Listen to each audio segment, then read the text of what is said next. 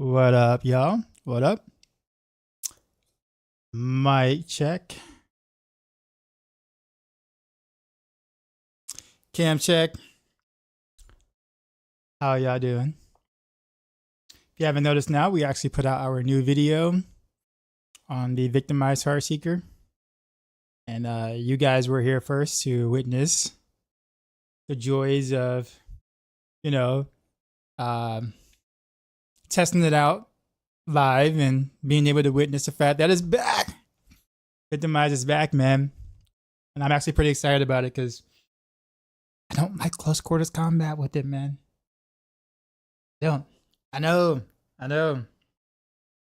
So, anyways, I guess today we won't go nearly as ham as we went yesterday, just because tomorrow we get to boost all our characters up and stuff like that, and so like I'm debating of how much I really want to do today, knowing that.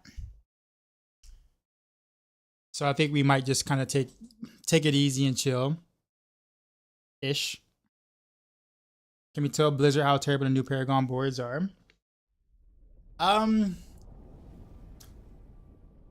That's the thing. Like,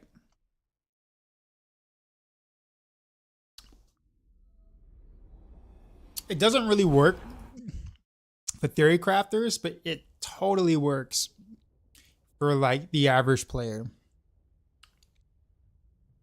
So like, I think it's a very good change for the casual player, but it sucks as a theory crafter, as someone who likes to kind of mess around with different whatevers. So, I mean, there has been lots of feedback given, at least in the Diablo partner area, about the boards and stuff. But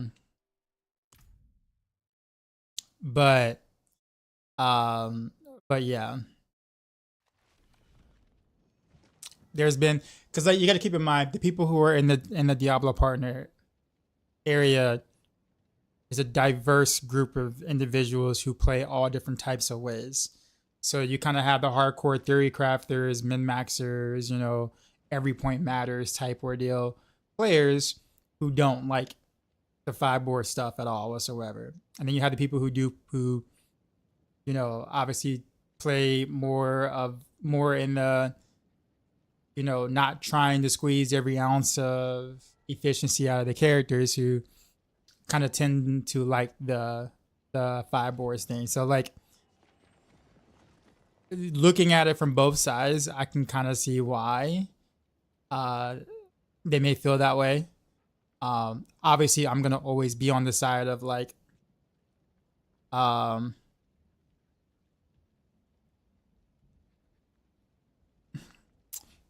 over the 6-board request. Just make poison, rapid fire, cold rapid fire, 200, 225, 250, 75, 300. Imagine what we're gonna have to do in Maxroll Riptide.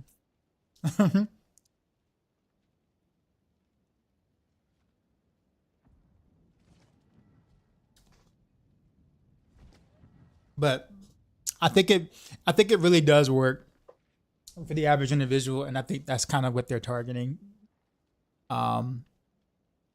So it's just like, okay, at the very least, can we get some unique glyphs or something eventually, so we can have some like real like thought, for those who are going to search for something more out of their characters. But yeah,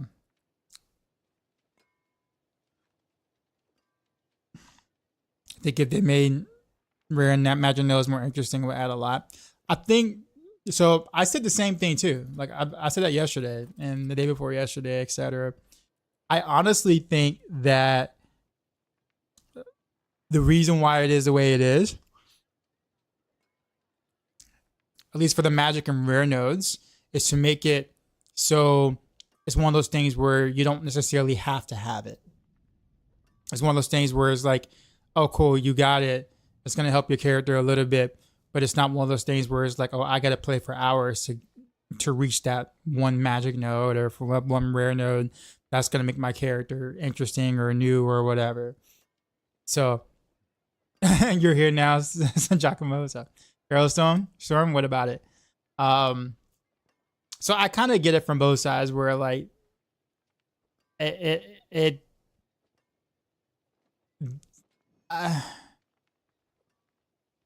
like I said, I get it.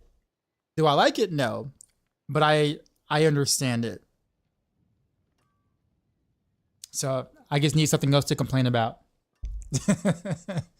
Cause yeah.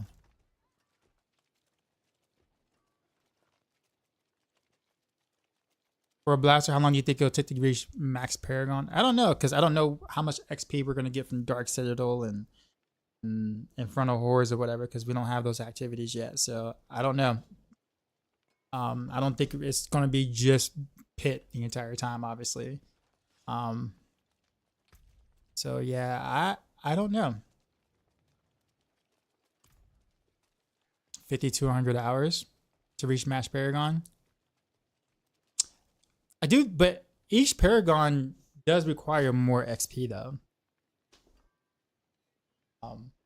Much kind of like how it was in Diablo 3. So I don't know what the returns are in like the higher levels. Maxroll already has a foundation for progressive planners, but Blizzard does. I know, but I think it's just more so Riptide for us. It's more of how much of a headache it's going to be having to do every board, because like our little scroller thing, we attach boards or whatever, and then we have to, on each of those boards that we attach, we also have to do like Paragon milestones or whatever, and that's gonna be trying to actually agree on how we want to do that on Maxroll is going to be a hell of a long meeting. I'm just saying.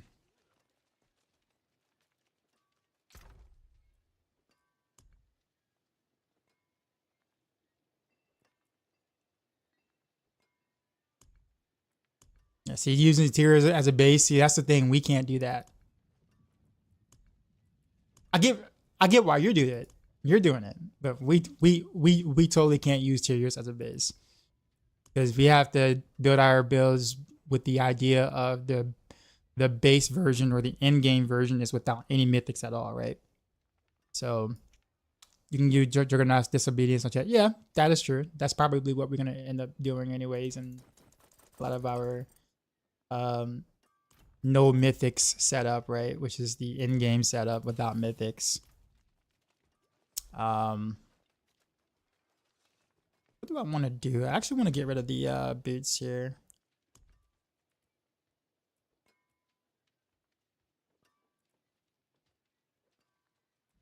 Actually, with that being said, can I use my old boots? My old boots kind of, they don't suck, but they just, I mean, well, you know.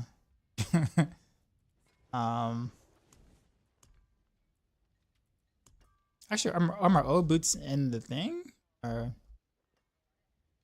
by the way, what up, Matthias? I didn't get a proper greeting there.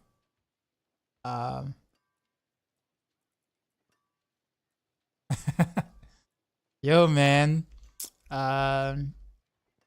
Victimize is back in play for Heartseeker, man. I spent 14 hours yesterday doing nothing but trying to get the gear to put something together to see if it actually works.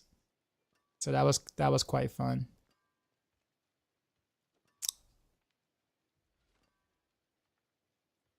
Do new character surge build?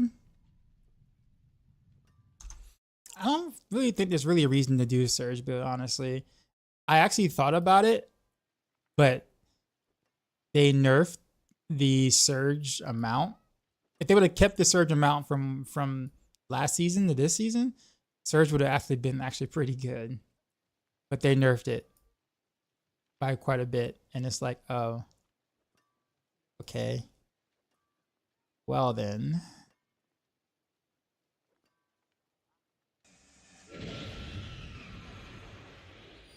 Yeah, he said Victimized is too good. He's like, it beats every alternative for most skills. It's funny because, like, you know, I mean, the thing about it is that, like, at least on my character, the way that it is on my character right now, Bama guy, what's going on? Appreciate the prime.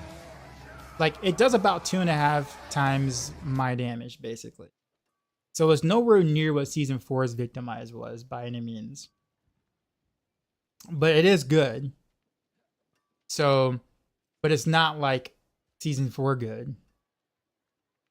And in Season 4, we still had precision builds, and we still had kind of hit, right? Victimized precision. I guess we have some close quarters combat stuff. We still have Andes with close quarters combat at the time. But I mean, there was only 2 builds that can really use Victimize at the time in Season 4, no matter how busted it was, and that was Heartseeker and Shot, right? But that was before the new Fist of Fate changed, though. I think, honestly, when I really think about it, I honestly think the new Fist of Fate is like the foundational problem causer for some of that stuff, because it's like a lot of things wouldn't even be possible if it wasn't for like a GA Fist of Fate. And that kind of enabled things that really shouldn't be able to use Victimize that well to be able to use Victimize that well. Or any sort of proc sort of thing, right? Like, for instance, a great example is Andy's Barrage, right? Obviously, Andy's Barrage wouldn't exist if it wasn't for Fist of Fate, right? You just would be going back to using Puncture. And so, like, honestly, I think Victimize, I also think Victimize in the bubble is okay with skills that are supposed to have high lucky hit chance. When you throw in Fist of Fate, you throw off that balance. Now a lot of skills can take advantage of that Victimize. So now how do you balance stuff, right? You know, skills that have abysmal lucky hit chance, it's supposed to be bad at proccing things, right? But now they're good at proccing things because Bala victim, you know, Fist of Fate. So is it Victimize the problem, or is it Fist of Fate the issue? You see what I'm saying? It's really early to tell because it's only been like day 2 of PTR at the moment. But I think it would be one of those things where it's like you end up like throwing the baby out with the bathwater if you do too much to Victimize now. If you get that analogy.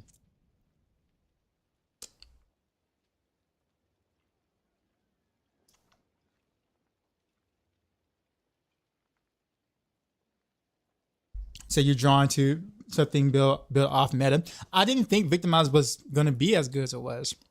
The whole reason why I built it in the first place was because I thought I was going to be the underdog, and I just wanted to see if it actually can do something. I had no intent on Victimize being what it is. Like, I was like, oh, this is actually kind of good, because on paper everyone was saying it's like kind of bad. It's like, oh, it's bad. Like, mathematically is bad. Mathematically is bad, right? So it's like, you know, so I was like, okay, well, let's see how bad it is, right? That was the thing. Well, yeah, he kind of got an answer somewhat. So I'm with you. Like, I mean, I'm not. I was just trying to make some fun stuff for what I thought might be cool, I guess. I was totally thinking I had to build this with close quarters combat. Was curious. He said glad to know.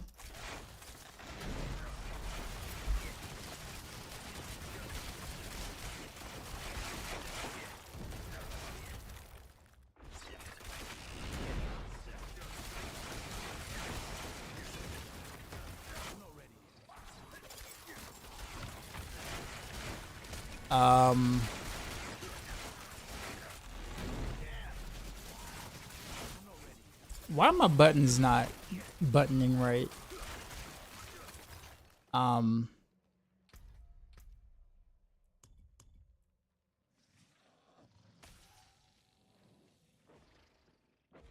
Yeah, what happened to my keybinds? Yeah, what happened to my keybinds? My keybinds didn't save. Well, I only have like 1 or 2 keybinds, but the point is it didn't save. Yeah. Okay, there's that. And then potion is supposed to be F for me. And then that's it, but like, what happened?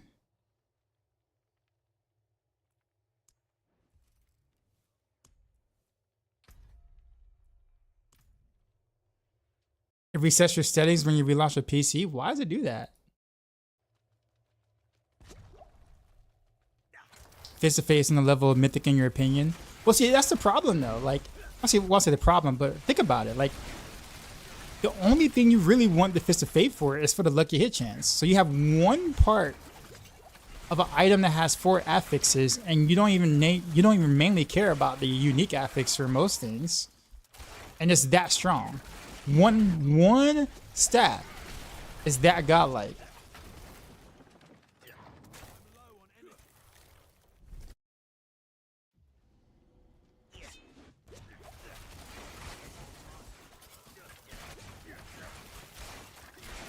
Now my settings are fixed, so.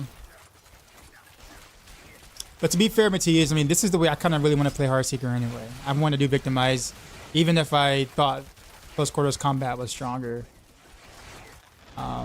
I like the idea of not having to proc close quarters combat. So this is so much more of a. This fits the way I want to actually play. So I can actually just fire into stuff and have most of my damage buffs already up. Yeah, man. It does get a little like frustrating having to try to find a target to shadow step to safely and not get mollywopped in the process, because you know I'm running like super glassy builds, so it's like.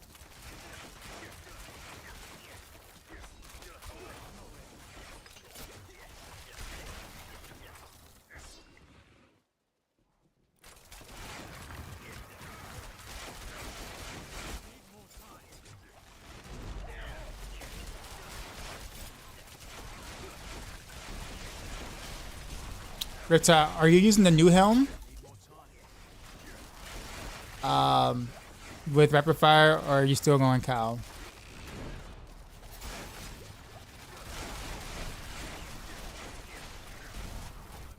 Like, does the new helm compete with the double dipping with Cow? The math has Cow owning, yeah. Well, yeah, but I think the thing is Rapid Fire doesn't really struggle on anything like in content at all. So, I mean, honestly, it's the boss that always takes the longest. So I think the new helm makes more sense considering. At least the new helm would allow you to play against other bosses, kind of. I mean, you still want Spirit Caller, but like other bosses won't be such a slog. Relative, I guess. You know what I mean? So.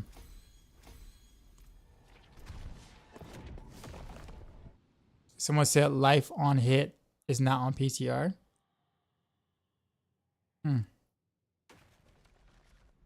be honest, when Darkside just put out how skills have their lucky hit chance balance on Fist of Fate, basically just all over that. It could be bad for the game. You said, is the build playable without mythics? I mean, yeah, I just haven't really put it together like that yet. But I mean, every build that I do or that I'm responsible for on Maxroll always has a setup that doesn't have mythics in it. Like, I would never ever like create one that requires one. Outside of obviously Andariels, because you need the Andariel obviously to do Andariels. Right? You need Andariels to do the Andariel proc. I'm pretty sure that's how that works. Unless someone found a different way around it. Why is your headhunter invisible? Is yours not invisible?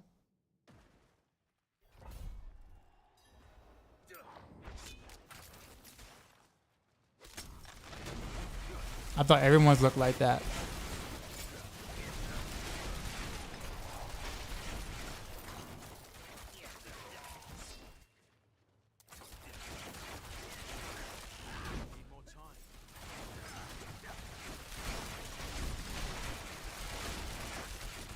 That sounds fake.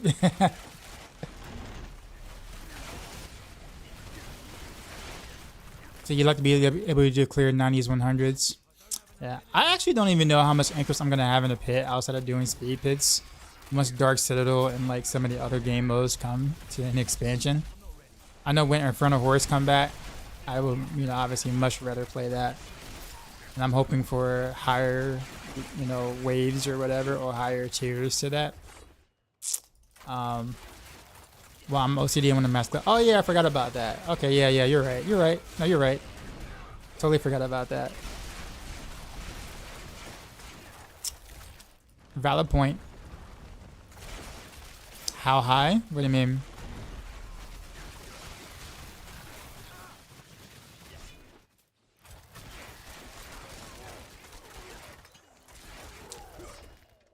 Well, I kind of want the 2 tiers we were promised in the mid-season patch or whatever. I kind of want those at least to have a better idea of what, you know.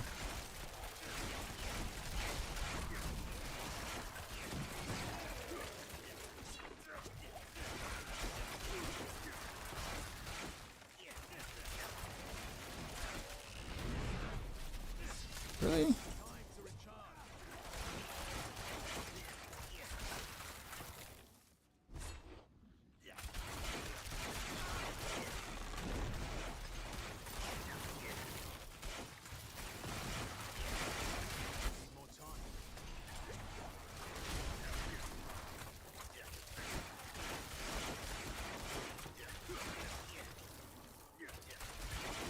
So at least there's a reason to push pits now. That's true. Very true. But I guess how much of a push is it really gonna be though? Given the fact that like, I mean, kind of already. I mean, we're kind of in the 70s, 80s, 90s. Few people have already done 100s. You know, so like, I don't know how much of a push pits are gonna really be, but I think that's okay. I don't think that's a bad thing. I mean, being able to level up your glyphs should be achievable in some way, even if it is difficult to do, like really difficult to do.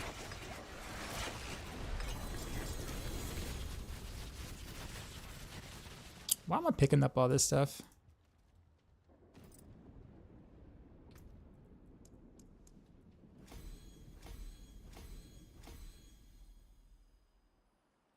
The reason is you have no other choice. Well, I mean, you don't necessarily have to level your glyphs up to the final levels, really.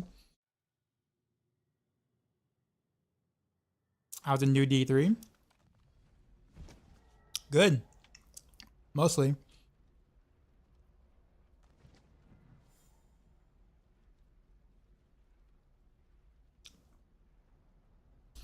Some new helmet. Perdition. Infinite horror waves until you choose to get the reward. That'd be awesome. I don't know if I made this suggestion before, but I kind of like how it was in. I know it's gonna sound really weird because we take it so much from Diablo 3 already. I like how it was in like Echoing Nightmare in Diablo 3 where you can get overwhelmed. So like, there's got to be like, so like you end up going as high as you possibly can where there is no cap technically, and basically there's an overwhelm meter. So if there's too many mobs on the screen, then the amount of mobs on the screen dictates the overwhelm bar. So if there's too many enemies that are on the screen, then you will just become overwhelmed and you fail, meaning you didn't kill fast enough. So like, right. So whatever wave that was is your top wave. And then at that point, you don't necessarily fail, but you spawn the council at that time. So now you go kill the council at whatever wave that you practically got overwhelmed at, in a sense. So you can do it that way, and get your rewards or whatever. And that kind of gives you something to strive for, to keep going, you know, higher and higher or whatever like that. So you have a reason to do it, for yourself.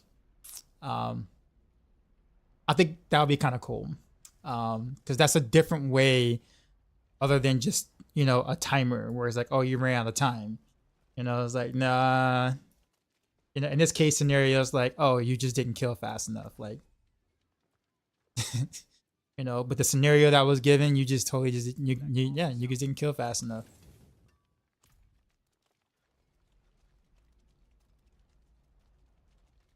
And given that there's, you know, there's a bunch of mobs, there's Aether Lords, there's a Butcher, you're gonna need more than just AoE, because AoE isn't gonna necessarily kill those Aether Lords like that. So like if you get, like, let's just say you're spawning enemies all the time, but like you can't kill the Aether Lords and it just keeps throwing you more enemies and those Aether Lords are still alive. Well, they're part of that meter, so you kind of need a balance of both single target and AoE if you're going to try to, like, you know, continue to push forward. You can't just go all one way or all the other way. So like, it's funny because I think in D3 they actually did that pretty well in the Echoing Nightmares. It's just there was no reason to ever go above a certain level because, well, there was nothing. There was nothing, right? But I think the idea was actually pretty cool. The mechanic.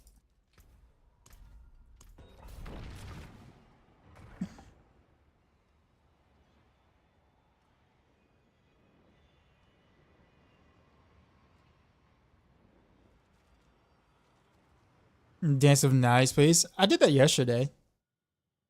Like the first 3 hours or so. I don't know if I'm gonna go back to it anytime. I'm gonna say anytime soon. Sorry. But Woody did some Dance of Knives today. I might. We'll see. It's just that like tomorrow we're gonna be able to boost our characters and be able to get all like gear super easily. I don't know how much work I really want to put into trying to do it in an entirely different build today when I'm gonna have access to all the goodies tomorrow to put together any build I want rather quickly.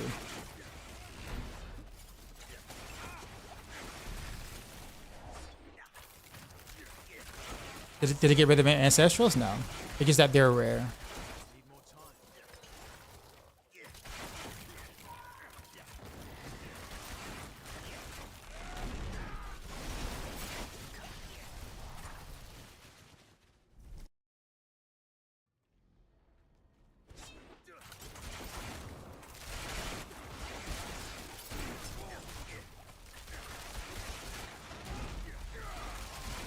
I guess what I'm saying is, at the end of the day, and maybe it's just more of a, you know, maybe selfish request, but I want something I can do that can kind of like push the boundaries of my build that doesn't require me fishing to do so. Like resetting a favorable scenario every time just to do it. Like I want to have to play the scenario and see if I can actually handle that scenario. Obviously, there'll be better scenarios than others, but I want to at least have to play it. Because maybe it's bad for the first 3 or 4 waves, but maybe it's good for like the next 7 or 8 waves. You know, you never know. I don't have to sit there and like keep resetting to figure that out.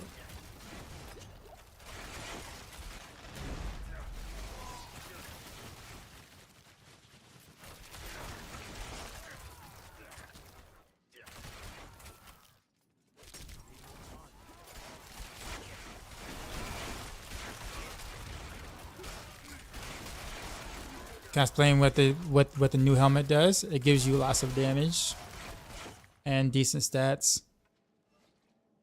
Well, good stats and lots of damage. Also, plus damage to angels and demons, which we don't really know what that truly really is yet. But the unique affix is actually, or sorry, the mythic affix is actually pretty neat, where you can kind of steal someone else's favor in a sense, which doubles the damage that you deal from your helm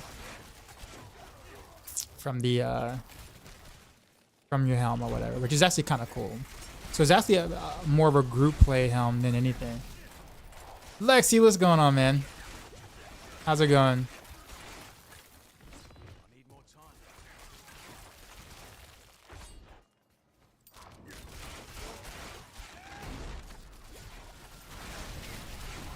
I'm gonna have to get UCU posting in the rogue area, man. I keep doing a double take to make sure that's you. I'm like, wait a minute. Did he get lost? Did he get lost from the source area? No, but in all seriousness, though, it's cool to have you, man. It's cool to have you.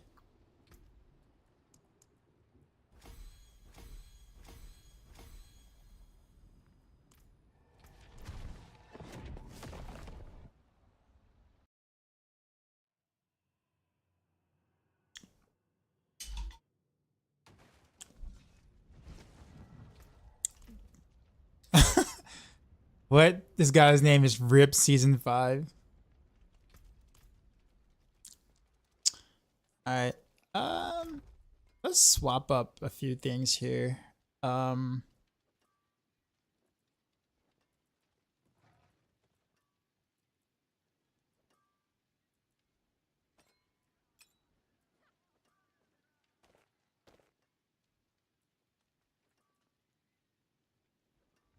Actually, why would I have concussor? Actually, where are my old boots at? I swear, I lost my old boots. But I don't know what I did with them.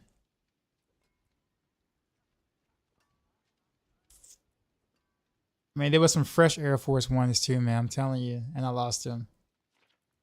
I might have like accidentally salvaged them or something. Or actually, maybe now that I think about it, maybe I never had them because this is like a 2-week old copy.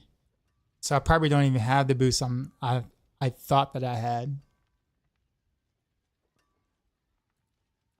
So I guess it's maybe just the new. It's like new boost or bust at this point.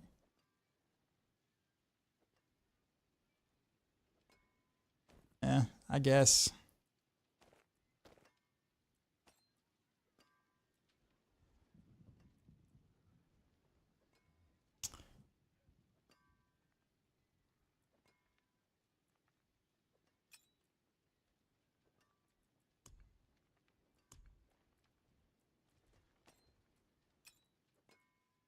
My penitent. Actually, these are the ones I actually want to like keep swapping out for. So let me actually put those 3 there while I do this. Are we gonna slay the Nephilim from Diablo 3? So the helm does 400% damage to Nephilim. I mean, I guess so. Fair enough.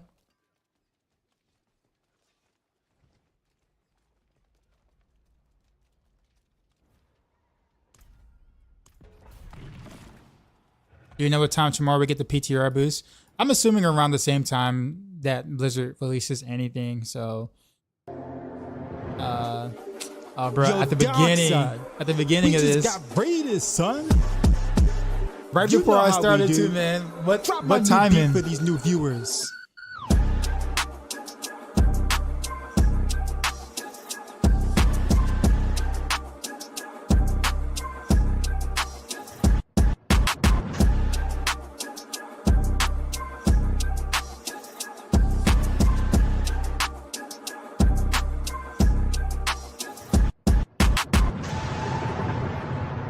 Sheezy out.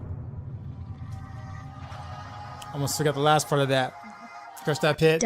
I'm already behind the time already, man. 29 views. I don't know. I'm gonna clear it, man. I'm already almost 45 seconds behind the clock, man. I don't know if I'm gonna be able to clear this one. We'll see. But what up, Don? Decided not to remove random arrows. I did a lot of testing with a bunch of stuff yesterday.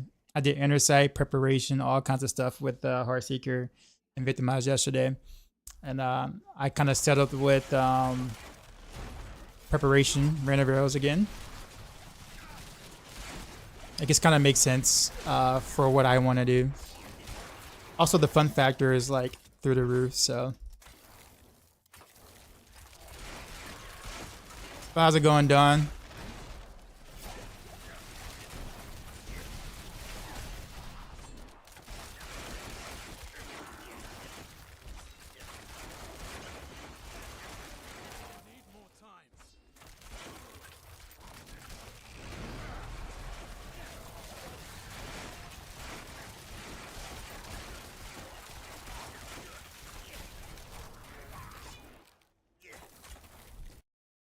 You guys are farming a lot of 80s today. Push to 91, but chilling. Yeah, I don't know if I have the desire to really go too much further. I do want to level up my glyphs though, so I guess I'm gonna have to at some point. But I'm just chilling in the 70s and 80s. Because right now I'm kind of using that as like a benchmark for like how do I actually want to play this setup, like for real. So I'm like switching out pieces of gear and be like, I kind of like that, and then I switch out again. I'm like, but I kind of like that too, you know. And then you're just kind of stuck in a never-ending cycle of, you know.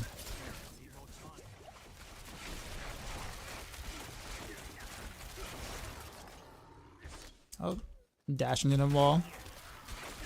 The raid dance is one of the best things I like about your streams. Do still from the giggles. Yo, how come the boss keeps showing up right there? Like on this map, right around this time, that tile set, the boss always shows. Like the boss health bar always shows up.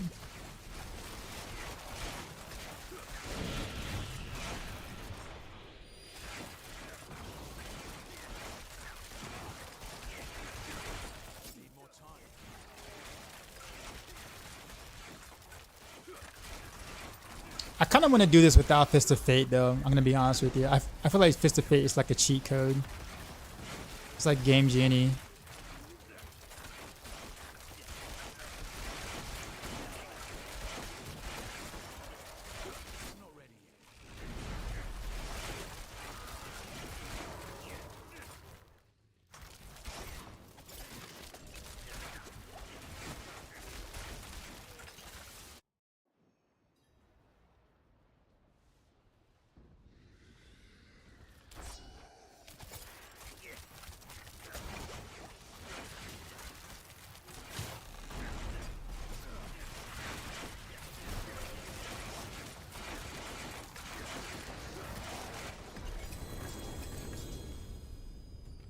Is a hot dog a sandwich?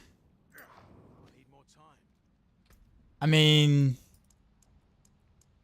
technically, yeah. But I mean, if a hot dog is a sandwich, isn't a sandwich a hot dog then?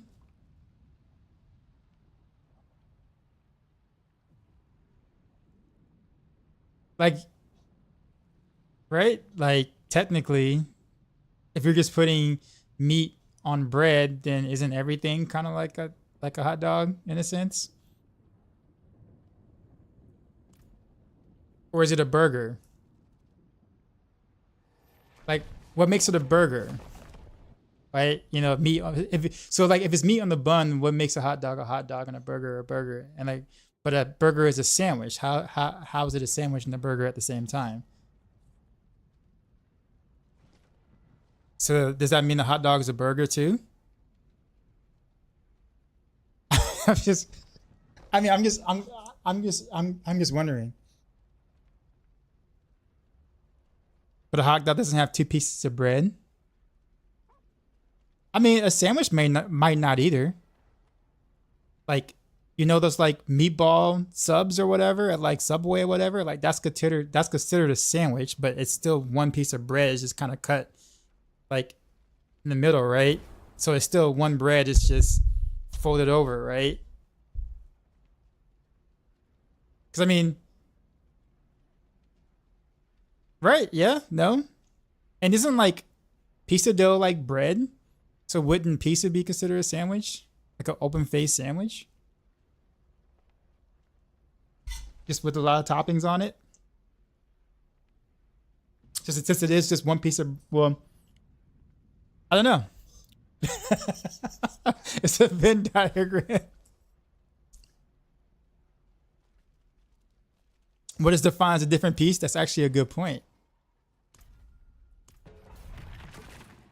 A pizza is an inside out pie.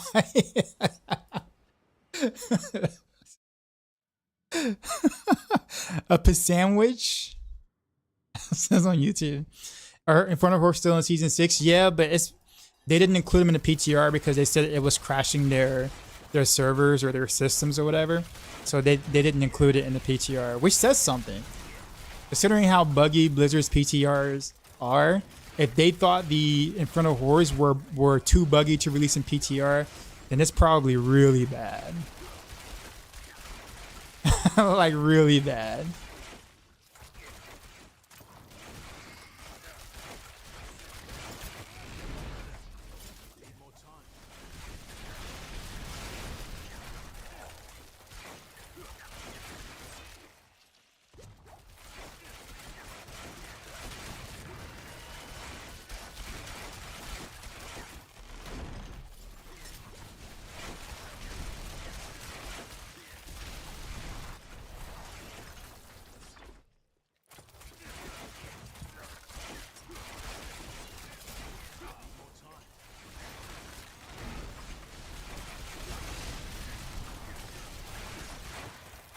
The cube rule.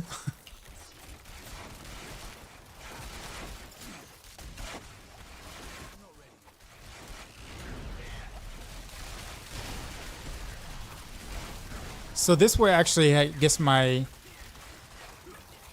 ultimate off of cooldown a little slower, so I don't have permanent no witness, but my damage itself pound per pound is better overall than the other way. It's just that there's a lapse in my big super damage, I guess, bonus, which is okay in pit, I guess. It's not like I really need it until I get to the release anyway. And Infernal Horrors, of course, I'm gonna want that all the time.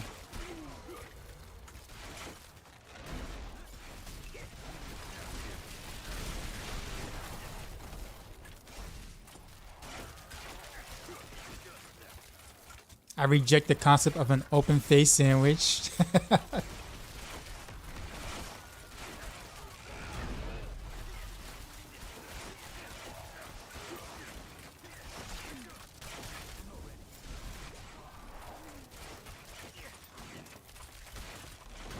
Oh, by the way, I think Lexi, I don't know if you're still here, but my wife was asking about your wife earlier this week.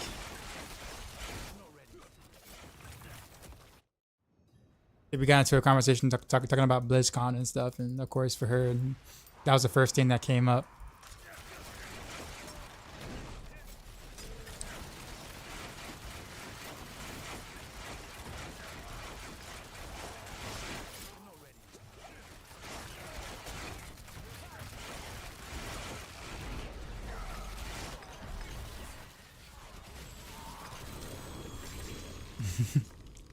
Good times thinking of village. Yo, they legit. I mean, if we lived like quite a bit closer, they would legit be best friends. I swear. I swear. I forgot the level of my glyph. Oh, you mean the last run, or was it this run? The last run? Probably. I think for me, I think what people kind of forget sometimes is that I play for the gameplay usually. I mean, yeah, I want to do things, I want to get stronger and whatnot, but sometimes I just like killing shit, man. And I might just get lost in the sauce, man. I'm sitting there microing, killing things, you know, monsters are blowing up or whatever, and I just forget to do things, man. Like, I like to actually sometimes just enjoy the game for what it is. Even if it means I'm not actually like efficiently attributing to something, right? Like, I just love playing the way I'm playing right now. This is so much fun for me. You know what I'm saying? Like, so it's like, yeah, I might have forgotten to upgrade my glyph. True. I didn't even know I forgot until you mentioned it, right? But it's no biggie. It's all right. I'll get done the next run. All right. To enjoy the game. Yeah, man. Like sometimes, I mean, you know, of course.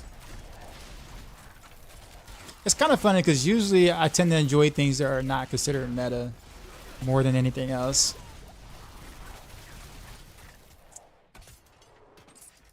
Like when I play like other games and stuff like that, like especially fighting games, I almost always steer away from the top tier characters unless it's just absolutely 100% fits my playstyle. But I'd rather play like a mid-tier character or whatever. Like a character that hasn't been as explored usually. And then I get mad when my character gets buffed. And then it becomes top tier and then everybody wants to play him now. I'm like, bro, I was on this character before it was popular. Y'all get off, man. Y'all go away. Bandwagoners, man. Yeah, stick all, you know, stick to your previous mains, man. Don't be touching my main.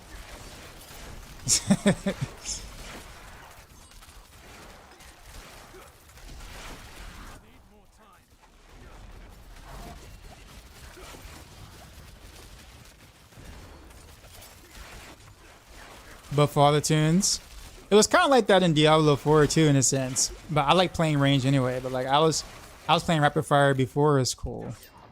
Or I was playing Barrage before it was cool. Right? Back in all the twisting bladers of the preseason, season 1 and season 2. I was over there shooting arrows with the bow all by my lonesome. And I was totally okay with that. Now you see rapid fire, you know, clearing the highest pits in season 5 and stuff and whatnot. I was just like, bruh.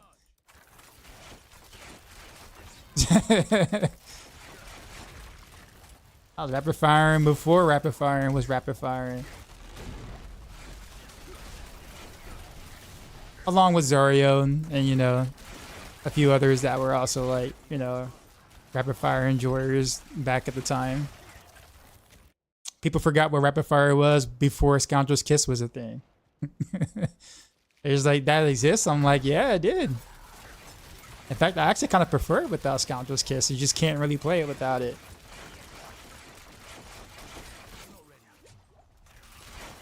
Although I guess now you kind of technically can with Victimized, but I mean, you still wouldn't want to do it.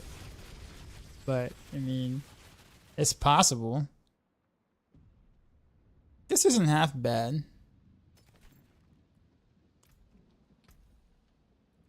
Yeah, I'm not forgetting to upgrade my glyph. There we go. I was a penetration shot enjoyer. Bro, I still remember leveling all the way to 100 when the game launched. I was actually in Rob's group in preseason leveling to 100. But yeah, I leveled with pin shot all the way to 100. That was interesting, to say the least. I'll just say that much.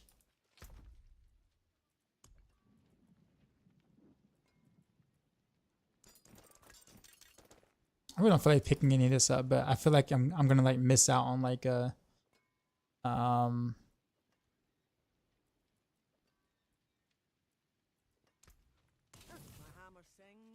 painfully interested. Yeah. Have you heard of a fix for the crashing whenever you're trying to level up a glyph? No. I've actually been away from my computer most of the day today. I made that video on Heartseeker and I kind of dipped out for like the rest of the day.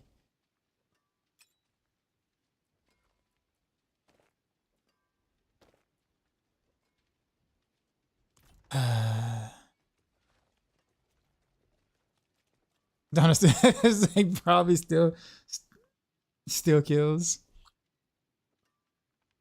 I did random barrels to 100. You said Twisting Blade was your first. We're gonna love it. I think I don't know if there's anyone else, but I know for sure Woodijo. I think Woodijo and I are like probably one of the very few people that actually like Twisting Blades back the way it was in in-game beta before Blade Dancer was a thing. Because I don't know if you didn't play the in-game beta, you probably wouldn't know that Blade Dancer wasn't the original aspect for Twisting Blades. They ended up changing the aspect to be Blade Dancer because they wanted to make it more accessible for players to not play around the whole returning blades part of Twisting Blades, which I totally understand, I get. But man, like the playstyle of like the returning blades being like the main thing that you kind of built your Twisting Blades around is what made Twisting Blades, right? Blade Dancer kind of turns it into like a Flurry-ish type sort of thing where you're kind of like, you know, you don't really use the Twisting Blades, you don't really use the Returning Blades part anymore. You just kind of just use the rotating blades around your body to to get more damage or whatever. But I thought Twisting Blades was so interesting. I played it so much in game beta. And then when the Returning Blades kind of like became backseat of it, I was just like, oh man, like I think me and Woody actually talked about doing like a race to 100 without using Blade Dancer aspect. Obviously he will win because I mean that's Woody, and I'm terrible at racing because I have a very short attention span when it comes to stuff like this. I'm like that. What is it? That Family Guy episode where it's like, you know, ooh, piece of candy, like everywhere. I'll sit there everywhere, man. I can't focus enough to race 200 like that. But anyways, he did ask me if I wanted to do it without the Blade Dancers thing, and I was like, you know, that would be kind of fun. I'd lose horribly, but that'd be kind of fun.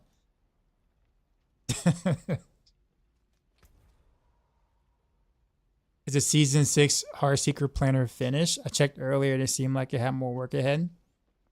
I mean, it should be mostly what it is. I mean, there's like maybe like a very couple of things I might change, but like it's mostly what it should be. Why? I mean, it is a planner based off of day 1 of PTR, so I think it's very safe to say that stuff is going to change between yesterday and like launch. No one's gonna have everything figured out in a day.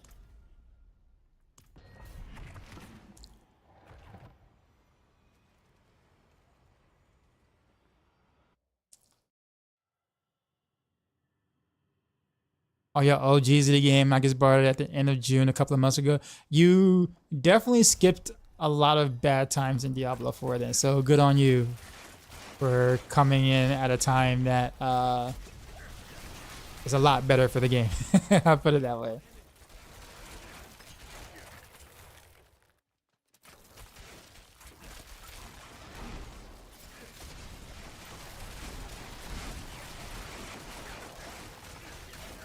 Yeah, freaking Fist of Fate is just so unfair with this, or with lucky hit builds, period.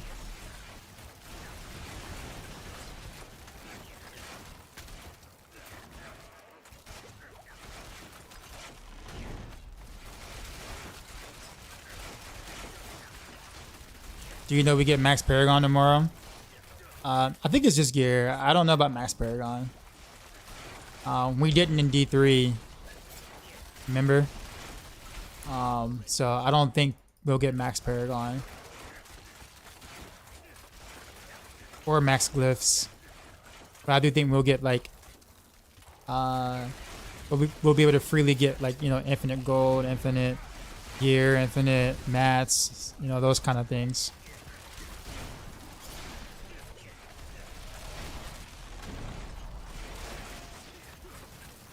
I'm assuming that's how it's going to be, because they took a lot of, you know, cues from Diablo 3. So if it's anything like that, that's my assumption.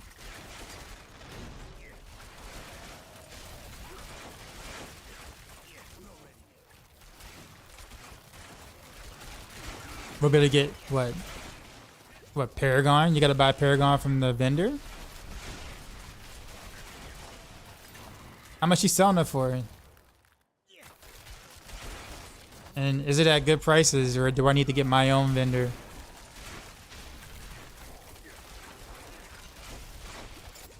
Let's get the planner drop. It's in my video. It's in my video. I mean, the planner is basically what I'm playing right now, so I mean, if you like what you see, I mean, you gotta know a guy, I know, right? That's what I'm saying. The dancing demon And can you? I know it was sarcasm. But what I was asking is, what are you buying from the vendor? The dancing demon and Kyovashad. We called him or was it the jank meme in Diablo 3? He's basically the same. He's basically the same guy. It's just that he has better dance moves in Diablo 4 than in D3.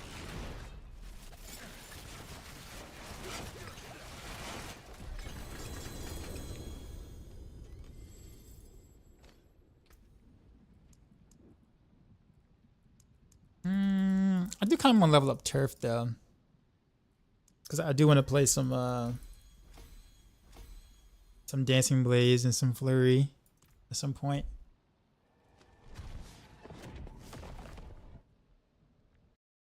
The demons dancing triggers you. You don't know why. I mean, are you upset that they're having fun too? I mean, we're in Sanctuary slaughtering them all day, and we have one dude dancing, and you're mad about that? You hating about that, man? The dude just can't have fun? I mean, we can dance. Why can't they? Are you hating, sir? You hating? Are you that guy? Are you discriminating versus demons, sir? Demons are for shooting. That's it. Oh, so you're just keeping the demons down, man? Is that what you're trying to say? Demons aren't worth anything in society other than being killed. That's it. That's how you truly feel about demons.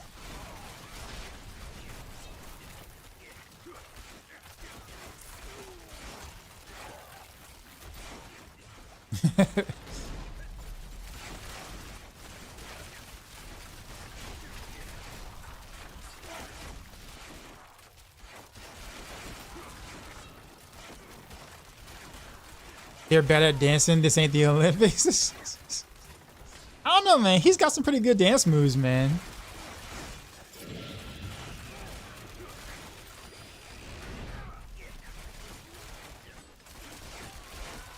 I'll admit I'm racist towards demons.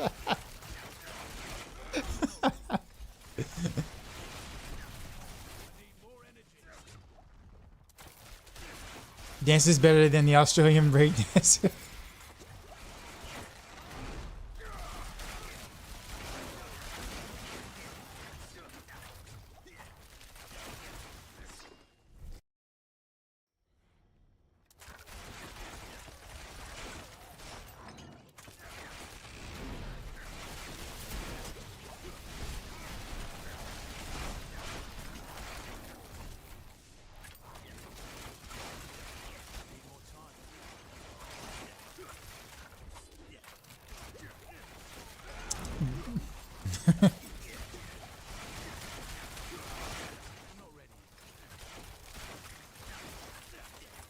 What makes Heartseeker so strong?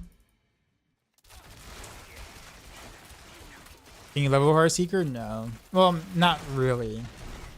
As a second character, probably. But the thing is that you kind of need Moonrise and adaptability, or whatever, and then like maybe a temper to kind of really be able to play. It's like to level with Heartseeker at the beginning.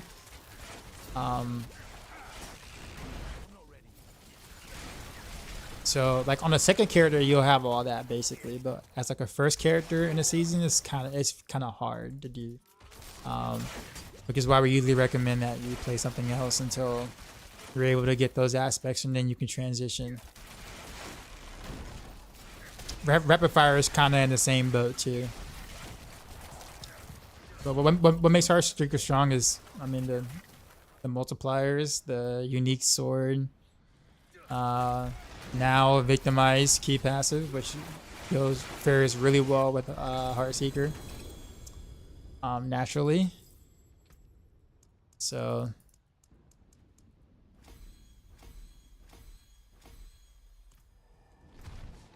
I kind of wanted to do some nightmare dungeons actually. I've been doing pits a lot.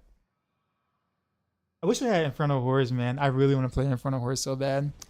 It's like my favorite content. Good day. There's a versatility glyph increase the poison dot. Even if the imbued skill is core.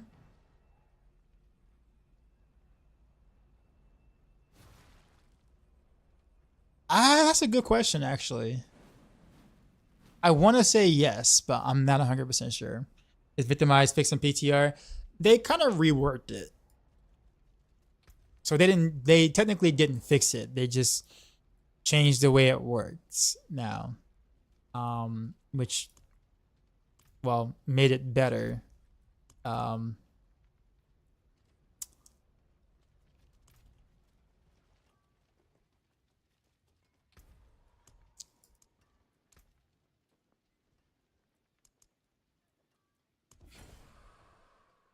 You just want to shoot demons. You just want to shoot demons in the horror. Hey, I never said. Hey, I never said I wasn't. I was just talking about you. I never said I wasn't. I never said anything about what I thought about demons. I just only made fun of you. See?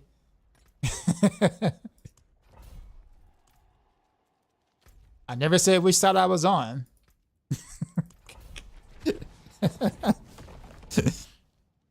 I wonder if is there always going to be about 10 rounds, or are they going to change with tournament levels?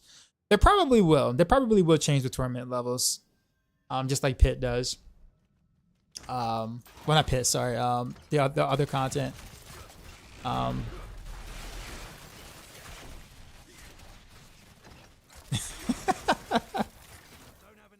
It's very hard to level Heartseeker going to start. Yeah, I mean, it's really not a fun experience at the start.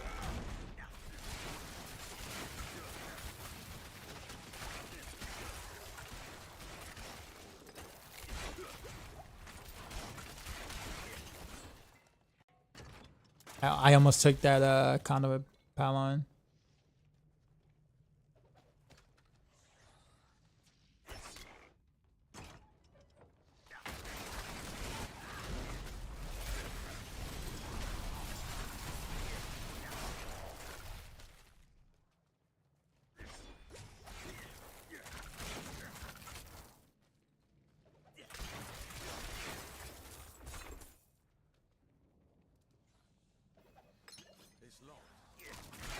Oh, it's locked?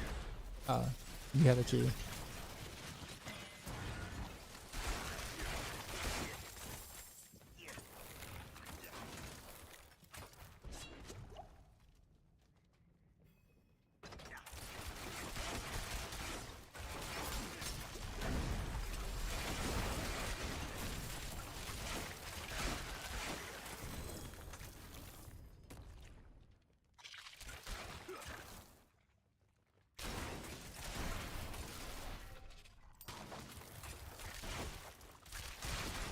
Like I said, I'm at the point where, unfortunately, Nightmare Dungeons doesn't really offer the resistance it did before. In T4. How many masks do you re-get when doing Nightmare Dungeons? I don't know. I think it just depends, but I guess the more you kill, the more masks drop. So it's not like at the end where they drop. They just drop from mobs in general. So the more dense the Nightmare Dungeons are, the more masks you're likely to get.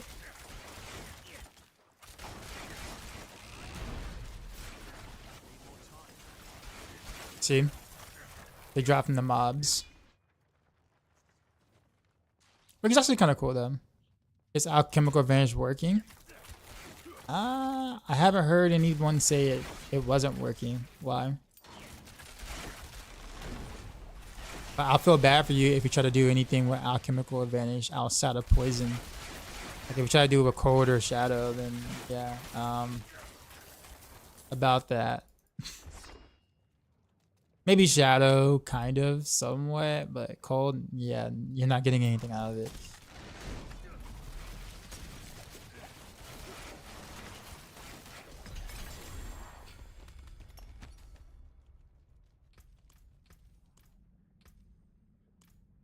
You're doing testing?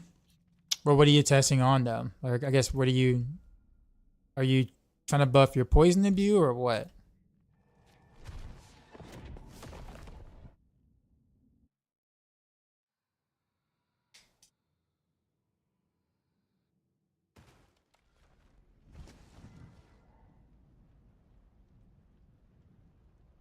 Dancing Knight, Shadow Imbue with Icy and Toxic Alchemist. I mean, that means your Shadow Explosion should be, you know, a little better. But you're really probably not going to see much difference though, because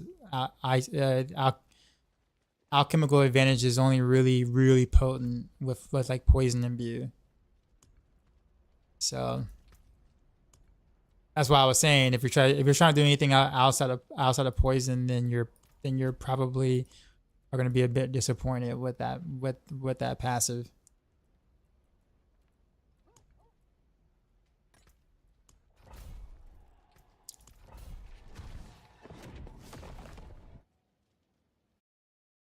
Which is kind of like it's kind of sad though. Like I dislike that it's like that, honestly.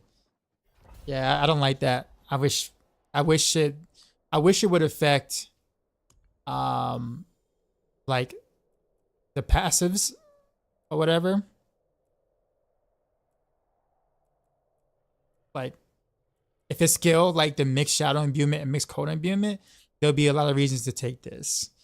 But because it doesn't and only scales the primary part of it, like then the only thing that really pops off is poison, because well, poison is poison. So how do you scale rogue?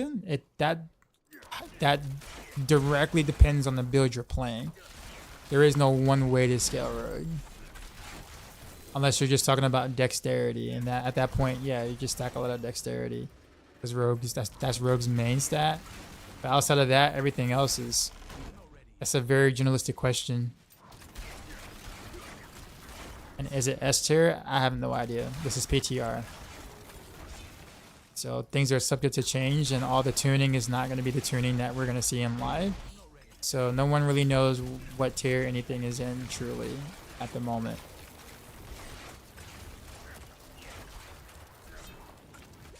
And if people say they know, they're lying to you for content, because they know that you will believe them.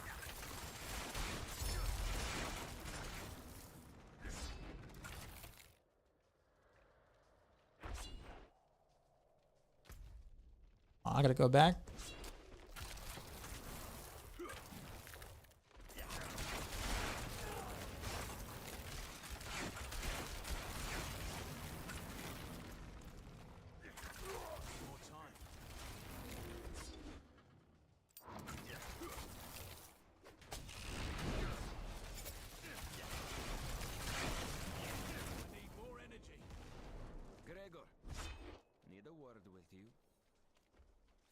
Says the master had a right.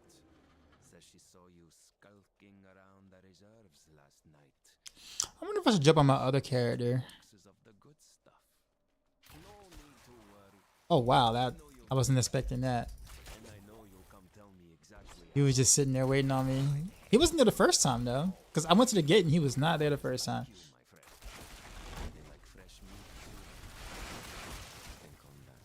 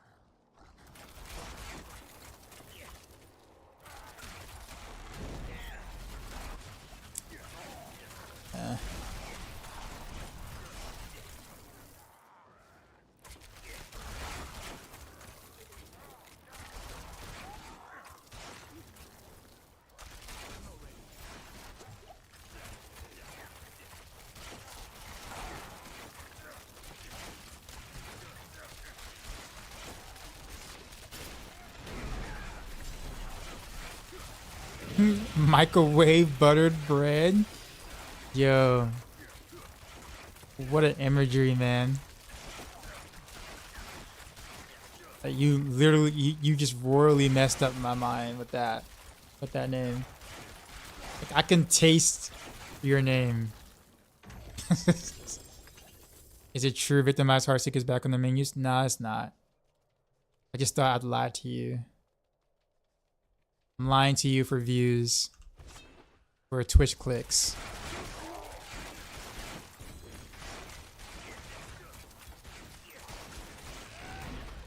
I just like to tug on your emotions and everything.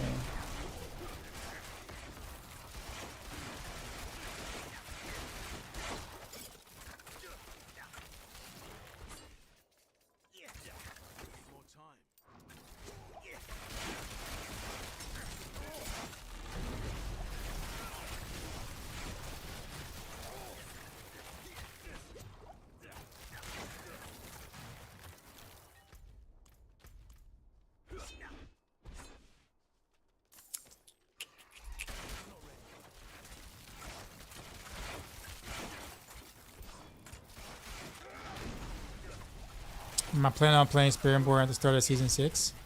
I don't know, honestly. I'm kind of torn. The Spiritborn is a lot of fun, but I'm also not quite sure what I really want to do for content, though.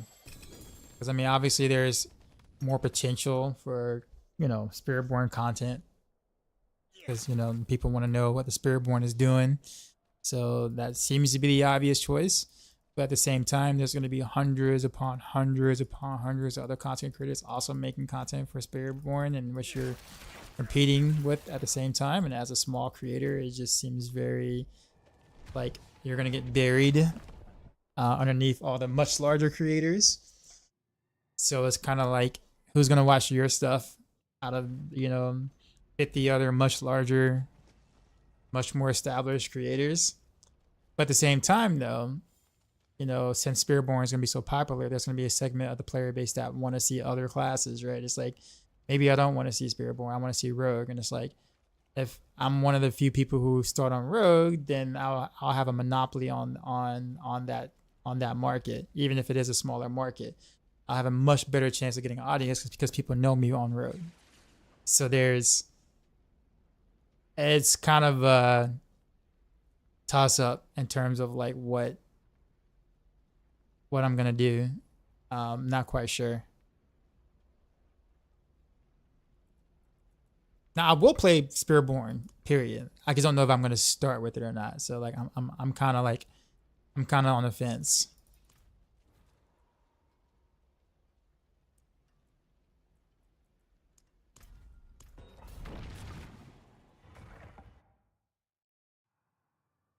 Gorilla's your favorite?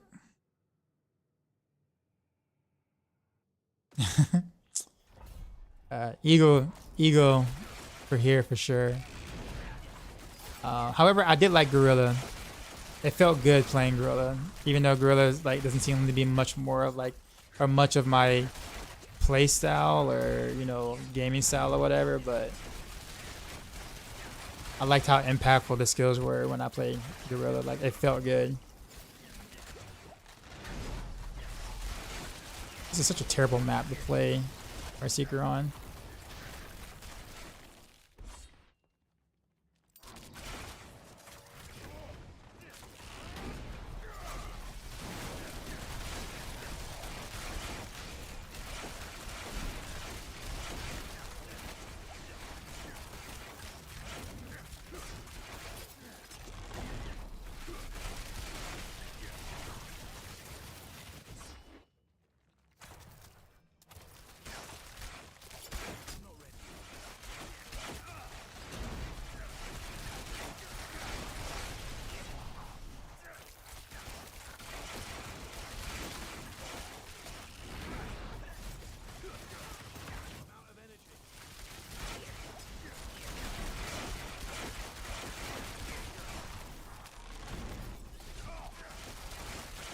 Also snakes. It's also your favorite build that you made. That and rapid fire. I think rapid fire will always hold a special place for me, because it actually there's an actual skill ceiling with rapid fire.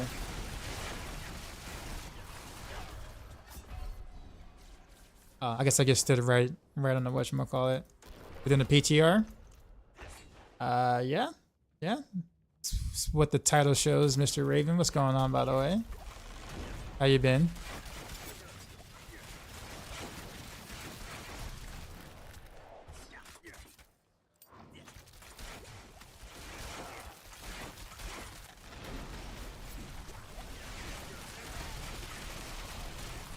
Michael DR, what's going on? Also, appreciate the Prime. You know if we get any new gameplay activities tomorrow? Or get some new chests and vendors? Well, we're getting runes, but I don't know if we're getting like dark. I mean, I don't think we're getting Dark Citadel or anything like that. So no, I think it's just gonna be pits or what we have now.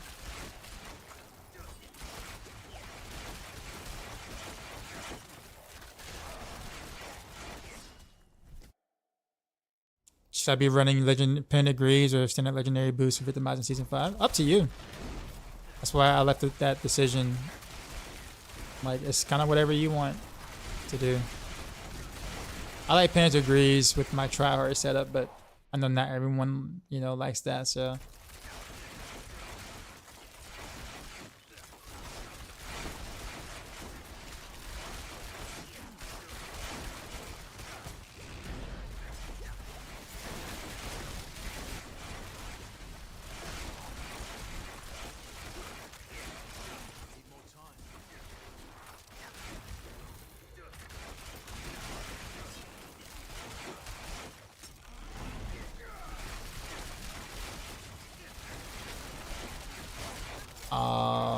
Really?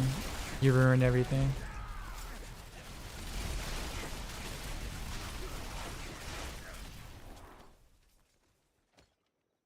Can I kill Torment boss?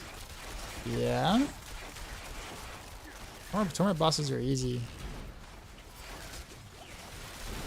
Well, easy with where I am gear-wise on my setup now.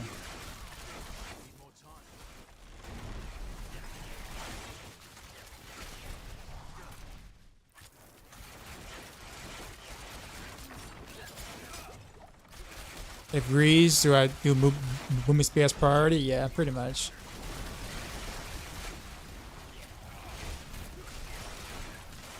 I forgot how glassy I am in this setup. Like, super glassy. Am I down for a few? Honestly, it's probably just best to just wait till tomorrow. You get free mats and like whatnot. And easy access to gear and things. Do you really want to do Torment bosses right now? Free Ubers? Yeah. We get the vendor tomorrow that actually gives us things. Yeah, man. That's why I'm kind of like taking it easy right now. I'm not really doing too much other than...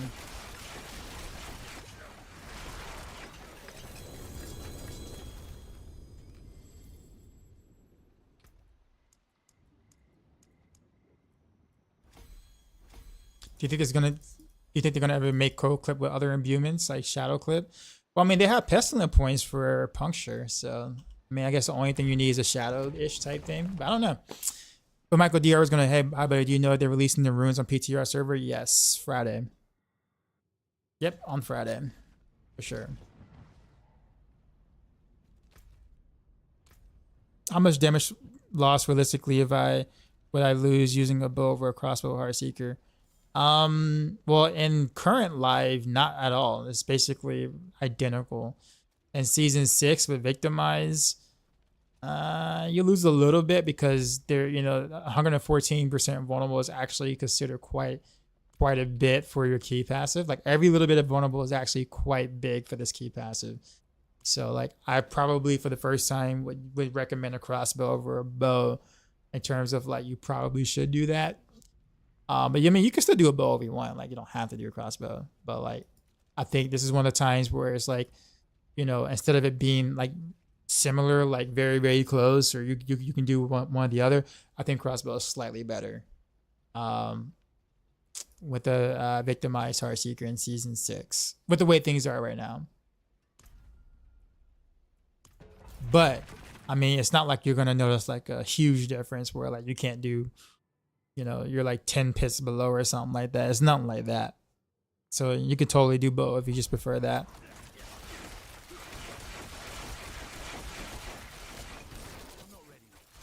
You think the vendor will be named the jank meme again finally? He's already on the PTR now.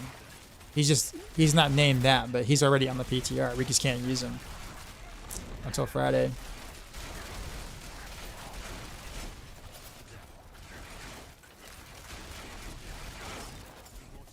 Wow.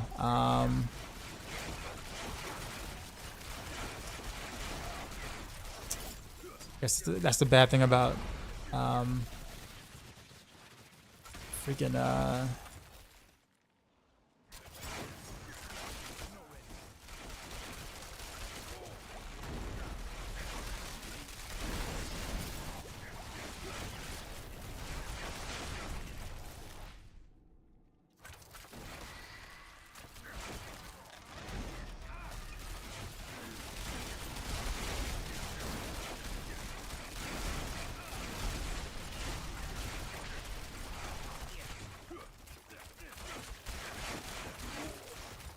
is there any way you can pass through levels? It'll start 50 to 60. Did not understand how to do it all. Tomorrow you'll be able to. I'm pretty sure.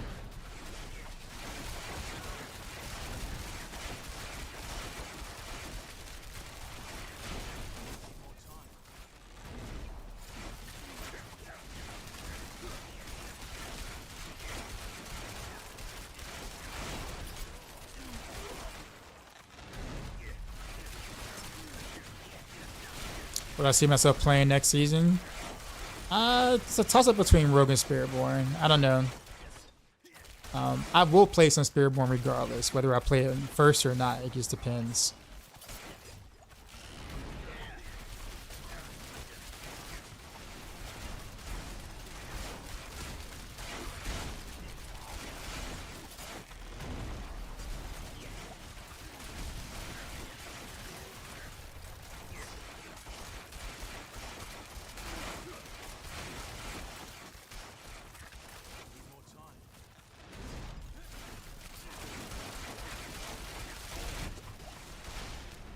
No.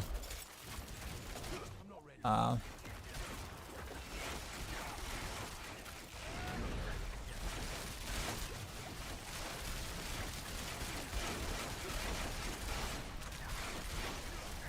we gonna spend more? No.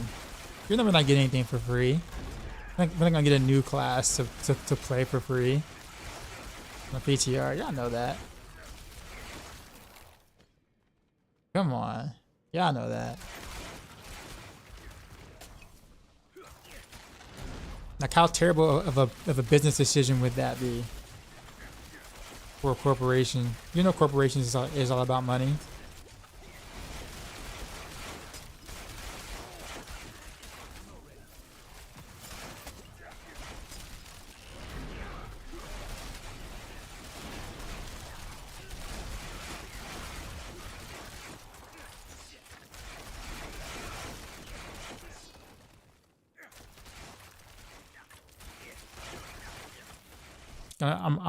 I'm already gonna get tired of seeing other streamers play that stupid new class.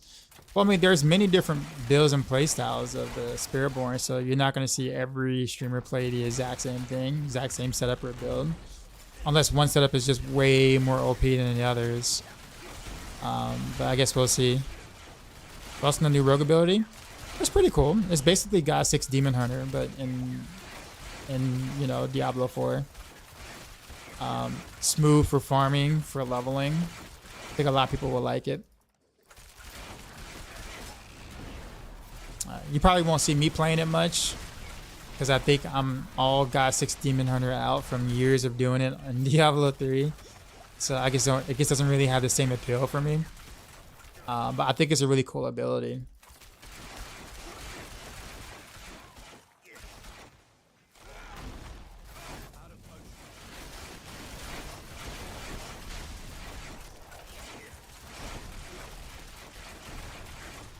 It might boost sales for Deaths of Hatred if people you got the chance to play it early.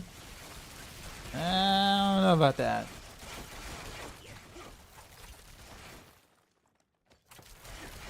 keep in mind, most people don't really blast or play much, so it's kind of like if they get their hands on it for a week and it's like, oh, I have my taste of the new class. Not really interested. Guess I don't really need to buy the game now.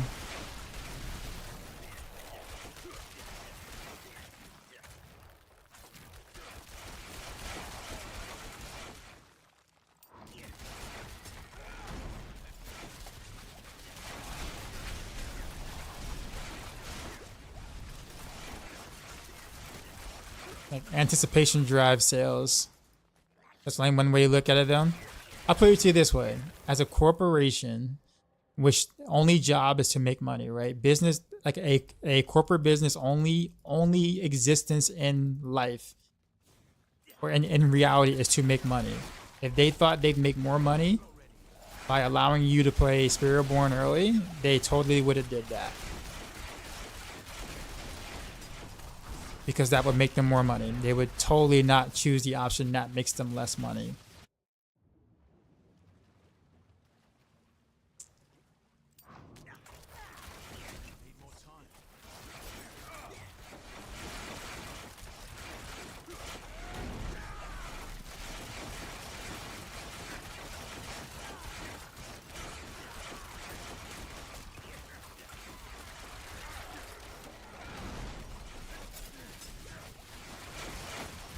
I hate this boss.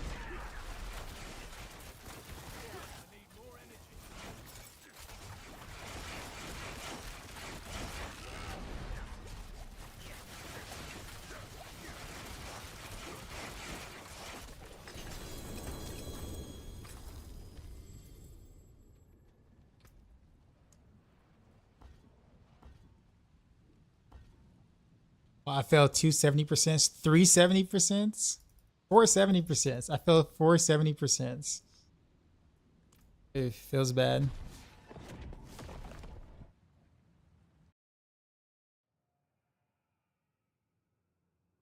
It's Activision, Blizzard, and Microsoft. They perfected making money. Well, I mean, I think it's just the natural corporate, like through the corporate eyes. It's just natural to think about it that way. Because they only have one reason to exist, and that is to make money. So like, whatever option that gives them that makes more money is like, you know, is what they would do.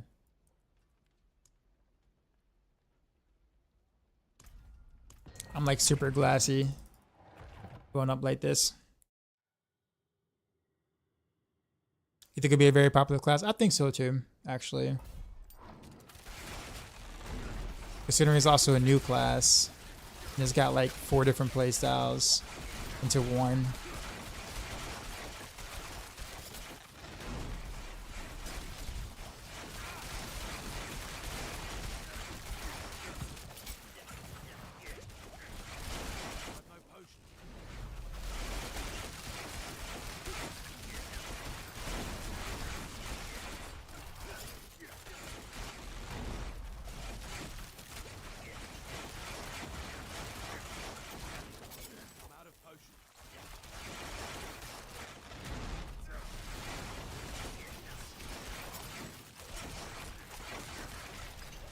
Probably should do Penitent Greaves. Am I pushing the limit? No, not really. Oh.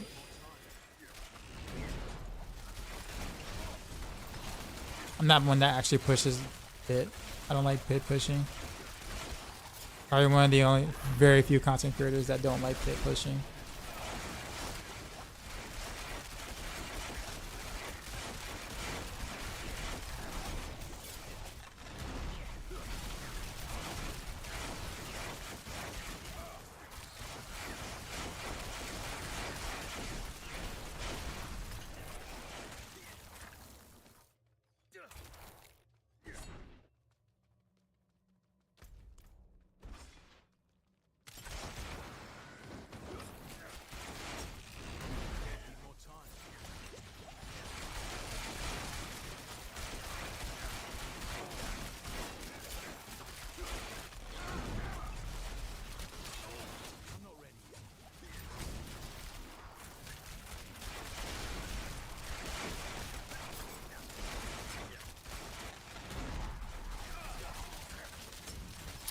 I probably should do some. Oh, I was not. I was outside that circle. I know I was outside that circle. I don't know why the game thought I was in that circle, but I was outside that circle.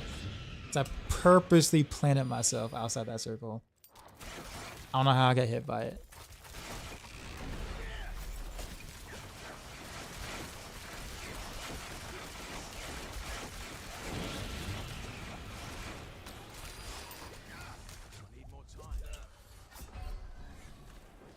Alright, I guess we start over there. I was not inside that circle. I'm mad about that. Freaking server latency of some sort.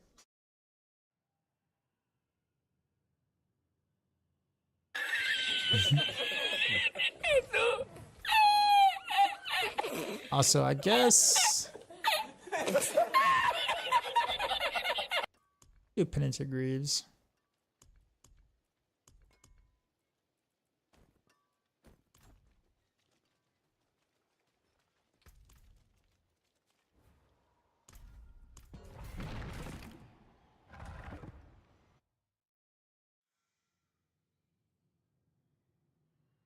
You have to dual start this season. You just can't decide between the two. Like I said, I will end up playing Spiritborn or Rogue at some point. I just don't know which one I'll play first.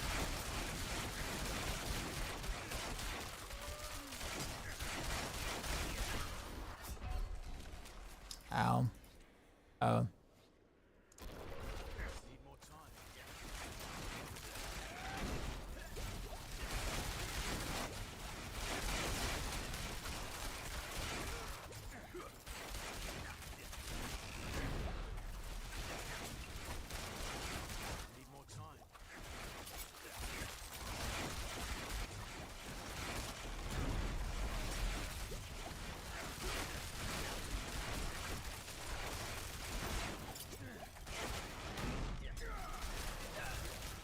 Actually, these guys hurt.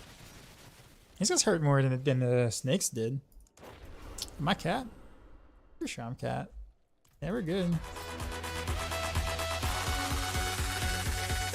Oof. I guess we'll start over.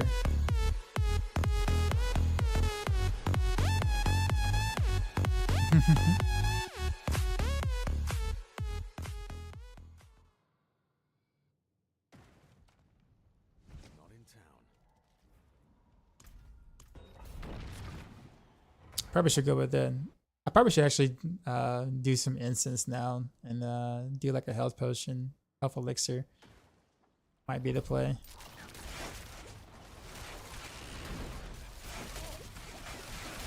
You know, like actual pushers usually do.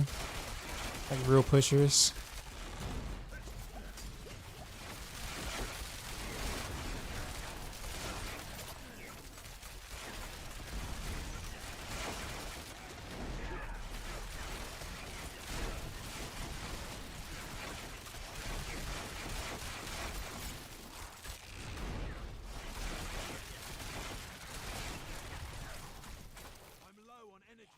Ah, I'm out of energy.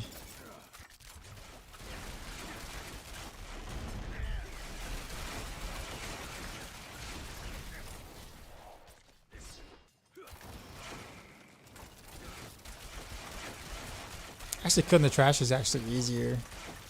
Probably worth more too. Because I keep CCing, I keep making them unstoppable like way too easy with this freaking Fist of Fate.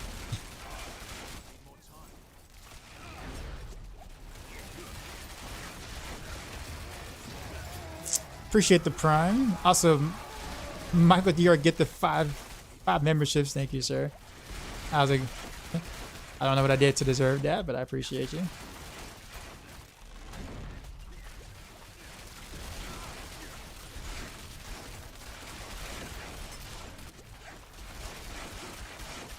A little support from Dimart. Very good work, but thanks.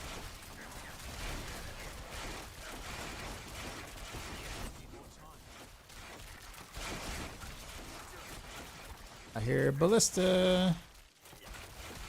Let me pick up these potions because I don't trust those ballistas.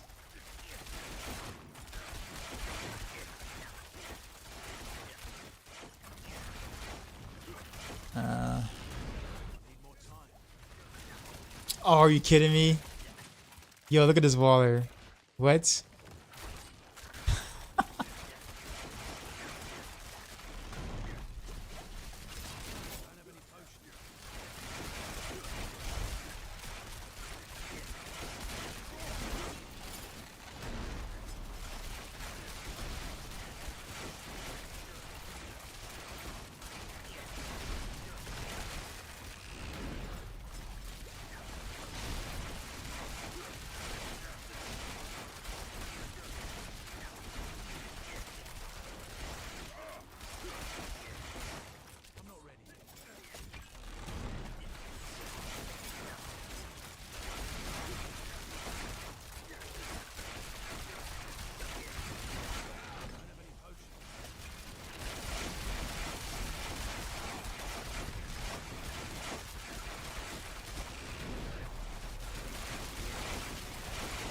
Instead of looking at your video guide on Heartseeker and the final is different than one that's shown on site.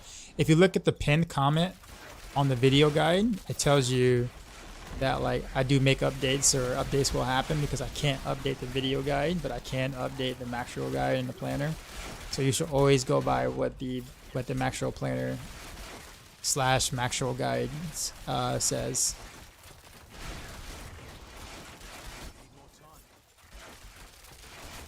I guess I'm gonna go ahead and like try to like just pull a bunch of stuff together,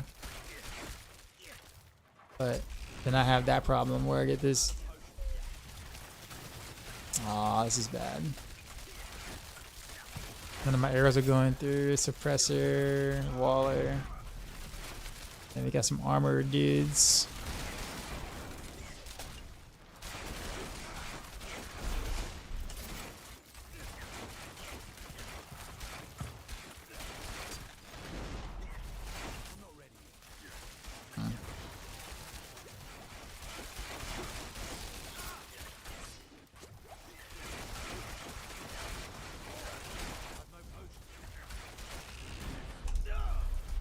There was just no way. And then they're all gonna go back. No. Feels D3 the way I'm pulling them out. Yeah, but it's considerably more fun to do it in D3 than it is in D4. Because of well that.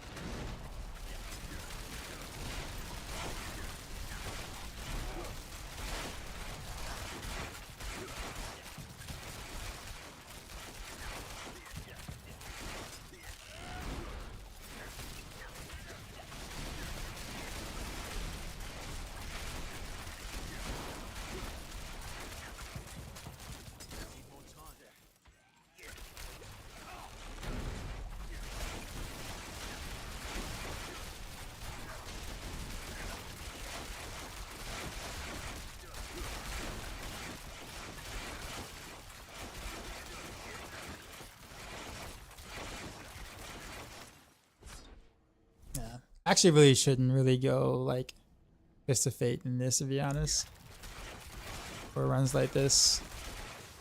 And yo, what is up with all the purple aura mobs, man? I feel like they're very, very common.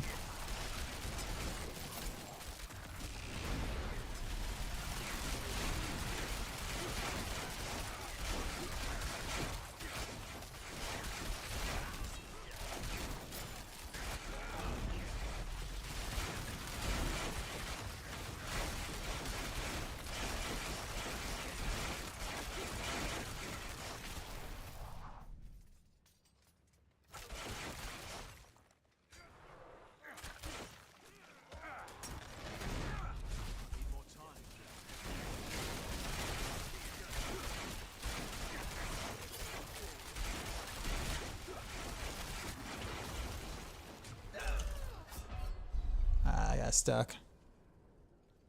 Regardless, what's going on?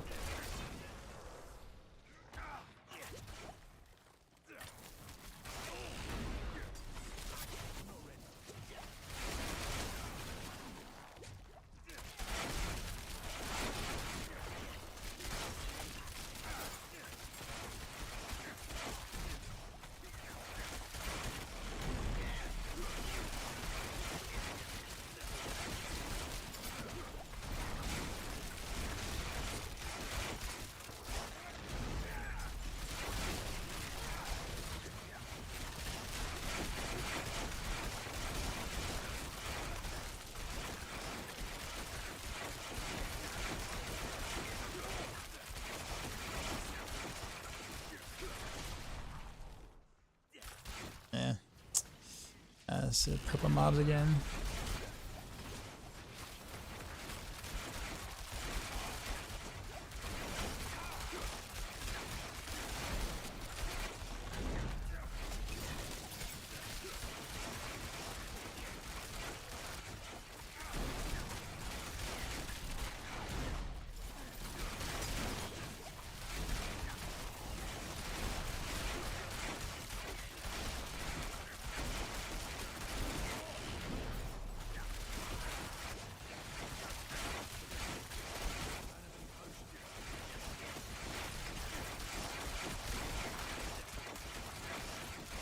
I would do the art of pulling more often, but if it wasn't for those purple mods or whatever, it would be a much more effective strat for something like this. But because this build, obviously you can't really, you know, aim at the purple mobs or whatever. It's just kind of suicide to pull that way. But you can get lucky and not get a single one, and then the pull will be great. The moment you get one or two, it's like good luck.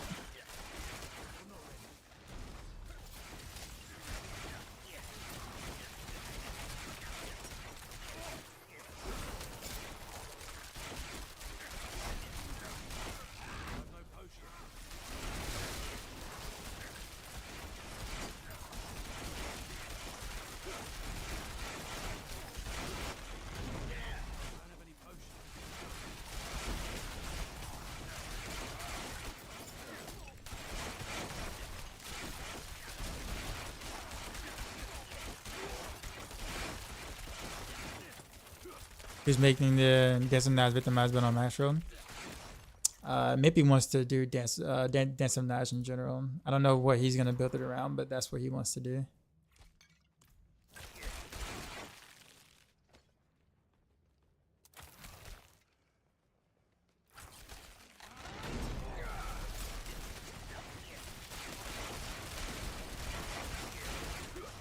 So manis are victimized.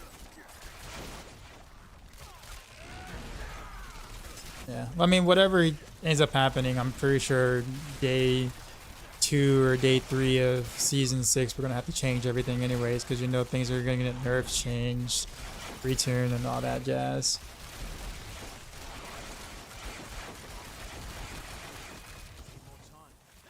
So I just take PTR as a grain of salt, honestly.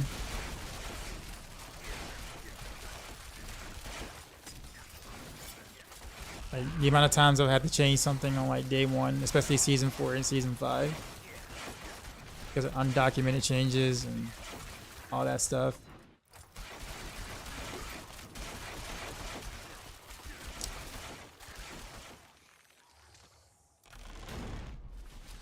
Ah, crap.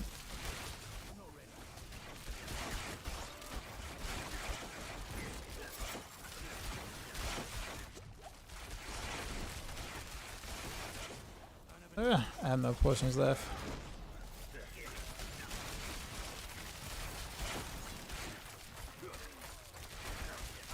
This is bad.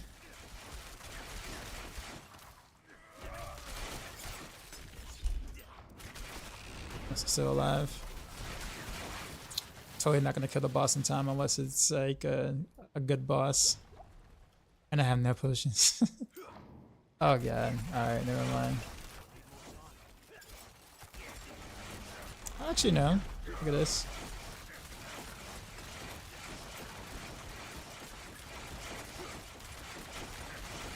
surprisingly. Whatchamacallit, Slither actually, for some reason still has so much more HP than like this guy does. Seems like HP imbalances are still there, which is silly.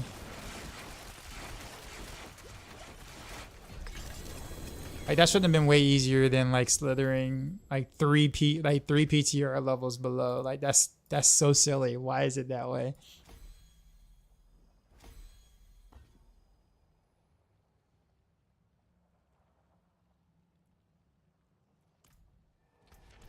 Like I'm supposed to fail that. Technically, if all the bosses were like, if the boss's HP was what it was on the previous pit boss I fought, 3 pit tiers below that, I was supposed to fail that, not pass. You need that build guide. What build guide?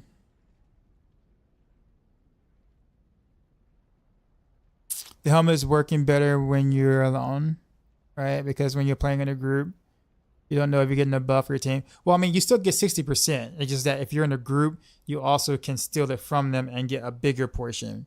But you'll always still have this 60%. So you'll never have 0. That makes sense. So it's technically still better in a group. The helm. Did you see the season 6 leak? Season of Hatred with Hell Portals? I have not. I have not been on the internet. I've been trying to stay away from the internet when I'm not streaming, so I can have some sense of, you know, touching grass and things.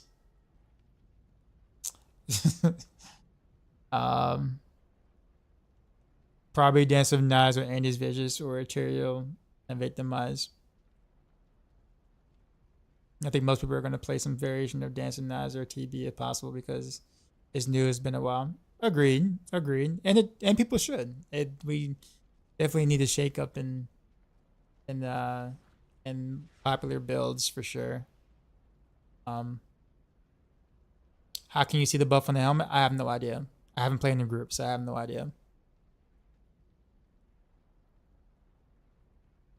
Damage and HP needs to be the same across the bosses. Mechanics should be. Yeah, so like that detours me from wanting to do more because it's like really like, and I don't even like the season.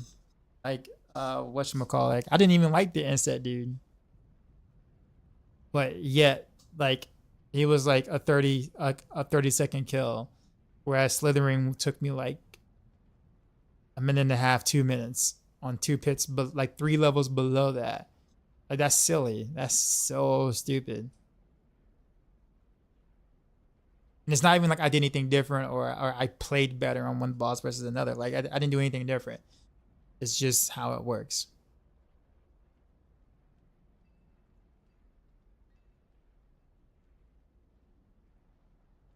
No, I'm saying like I should fail because I made mistakes or I did something wrong. I played bad.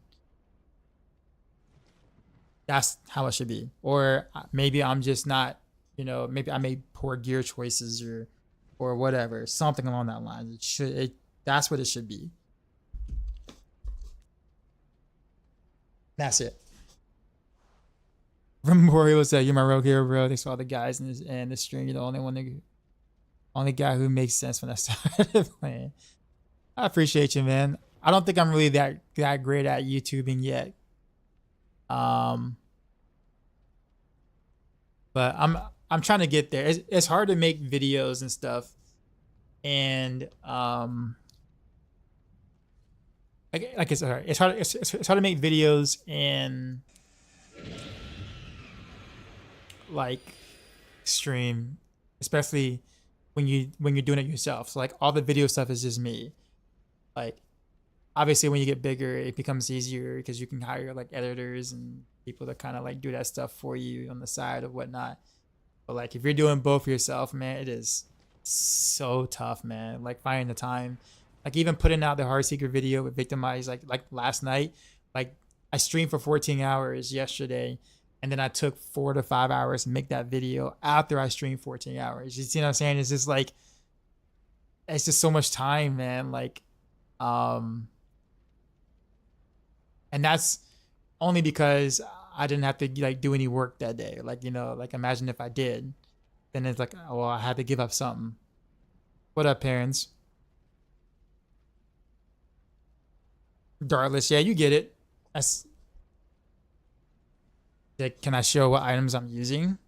I mean, not honestly, not too much different from the Heartseeker in season 5. The new helm is different. It's the Fate now, which kind of questioning considering feel like I'm like CCing them like too quickly sometimes. But I mean, I guess in the pit scenario, like any other scenario, I wouldn't care. But like in the higher pit, whatever, is it kind of becomes a little annoying. Great for bosses though. But honestly, it's the bosses' fault. The boss fights actually is not what's lasting as long. It's actually the mobs on the way there, which is actually kind of cool that they do take a little longer to kill. But I don't like those that like I want to be able to pull mobs on like an open map or whatever. Like when I make them unstoppable, I want to drag them because then my damage isn't really doing much of anything at that point. So it's like I want to drag them to the next set of mobs or whatever. And then there's always that freaking purple champion mob that just ruins everything for you.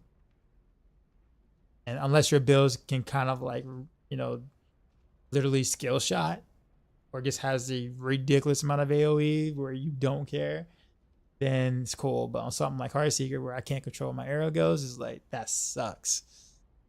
It's just like, oh man, I got this amazing pool and yeah, there's 4 champion mobs in the middle, all on the east side. And it's just like, well, there goes my run. Those suck so much, man. I'm actually surprised they didn't do anything to those mobs. Like they didn't like make any adjustments to like those champion mobs, because those are, I feel like, I don't even know it's really just adjustments, but just how many can spawn. I feel like they should be a bit more rare for how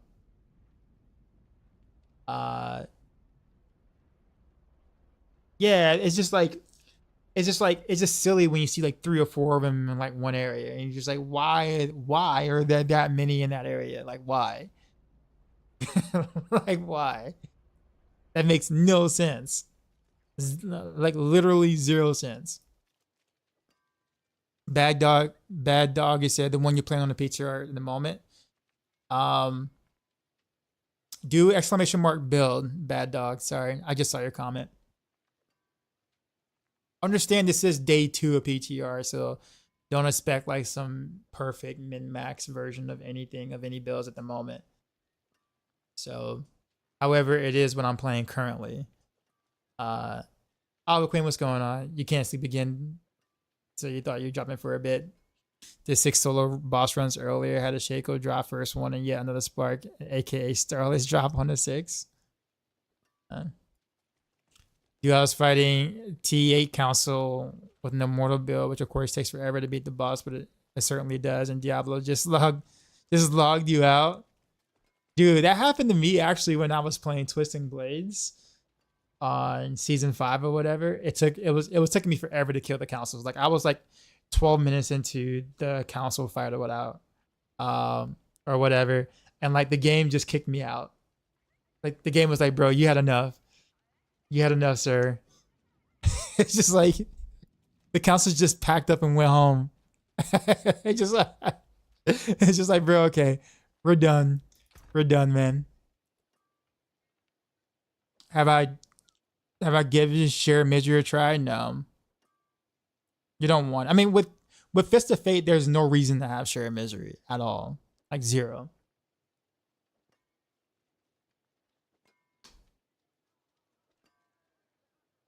He said, we're done with your tickles. Get the fuck out. PTR still good. I mean, I don't really have anything to like, there really isn't anything else to really do, honestly, until tomorrow, because tomorrow brings the runes and stuff. And then we can truly start putting together builds. But right now it's kind of like the leveling stages of PTR in a sense. So like, this is like the it's almost like the pre-PTR.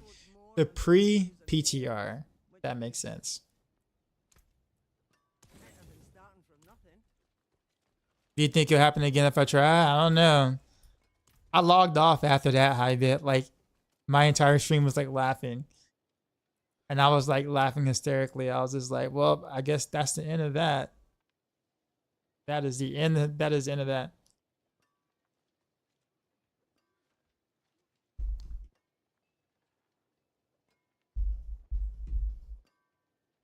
Why the inventory and gems and the profile graphics look so dated? Like I'm in 800 by 600 resolution. Really? I don't really feel that way. Or I guess I never really thought or felt that way.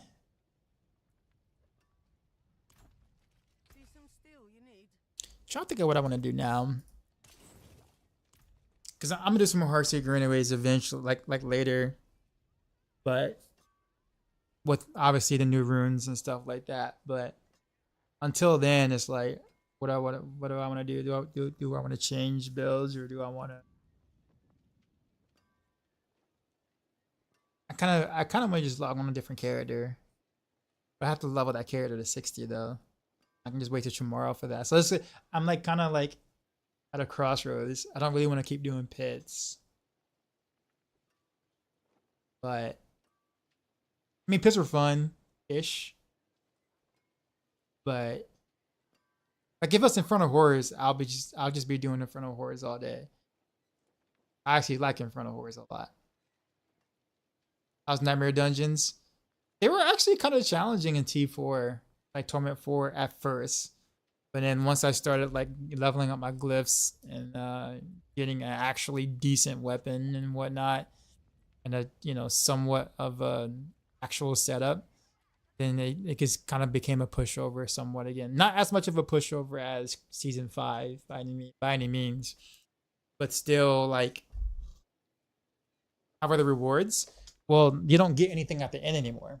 You just get masterwork materials now. So it means you actually want to do a full clear because you want to get the masterwork materials per Nightmare Dungeon. Actually, yeah, I'll do some so therefore you can get an idea of what I mean. Oh wait, did I play Dance of Knives? I did yesterday.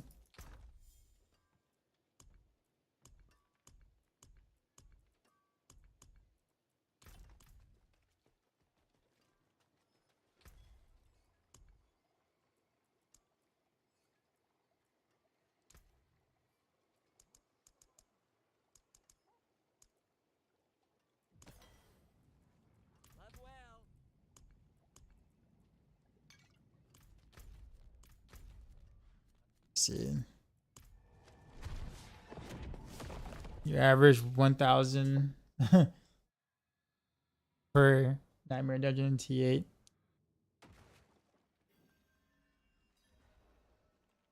What do you mean T8 Nightmare Dungeons?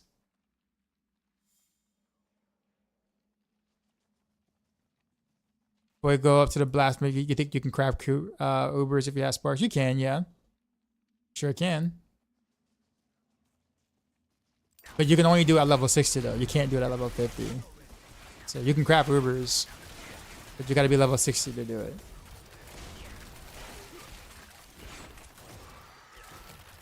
You said day 2 and you're already 4 times stronger than your rogue. Here's your season rogue.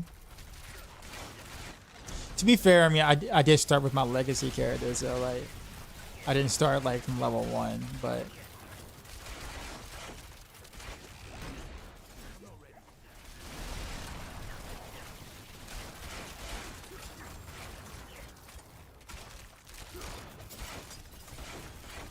the weird thing about Nightmare Dungeons though so far, Riptide, is that I don't know when I'm finished sometimes.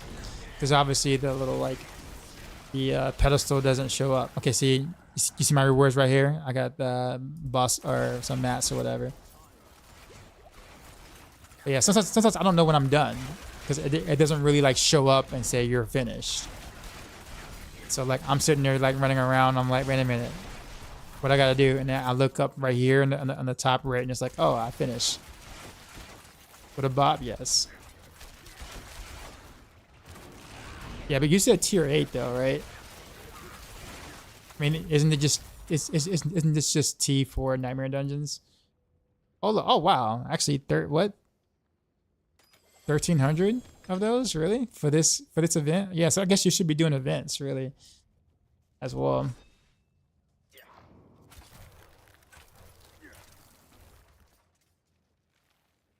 So I mean, Nightmare Dungeons are worth doing for masterwork materials. But then I wonder if Infernal Hordes is just gonna give you masterwork materials, and you know, same with Dark Citadel or something. Like, you know, we don't really know.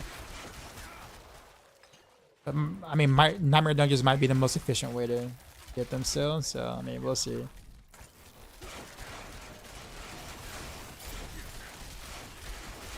See, 80, 100, 120. So it gives you a reason to actually fully clear a dungeon, or you know, kill as much as you possibly can. You're not just racing to the end, which I actually do kind of like that.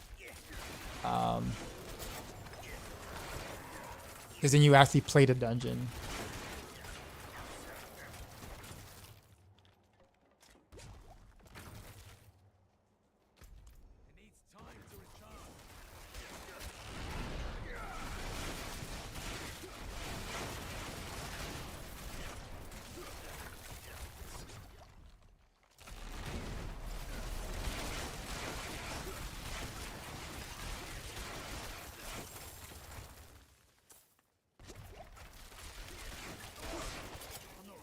Horror is just more fun and might be more efficient because it gives a 1 GHS.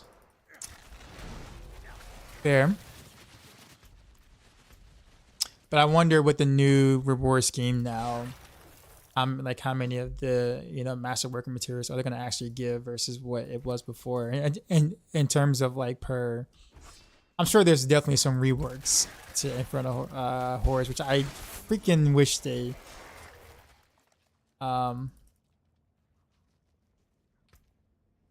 it would have been in freaking PTR, man. I would have loved to test the new changes, but oh well. I don't remember for sure, but master worker messages. Yeah, it's just yeah. It's just one tier now. There's no longer like the legendary, rare, and magic tier.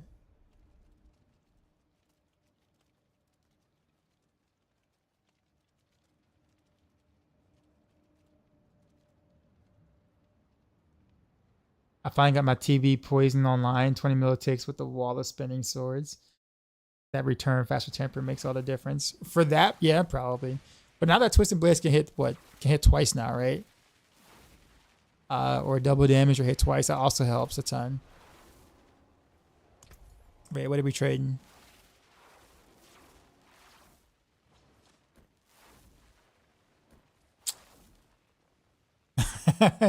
You give me a bunch of pins and degrees to choose from. Oof on the unique affix though. But I'll take some.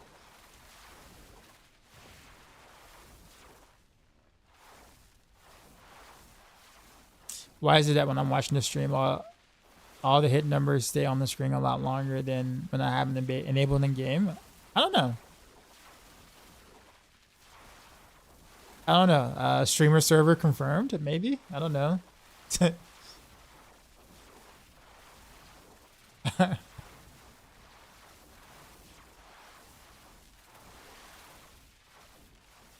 What's the fastest way to level to 60 right now anyway, from 50 to 60? Is it like strongholds still?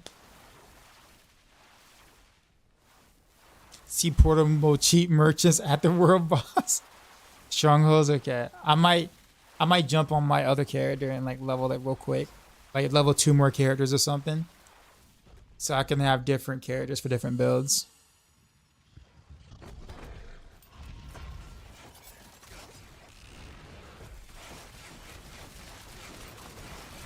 Oh, wow, the world boss actually, I forgot the world boss actually takes hits.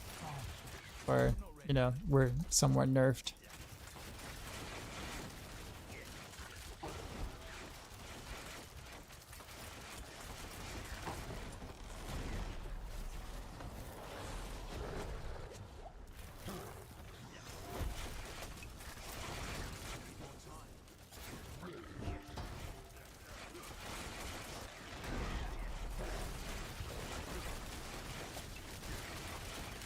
Is it A? Is the booty? Yeah.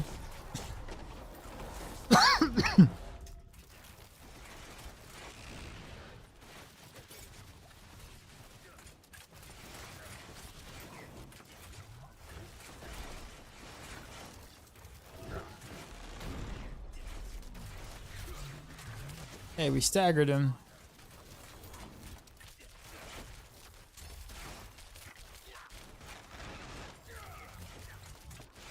Where are they dropping glyphs these days? I don't know.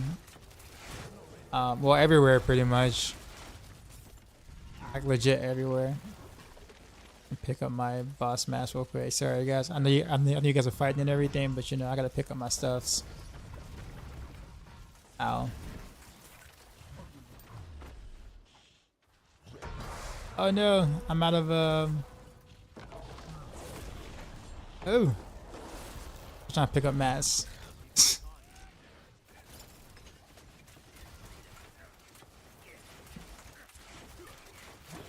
What those blue levels, dude? It's Paragon.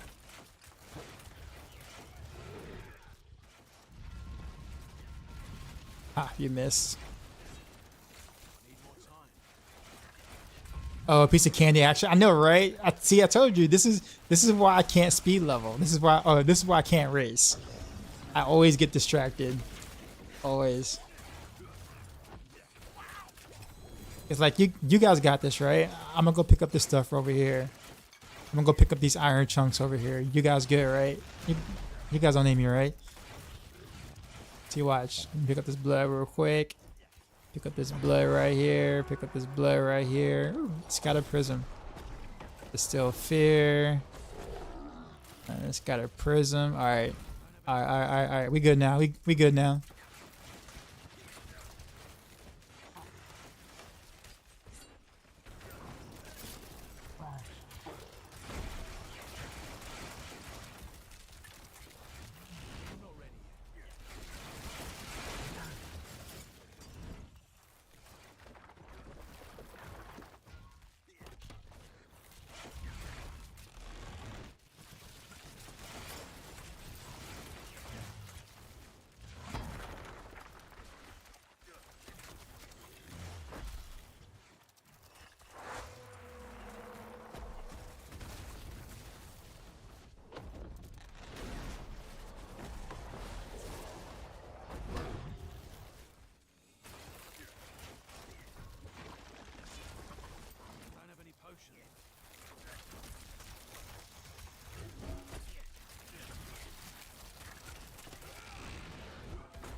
Oh, classic. 2-0.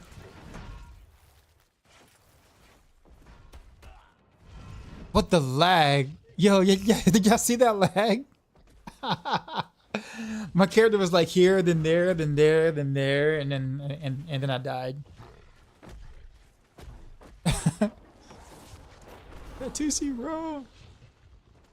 To the left, to the left, to the right, to the right, to the front, to the front, to the back, to the back.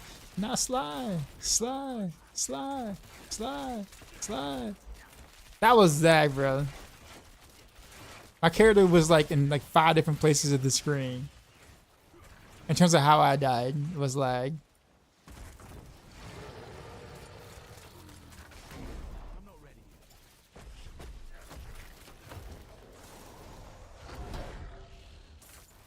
Oh, this ain't the butterfly, this the 2-0.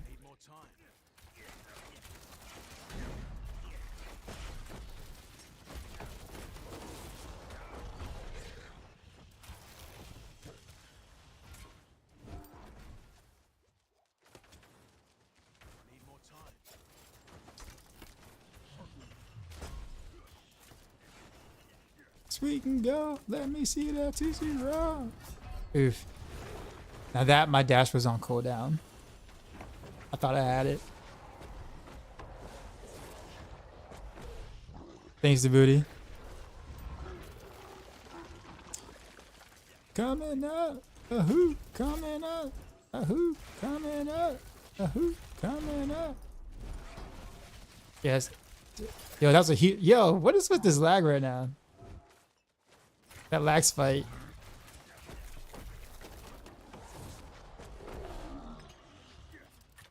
Yo, hit the Tusi real quick. Don't have any potions. Yeah, like this entire fight is like super laggy. I'm not ready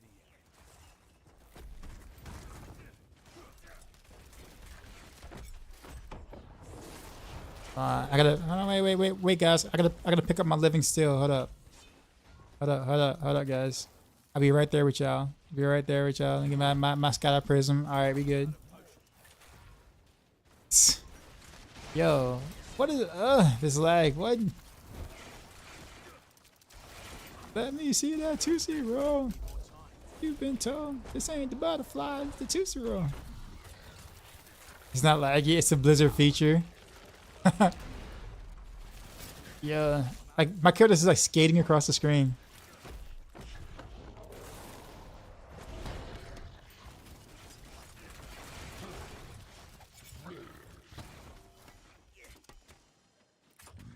Also, my Heartseeker keeps getting hit by these. It keeps homing into the targets over there. Oh, who's this? I got you, sir. I got you, sir.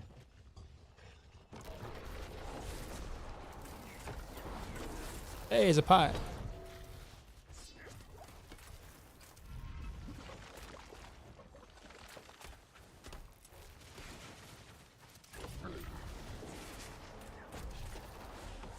Yo, look. Oof.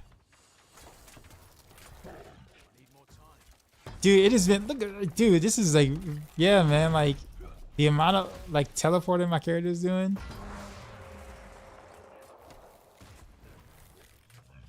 Like, right there, like, what, like, I can't even move.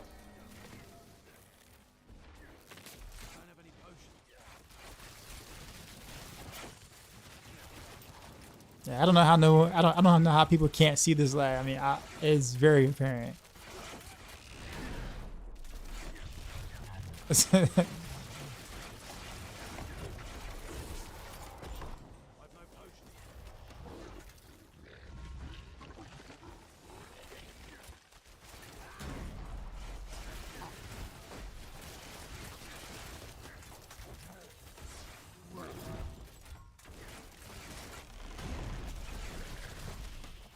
I've no potions.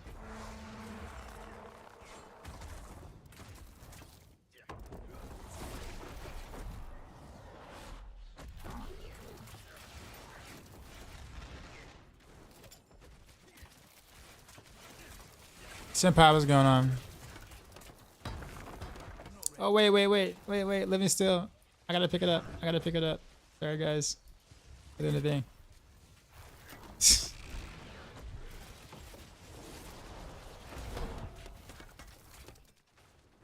I'm not ready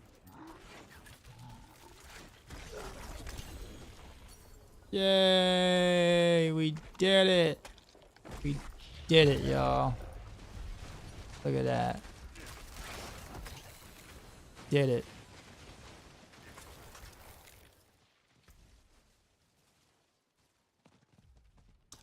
Ooh, that GA dexterity. That's good. That's very good, actually. I'm trying to replace my amulet, but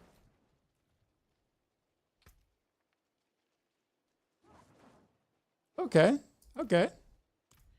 All right, booty. Oh, and then the GA Pennant of Grease is dropped. After you gave me 3, another like a GA Pennant of Grease is dropped. Oh, you dropped that. Oh, okay. Yeah, I'm lagging just literally just sitting here. R&R, rub my feet. Wait, is he saying hello to me because he wants me to rub his feet? Is that what it is?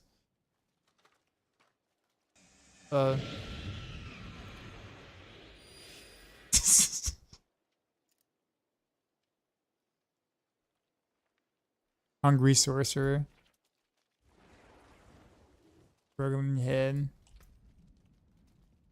Kind of want to roll this amulet, but I mean, I guess tomorrow we're gonna be able to get a bunch of stuff anyways. Been rubber-banded it. Yeah, me too, man. It's kind of hard, awful for your Heartseeker build with moving conceded to a pair of legendary gloves and swapping the sword for a Doombringer give ability push while maintaining enough damage.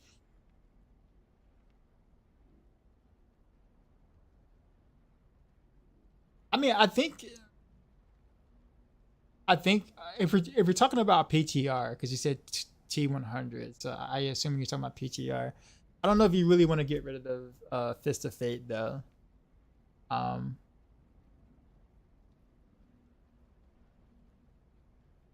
72.6% armor. But I mean, honestly, I think it's just keep in mind some of the builds that did do pit 100 right now are like some, not all, but some are like kind of on the like obviously some mechanics are broken side of things, like the legacy winter glass on like the Sork, obviously that isn't going to exist, obviously, like no, like at all. It's already nerfed, but you can still use the legacy ones, right?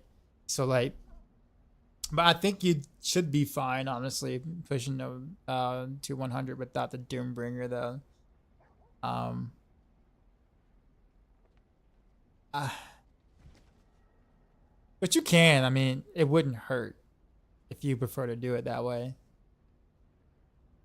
But I do think that missing vulnerable damage though might be a bit of a hit, because every little bit of vulnerable damage is pretty big on this. And you're not replacing it with anything that gives you or deals new damage at all. So I mean, you could try it. You don't need me to tell you that. You can totally just try it and see what happens. Yo, Macro. Dark Side, we just got Raid. raided, son. You know how we do. Drop my new beat for these new Going on? viewers.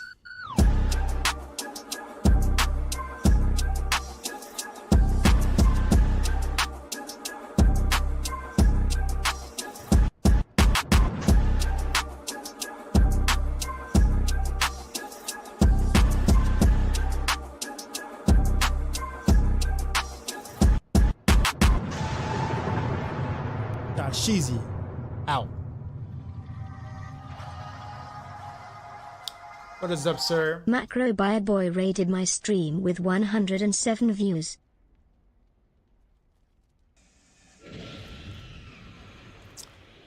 How's it going? How's it going? I know you're probably off. You've been on for a while, so honestly, just trying to play the game. It's been super laggy or whatnot. But other than that, just chilling on some Heartseeker, man.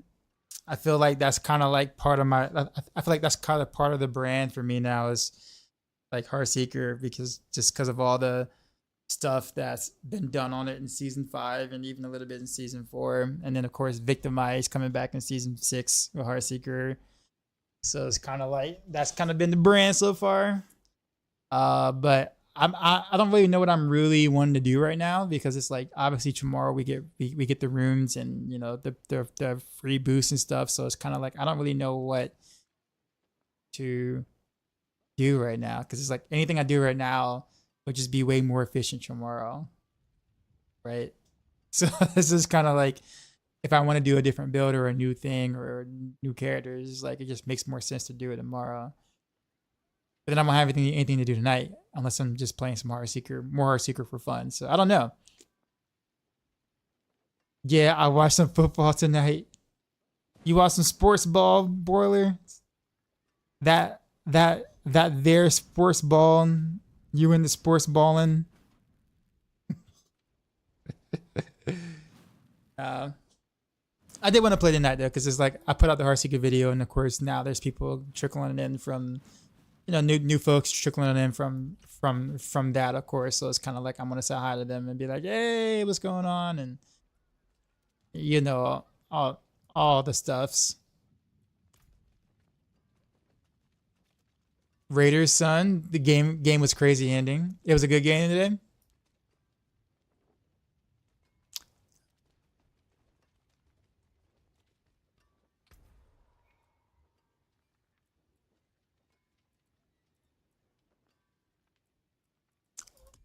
I guess I can reforge this. Or not reforge, but enchant. I guess so, why not?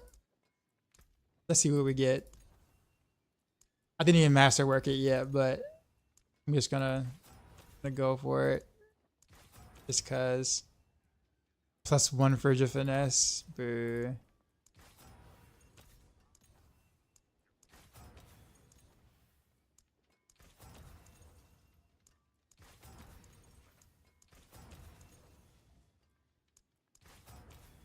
About to jump down this huge rabbit hole of not getting the passive I want. I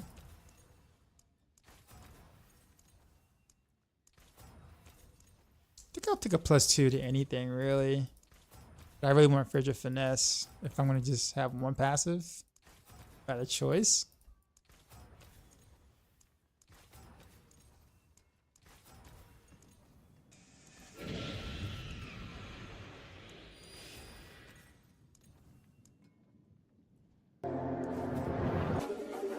Yo, Yo. dark side. We just got raided, son. Everybody raiding me tonight. What up? You know how we Mr. do. Darth? Drop my new beat for these new viewers. What's happening?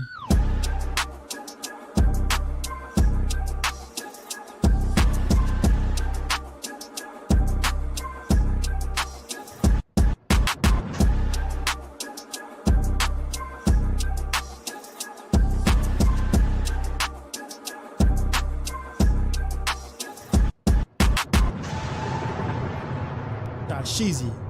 Out.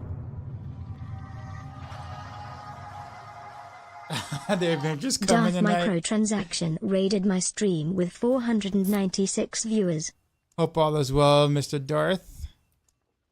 Hope you're having fun in D3. Sorry, D4 again. Well, technically D3-ish again. We're just chilling. I got a new amulet finally. I'm trying to roll something decent on it. But I know tomorrow we're going to have access to a bunch of easy stuff. But I need something to do tonight. So that's what we're doing. D3.5. I will say, I mean, they at least took a lot of the good things from D3 though. I mean, D3 ended up being a good game at the end of the day. But so they did end up taking the good stuffs. But yeah. Malice. I really want to stick to Malice though. Do I really want to stick to Malice? Which Finesse is better? But Malice is better on bosses because pretty sure it double dips still. I don't even know. And we'll keep going. We have infinite gold anyway tomorrow.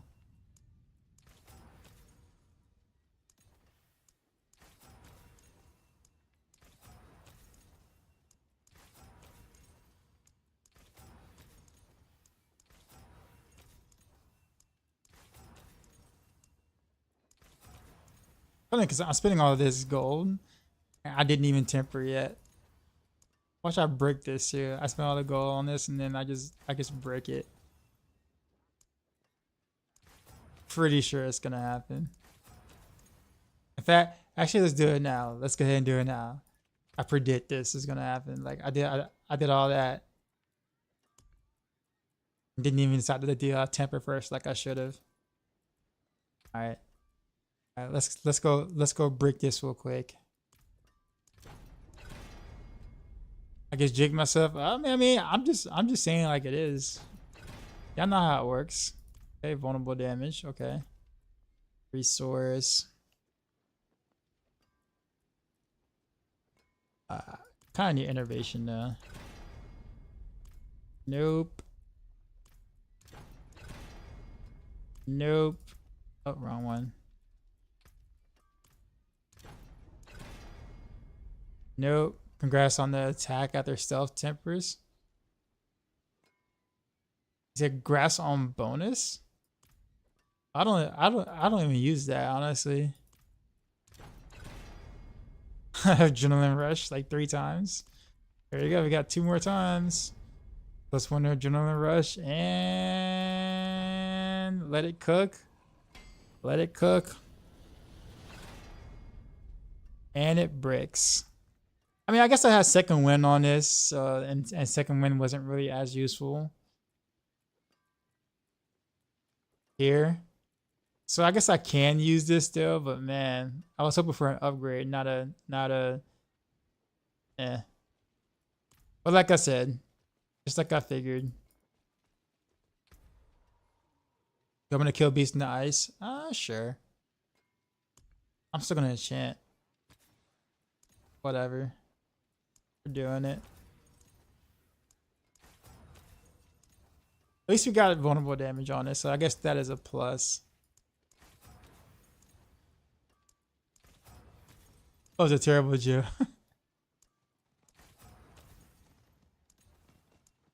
Yeah, I mean damage per Dark Shroud. I haven't messed around with it, but like mathematically, it's just it went from being good in season 5 to being like somewhat oof in season 6. Come on, damn it.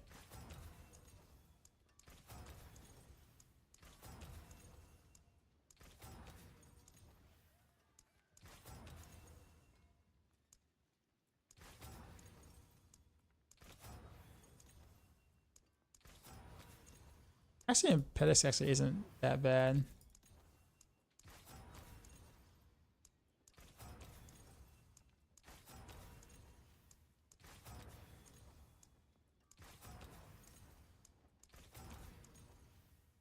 Also in the state of season 6 so far, it's kind of hard to say because like we haven't gotten all the stuff yet. We haven't gotten runes and stuff like, you know, for tomorrow, and getting gear and stuff is actually quite hard. Which I guess, you know, the ancestral stuff should be quite hard. But I mean, it's pretty decent so far. It's just hard to say what it's going to overall be because we can't play the new changes to the Infernal Horrors. We can't do like Dark Citadel stuff. We don't have access to the new zones. There's quite a bit this PTR we're not gonna like have access to. So, but I mean, so far, I mean, I think it's pretty decent. The new difficulties are better. Still need work though, but are better. Pit seems a bit weird to me still. Bosses are still not tuned like correctly. What else is there? What else was I gonna say?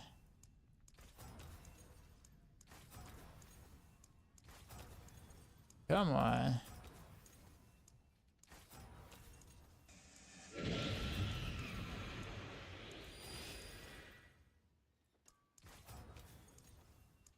Just so bad. Passives. Unstable elixirs is actually better. But we don't know anything yet about the season mechanics. Yeah, that too. So I guess there's just a lot of things that like we don't have any, and also the mercenaries, right? So like we're getting a small glimpse of what to expect, which is still a pretty large change to the game. Mostly in positive ways. But it's hard to get a grasp on what season 6 is going to actually be like until everything else is actually in play. So what we're experiencing right now, also too, this is an older client too. Like this is like, you know, months old. So all the stats and tuning and stuff is going to be different than, you know, in live, because this is all, well, you know, old stuff. So I don't think they're really concerned about the balance as much as they are just about how do we feel about the new systems. Sorry to booty, I'm getting there. I was just hoping I can kind of get a, you know, better passive roll like real quick, but the game is saying no on the real quick part of things.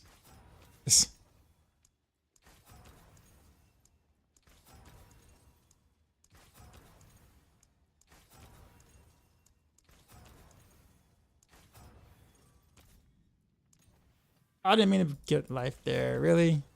That was an accident. And now I'm forced to actually get a different passive. Oh, +1, really?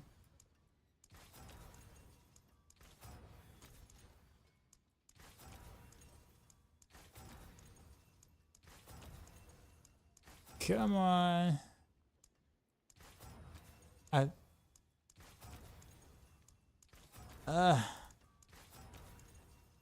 There you go. +2 finesse. I'll take that. Oh, also the Paragon boards too as well. The Paragon boards is a very hot topic at the moment as well. Like the way I feel about the Paragon board stuff, like personally, I don't like it. I don't like being kind of stuck to 5 boards. I get it, but it's like the reason why we took extra boards or extra glyphs is because most of the nodes suck. So like if the rare nodes and stuff didn't suck, we wouldn't be taking other boards. We'd be filling out more boards, right? Like, you know, we just kind of like we would, you know, branch out to other boards, not because we really wanted to, but because we didn't have any other choices if we really wanted to add more to what we were doing for our characters. But instead of making the rare nodes and things more interesting, they just capped us at 5 boards. So they solved the, I guess they did what they wanted us to do, but they didn't give us any more interesting options on top of it.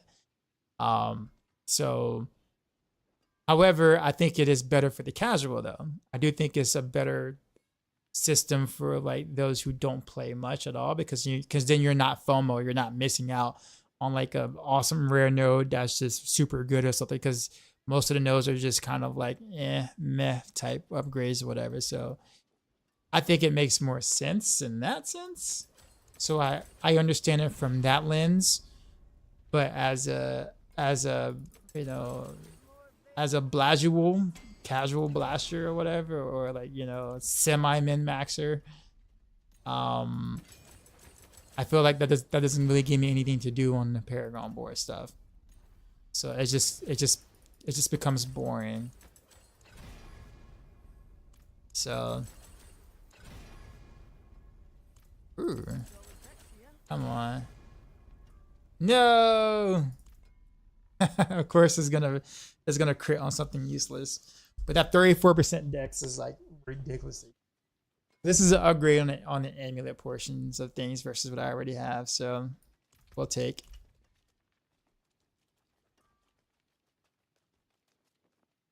For now, until tomorrow, and then we'll roll a better amulet, of course, just because we can do it. All right, here we go. Then we got to throw our adaptability on it.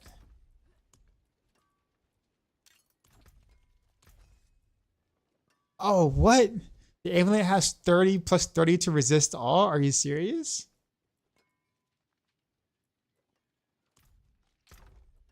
Oh, man.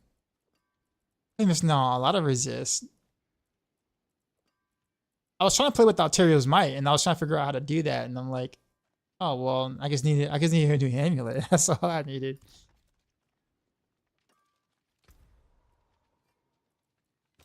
We're gonna print adaptability.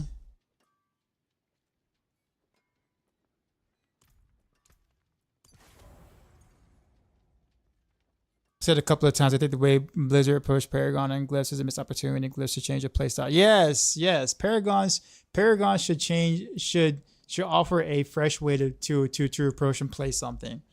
Right now, Paragons is just an extension of your gear, of the stats you practically already have on your gear. Like, that makes 0 sense to me. Why? Do you need 8 int nodes to activate Eliminator, or is it increasing the normal nodes so that you need fewer? Honestly, I'm not sure. I am not sure. I haven't dived that deep into it, Boiler. Where is Eliminator anyway? What rare node is that? Sorry. The glyph. Oh, Headhunter. Okay. Sorry. Is it eliminated for you? Okay. Where do I have it? It's on this board here. Yeah, Headhunter. It's just 40 dex for me to unlock it.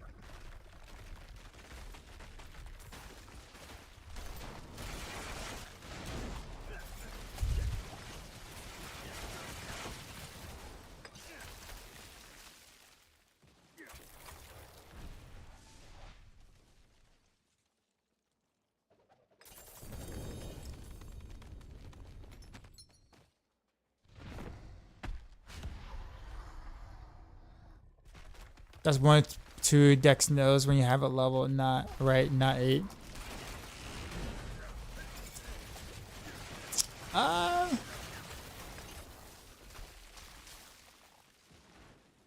Look at it again.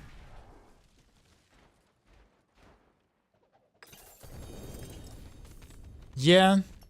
Yeah, you're right.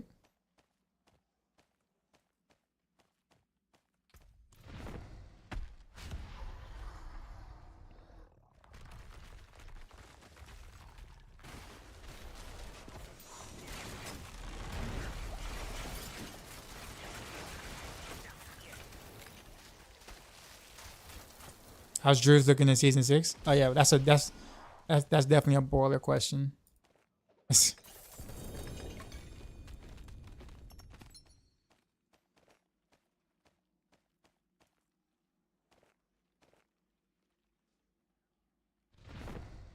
is the best way to farm mythics into on PTR till tomorrow. Torment bosses, as always.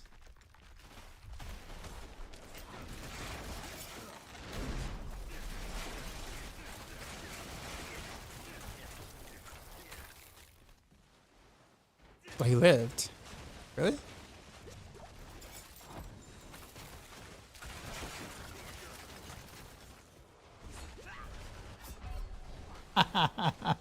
Whoops. Drew meta so slow to shift. They had a win shear in season 4, but something I've yet to play that I kept saying I'm going to.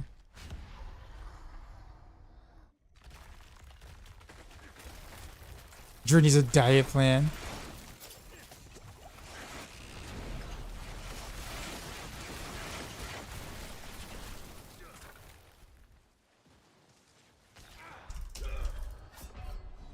I keep thinking he's dead because it's like each time.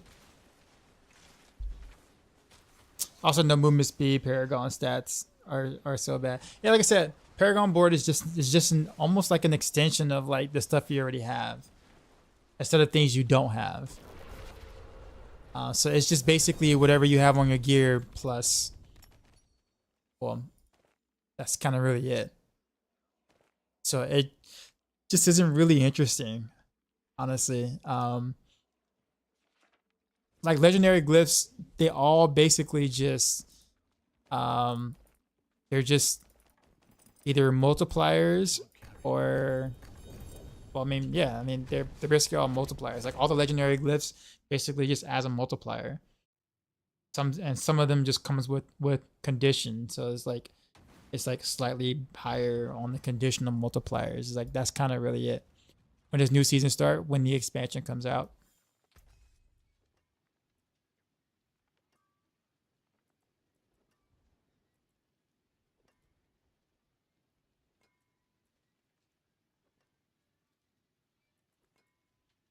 That can't be salvaged.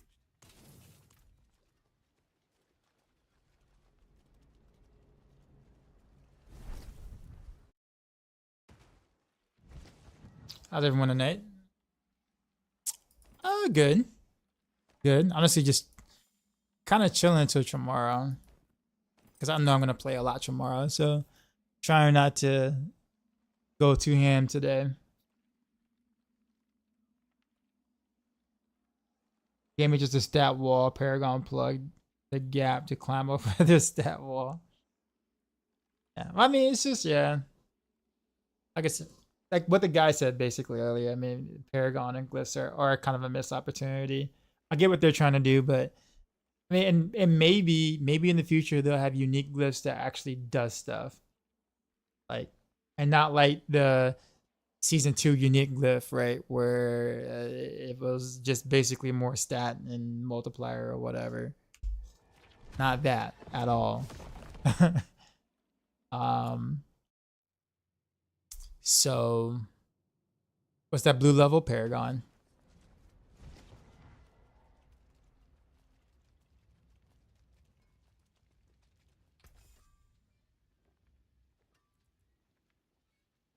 I do want to keep a beast fall boot, so we'll hold on to that for testing purposes.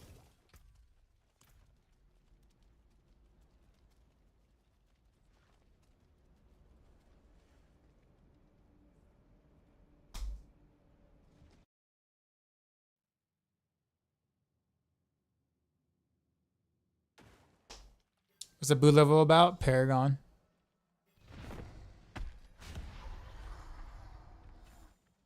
They could add a shadow dot to shadow view, and then it'll be like Necros. I don't know if I would want that though.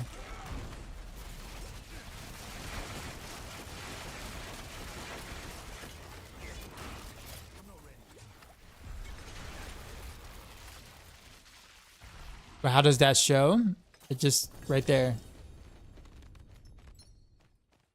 And then you just go into your Paragon and see the extra points.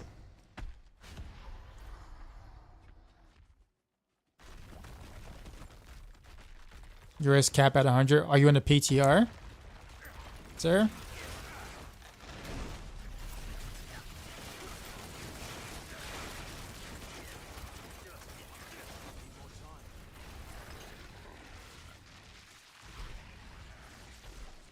Yeah, man. Yeah, man. Title of the stream, PTR. I know people don't tend to really read the titles. I get it. But yeah.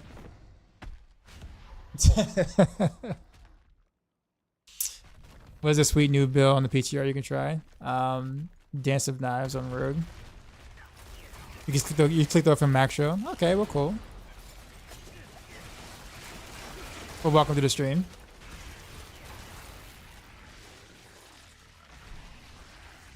Is leveling glyphs account wide? I don't think so. Still, they're definitely not in the current season, but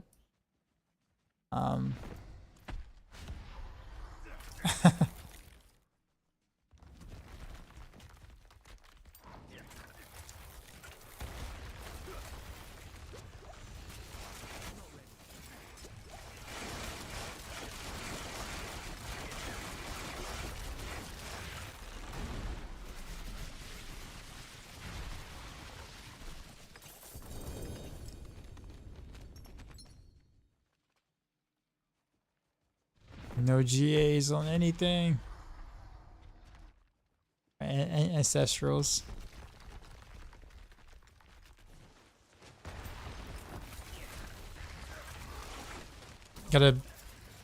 You build one on Maxroll? Well, no, because it's a new skill. We're not gonna have a brand new skill on PTR after one day actually already published on Maxroll from PTR. So, no. I wish we were that good and we could predict the future of how this is all gonna go, but yeah.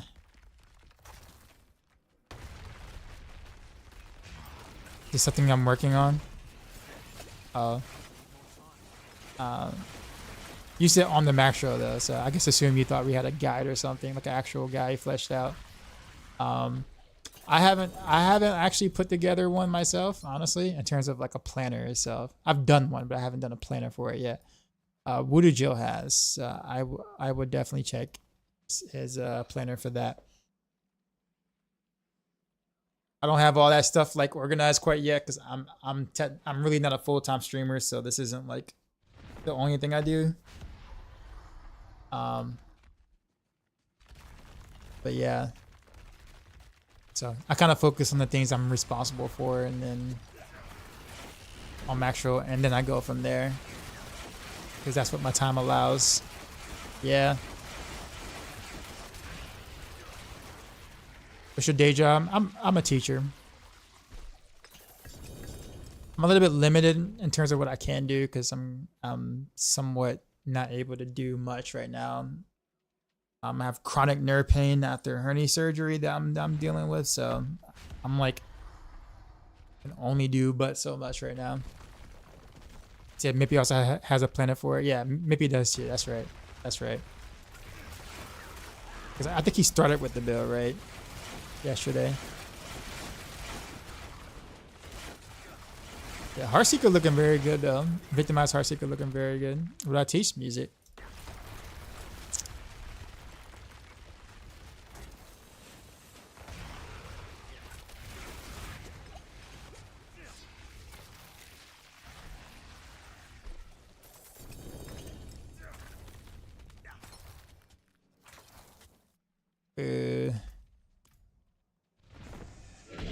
Teacher by day, D4 blaster by night, pretty much. Rap music? No, like, no, you don't. You can't teach rap music in school, in high school. It's not like a thing for that. Imagine.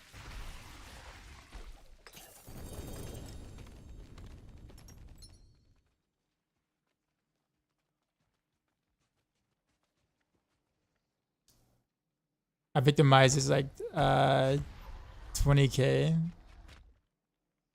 haven't tried it out yet though? What up, Pewter? How's a Pewter? How's a PTR with some max level? Max level is 60. PTR is decent. You play piano? Just joking.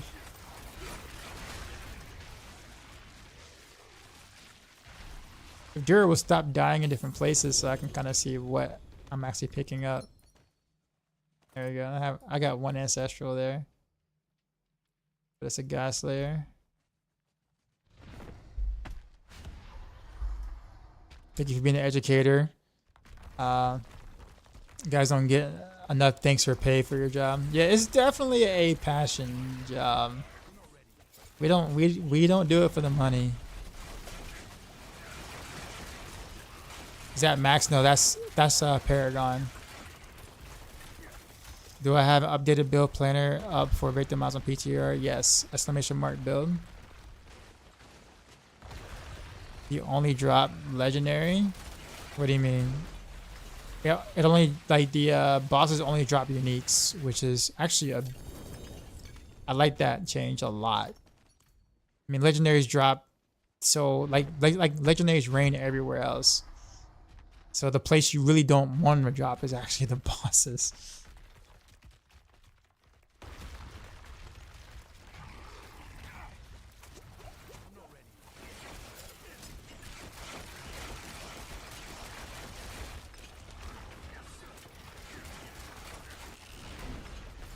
I need the answer for my upgrade. Which tier you need to do? T7. T7.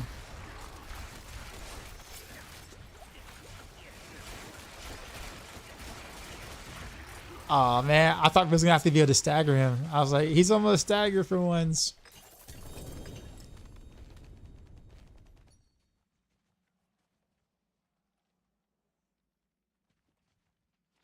My Citrus needs to be about 2 to 3x more common. I don't know. I don't know how I feel about that yet. I don't know. They are quite rare, and sometimes it can be frustrating, especially with tempering, obviously. But a part of me actually does like the fact that they are rare. It kind of gives you something to work towards in terms of gearing is concerned. So I really don't mind, at least for now. I don't know how I would feel about it like long term, but for now, I mean, I don't know. I actually kind of like. It's too rare. Well, I don't know. I mean, granted, I played for like 14 hours yesterday, and like I've gotten this many ancestrals, right? Weapon, two ancestral rings. I got an ancestral amulet today. Ancestral pants. So I mean, technically speaking, I was able to kind of gear out in mostly ancestrals already in 14 hours, and I wasn't even officially farming.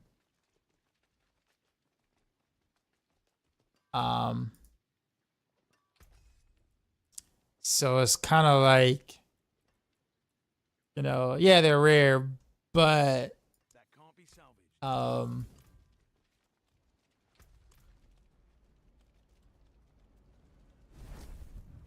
problem is logging it for an hour and feeling rewarded. Well, you can feel. Well, I mean, I guess rewards can be summed up in different things, right? It doesn't have to necessarily be a loot upgrade. It could be mats. It can be, you know, you got the right enchant you wanted. You could have gotten like a random like mythic on that hour. Like, it can be several different things.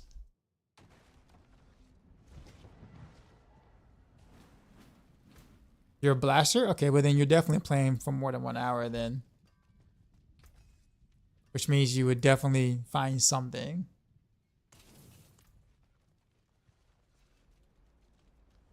So yeah, you're a blaster and you think it's too unrewarding. It's interesting. I'm kind of in the middle. Woody Joe's like on the opposite side. He actually likes it the way it is. Like, really, really likes the fact that they're rare.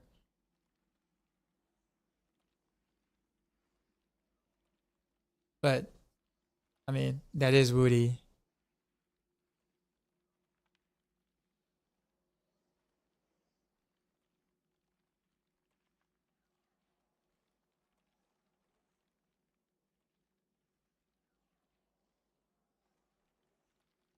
Yeah, for example, all the sanctuary is where he hates it. I mean, I guess it just depends. It just depends on the kind of player that they are, though. Like, if you're someone that really likes kind of more of an instant gratification, like those who tend to like maybe trade often, like a lot, probably wouldn't like it at all, because you want what you want right now, and you want the fastest way to get to it. But I mean, I don't know. You need to have German nationality for better. Right? Yeah. Like I said, I don't really know exactly how I feel about it because it's only been a day.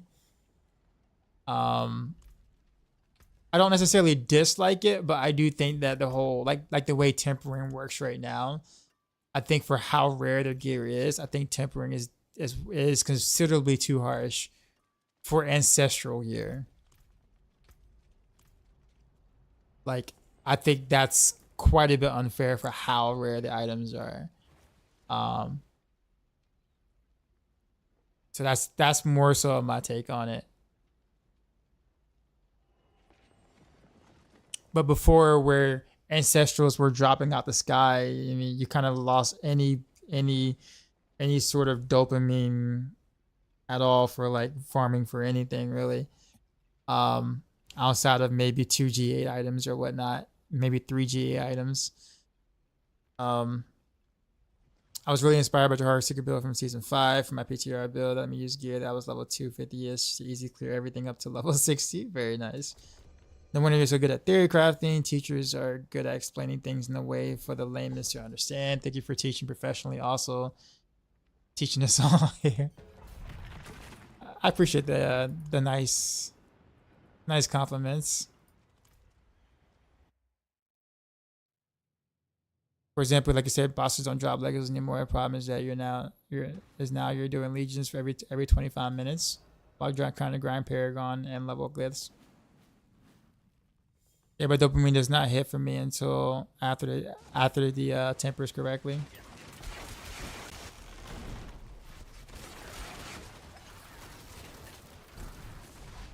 What about Pit to get anything here? You can if you want. If you want to do one-on-one pits, you can. But it's more efficient to do T7 and current live or whatever.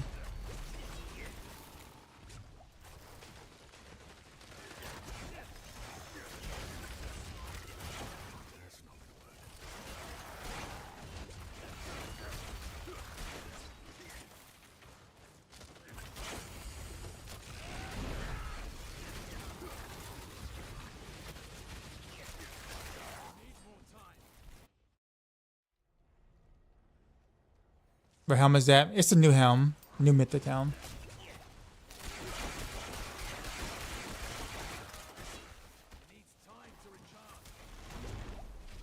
I might have to take off cow traps so I can have another movement speed to kind of catch up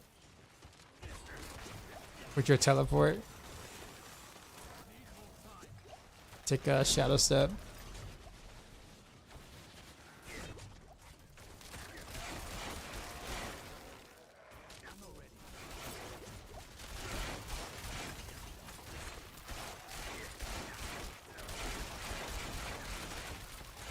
Excited about Spiritborn? Yeah, I played it.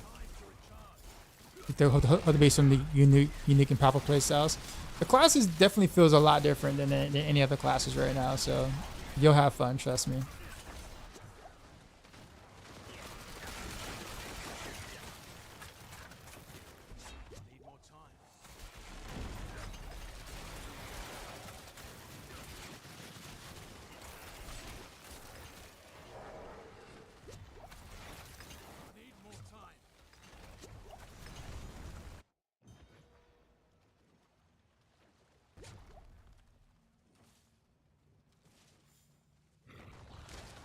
You didn't catch it again tonight? No, I did not. I heard it was good.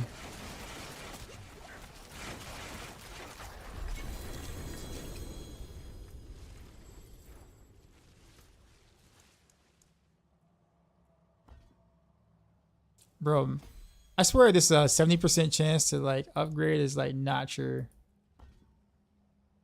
It feels like that D3 type feel where like you just fail at like 90% 4 times and you're just like wondering what the hell. Obviously it's statistically possible to do it, but it's like that many times you just really feel like it's rigged.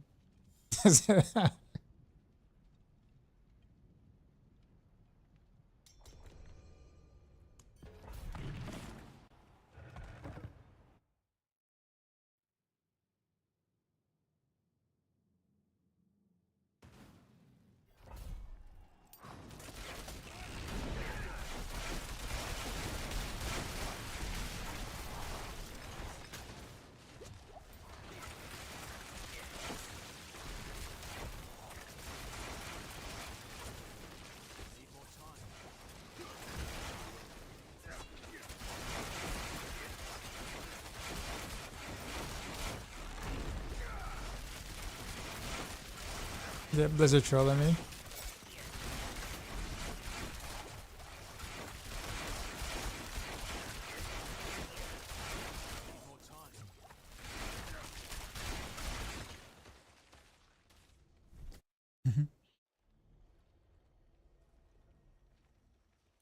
Someone's doing a billion damage with dash on PTR.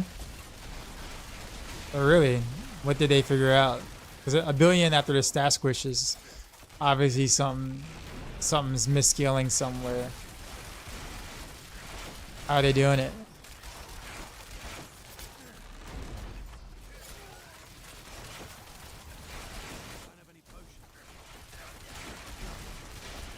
Get some rogue chat for Rudy. Like Rudy's rogue chat.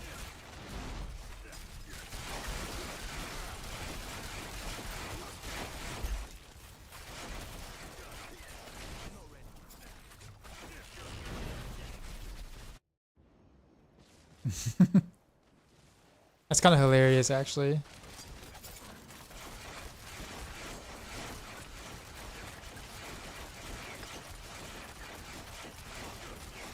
Is it just your the Sork feels very more powerful? Than well, most of the Sorks are using using the Legacy Winter Glass, which was extremely strong in Season 5. They actually nerfed it in Season 6, but since you could still use it in PTR, instead of the new values of the Winter Glass, then yeah, the tuning is supposed to be with the new Winter Glass, not the old Winter Glass. So yeah, Sorks are very strong at the moment, at least with that particular build.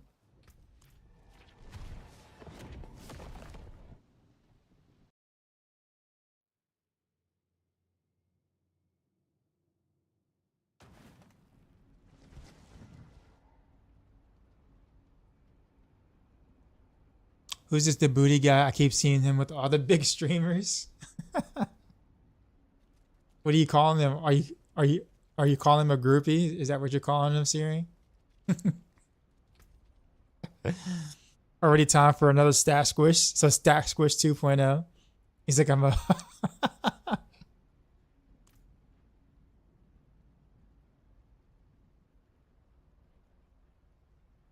I spin myself around.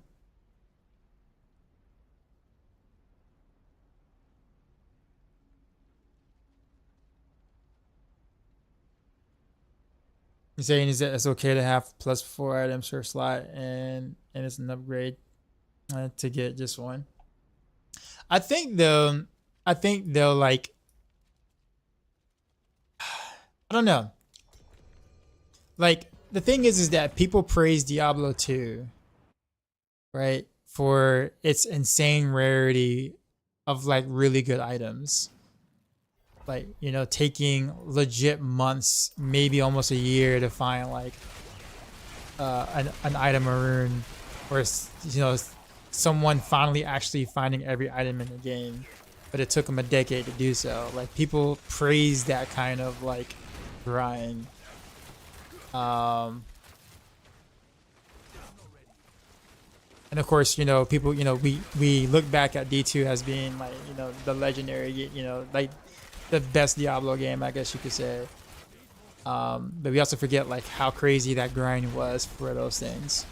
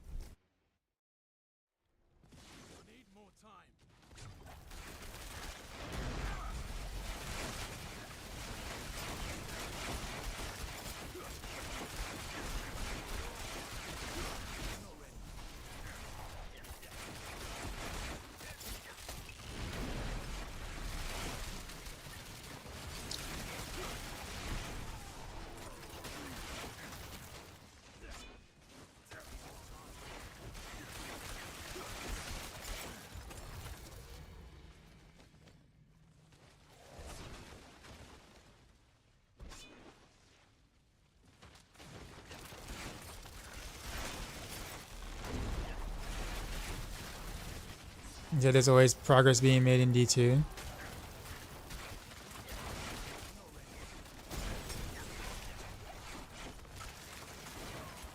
said before seasons.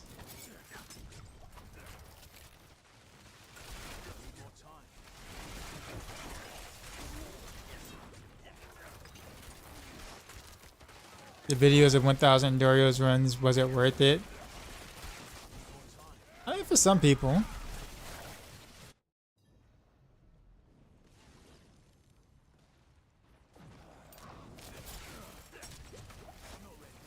Also, I guess the same time at the same time too, Riptide. I think that's why in Diablo 3 there was technically infinite Paragon, so you felt like you always was making progress towards things, but you know that was a problem in itself. So now we no longer have infinite Paragons, but now I guess they're trying to stretch out Paragons, so there is some sort of progress being made.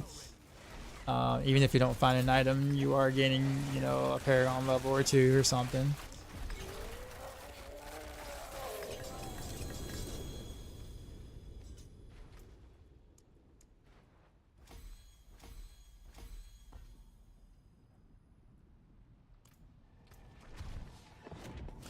Yeah, there's progress logging it for the first few weeks. It's not the same in Diablo 4. I would beg to differ that there's to say that there's no progress made in the first couple of weeks. Definitely have to disagree there. Now, towards the end of the season or last half of the season, sure, for sure. First couple of weeks though, I mean, for a casual player, yeah, there's a lot to do in the first couple of weeks. For those who aren't blasting, which obviously would be casual players. And the reason why, I mean, I could say that because I can just point to my brother and his son and his journey through seasons 5 right now, like for the first month of playing, he's still finding and making progress currently. I'll tell you that those aren't blasting. They're gonna hate the loose rewards now. It's fairly easy to get these get up in season 5 and season 4, 6 not that much. Is it though? I think that like I think maybe the one temper might be a bit too strict for like 750 items, but like I mean technically speaking, the casual doesn't necessarily have to be geared out and anxious to do content in like tier 3, which is where they're probably going to end up being at the end of the day anyhow. Which I think was kind of the point.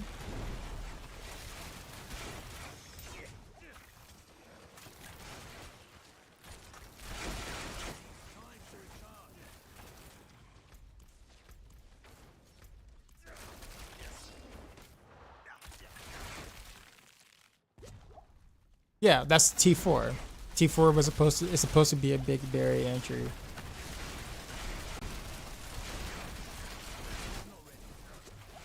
But they legit said they're not expecting a lot of people to be playing or farming in T4. Like they legit said that. That's the whole reason why there are different tournament levels for different levels of players or players with a certain amount of time or whatnot. Everything is not necessarily like T4 is supposed to be more of a rarity on purpose. So a lot of casuals aren't going to have the necessary numbers or whatever like that or gear or whatever to do T4. Because that's at least that's what they're saying. That's how they're saying they were designing it. The idea isn't supposed to be everyone does T4 super easily or geared up in T4 super easily.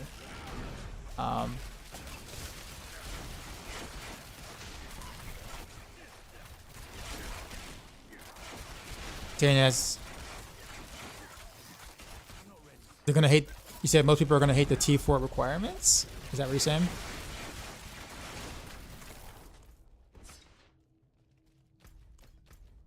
Yo, he's like already down there.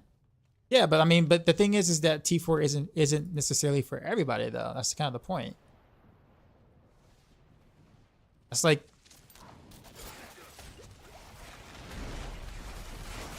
you never complete your characters, but casuals aren't going to complete their characters. Hence, that's why they're casual.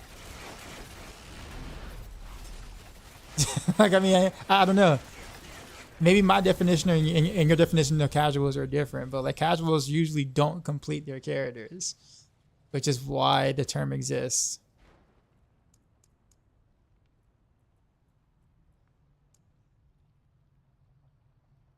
Yeah, like you're not. Yeah, like of course, yeah, 12. Yeah, but like if you want to play more, like I guess the point is that there's supposed to be more progression per se. I'm not saying that it's great right now, but I get what they're trying to do. To my people on Discord, well, I mean, you got to keep in mind, not everybody resides in Sanctuary Discord, sir.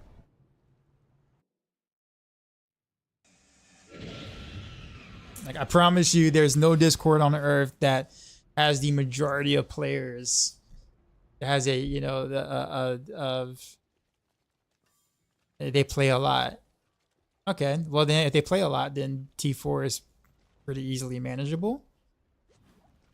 And then at that point, we're kind of talking about the ancestral items, right? And we're talking about the rarity of the ancestral items, which is definitely a topic to have, right? Like that's obviously debatable for sure. Someone who already joined the Discord for a game is with a high chance not a casual. That's also probably true.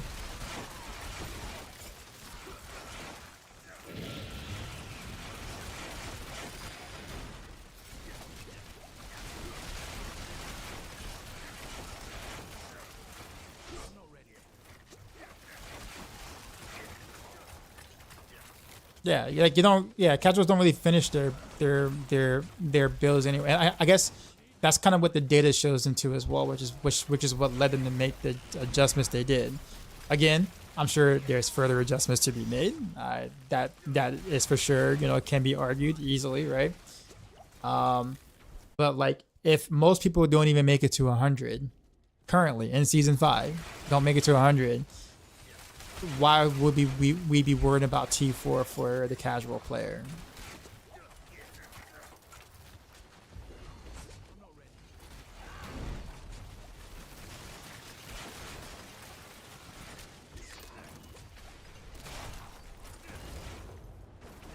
I'm stuck.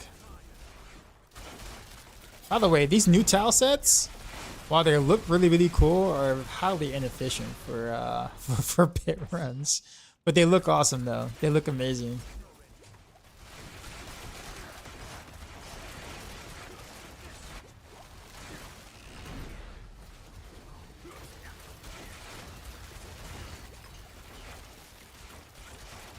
You're talking about the casuals that only play 40 hours a season?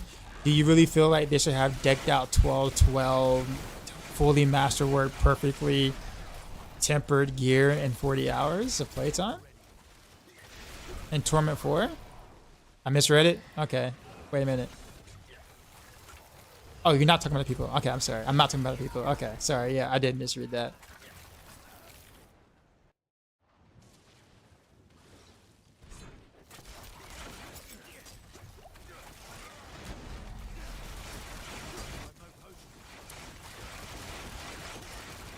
Some of the ones who play a few hundred hours in the season. Well, those aren't casuals though. I don't really consider anyone who plays a couple of hundred hours a season a casual. That's not casual. That is. I think that's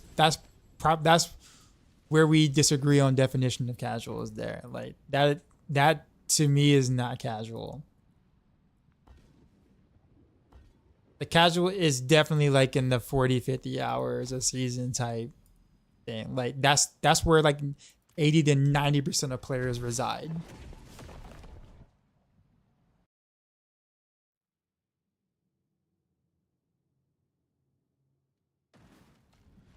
But yeah, one tempering on 750 and shit, it is kind of bad. That does feel bad. It really does.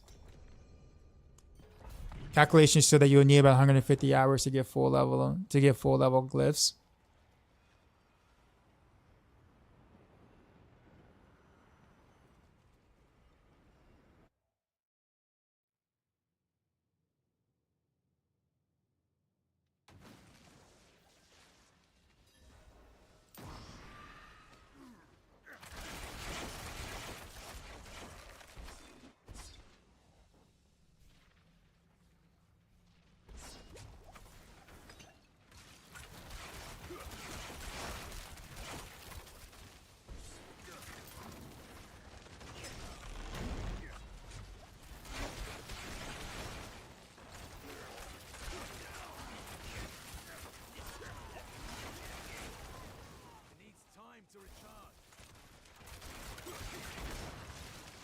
That's also a fair point, Raven.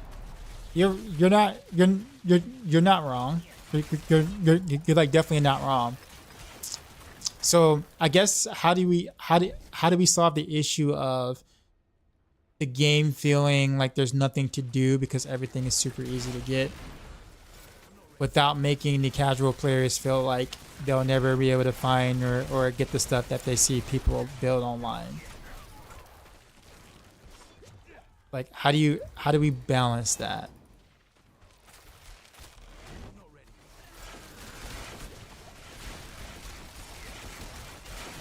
It's easy. All right. Spit it out.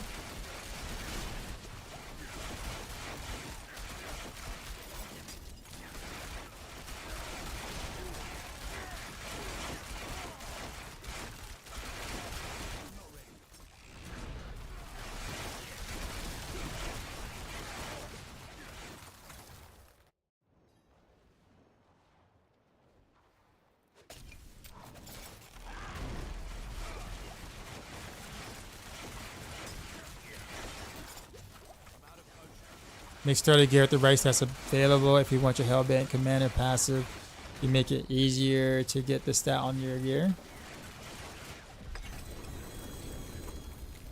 Get the right starter gear with the right passes available. The perfect, but you need to be able to get that from the alchemist. Technically, we kind of have that now in season 5. Like basically, that's what non-GA item is right now in season 5. Like you can pretty much build your entire character with very easy in season 5 with no GAs, and then GAs is just basically mainly for like min-maxers or for very specific builds that absolutely have to have GAs on it. So do you feel like that's the case right now, Raven, in season 5? Like, do you feel like you can build your character the way you like have your character all set and everything in season 5?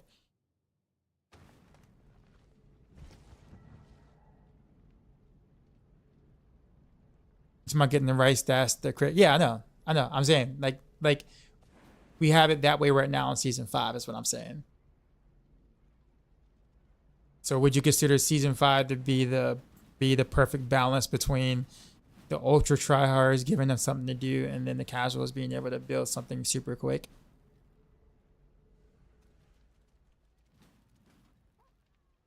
Some elbows.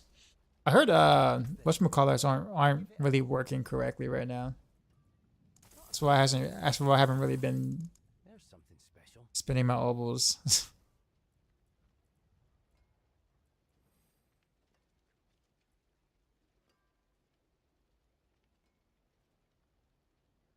The D3 made builds very accessible for everyone and knew you didn't have to play it all season. That's very true. It is true. We did run into the issue of gear not really feeling like it matters very quickly because you were able to gear up extremely quick relative to how long a season was. Which is why like seasons lasted for like a week and a half or something, like a week or week and a half for most players, and then the rest of the 3 months no one really played. I said no one. That's a lie. The audience tempered down a lot after the first week or so.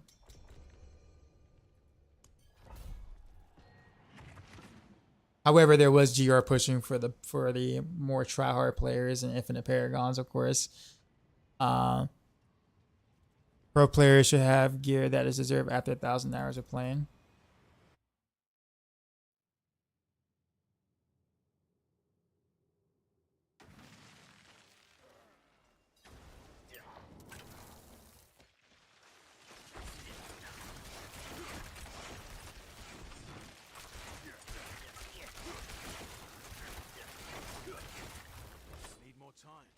Yeah, I'm listening. Like I said, I mean, I don't really have a dog in the fight. I'm just, you know, obviously there's different opinions, and you know, people play for different reasons. You have people who are more casual. You have people who, you know, ultra try hard. You have people who trade a lot. You have people who don't trade at all. So there's going to be different perspectives of this, right? And honestly, this is kind of this is part of the reason why, like, you know, I'm in the Diablo Partner Program, because I can kind of give this kind of feedback to be like, well, this is what my chat is saying, sort of thing. So I do listen.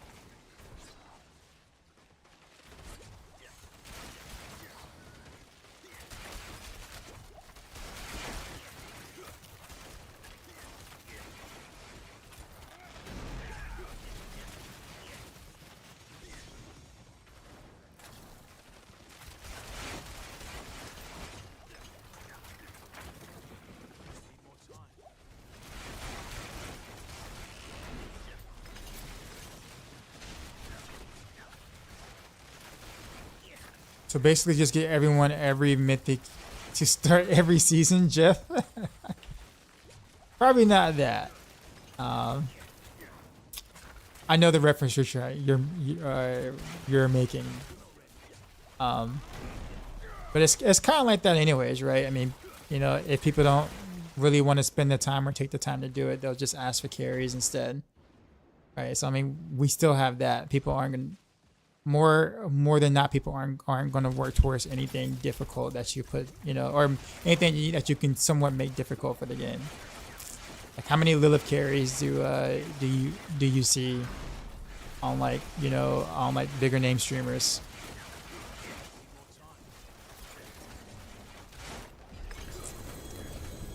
or like tournament boss carries, right? It's like even if the game is even if the game is easier, right?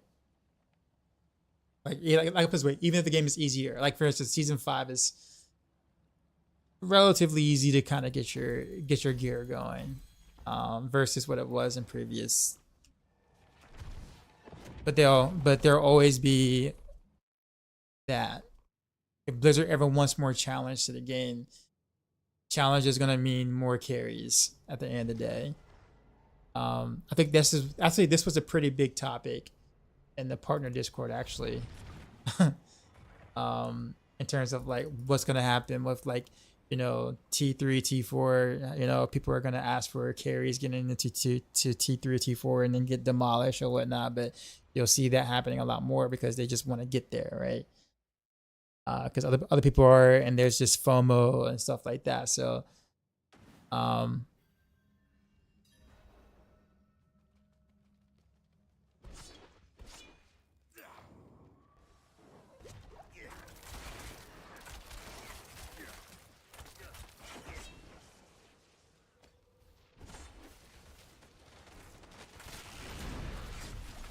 mythics always ancestral? Yes. And come with 1 GA stat at least.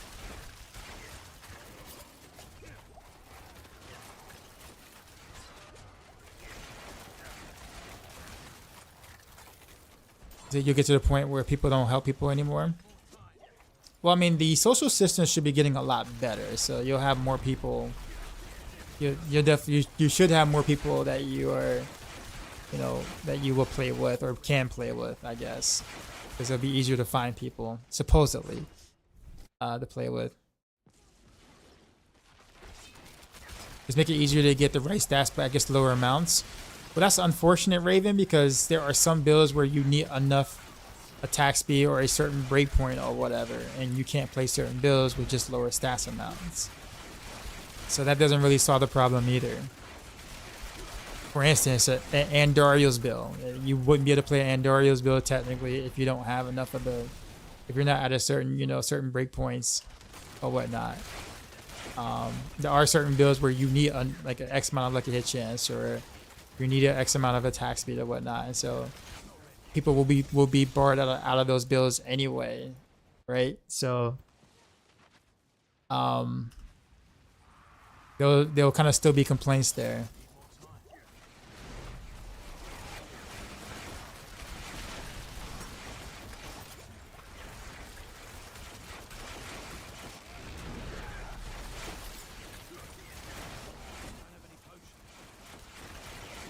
I can't play Lightning Spear, I have to play Frozen Orb. Well, yeah, see, I mean, I guess the thing is, stuff like that is kind of like a double-edged sword, right? Because stuff like that is kind of like, hey, cool, you know, this is a build where I have to kind of like work towards getting the right items with the right stats to be able to play. So it takes some time to actually get it, and therefore it's like there's a feeling of progression to actually be able to work towards that build. But at the same time, it locks you out of the build for those who may not have time to be able to get the right things to be able to play certain builds. So it's kind of like but if, you know, so like and then there's builds where it's like you kind of just can slap on anything and then it kind of works. But then there's no feeling of progression, and then you're just kind of done with that build because you're bored because there's nothing to work towards because everything was super easy to get. So now it's kind of like, you see what I'm saying? Like it's I don't know. It's not an easy problem to solve.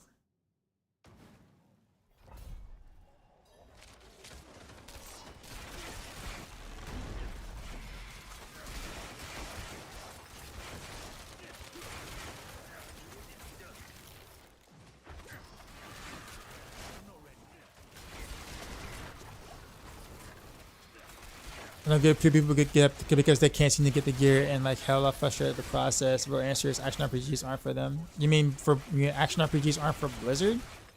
Isn't Blizzard kind of like the almost kind of like more so the pioneer of like action RPGs, at least, well, D2, maybe not so much D3, but you know, D2. Obviously a lot of those people left years ago, but Oh, you said not for your friends to play. I got you. I got you. I got you. But I also think too, Raven. Here's another thing. Pivot. So like, let's pivot here. Don't you think that content creators are part of the problem? And I don't say that like in a bad mean way, but think about it. You know, let's say back in the day when you were playing D2, right? Like way back in the day, right? There was no social media. There was no people posting a bunch of videos about all the cool crap that they got.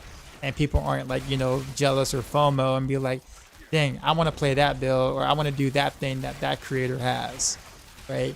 Nowadays, there's videos on everything about, hey, check out this really cool build or this really cool thing I'm doing or whatever.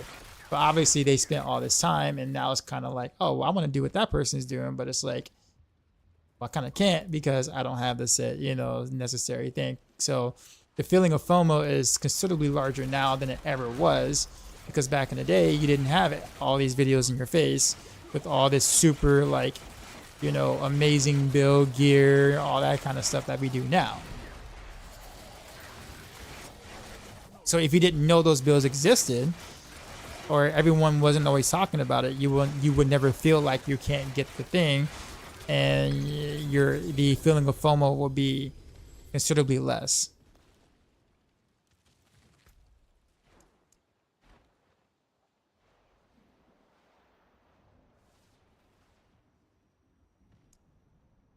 That's it. Players get exposed on things that exist in the strives and just want to strive new things. Yeah, but you also literally just said that your friends want to try out a new build they saw, like a new build guide or whatnot. They saw in the build guide and they're trying to get the correct items and they're getting frustrated not getting the items. Well, you wouldn't know what items to get if there was no build guide to follow in the first place. Keep in mind, in D2 or earlier iterations of action RPGs, we didn't have that. So you really wouldn't be following a step-by-step guide or a step-by-step video, right? So you wouldn't know what you're missing out on. You'd just be putting gear together and being like, I think this works, sure, let's see what happens. You wouldn't know what was efficient because you wouldn't be, you know, it's not in your face. It's not on Twitch, it's not on YouTube, it's not on all these places that you can get information from now. I could tell you that was my experience growing up with action RPGs and stuff. I mean, I didn't know what I was missing out because I didn't see it. I didn't know I didn't have a good build because it wasn't easy just to go online and see that what I have is crap and I probably should be following this person's thing.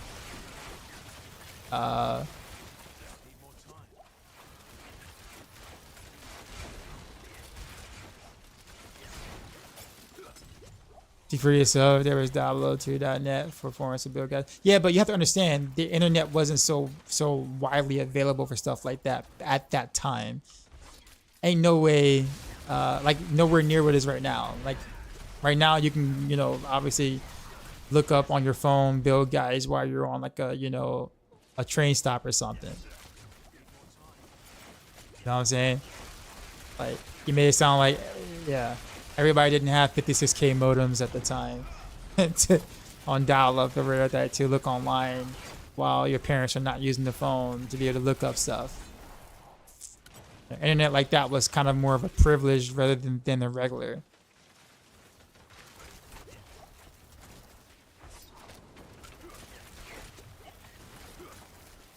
I went on the site at school and print off every guide there. Yeah, we at my school we weren't allowed to go to those sites.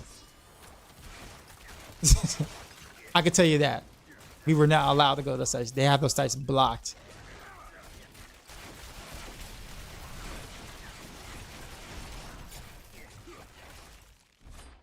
And we definitely couldn't have printed that. There was no Rage gaming videos back then. No comment. I appreciate your interaction with the chat. Not a lot of people do that well. I'm trying. Is that blue number actually Paragon? Yes. I'm just saying. Like, I think for a larger number of players before, there was build guides and stuff wasn't accessible and readily in their face. Now I can go on YouTube just to check my home page or whatever, and like I'm bombarded with people I follow. Next thing I know, Woody's got a new video with this new whatever, and it's like, oh, I didn't know that was a thing. Let me try that. Let me click on that. Right?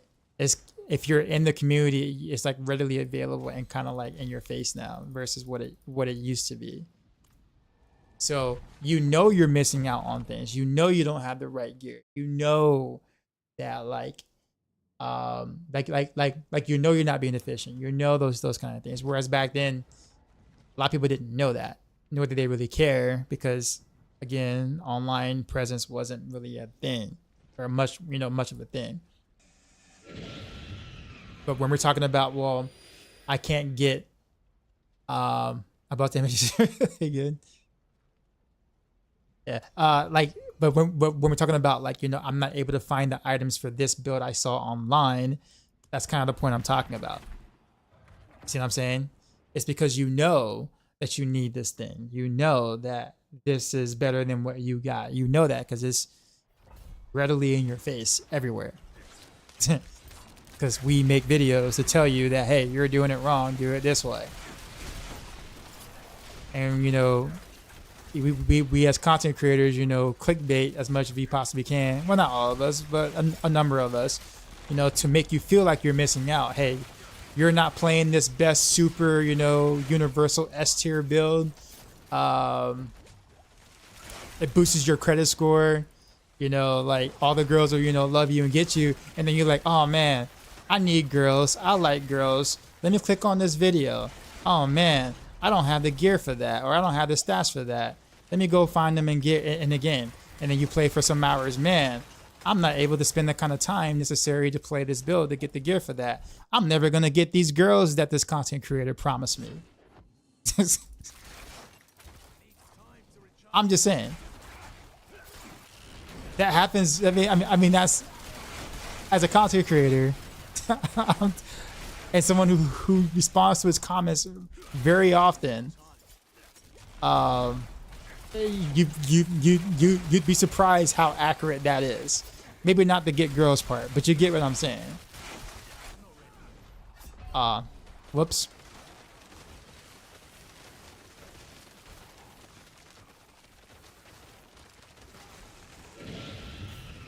I like girls. I don't have the quote unquote gear for that.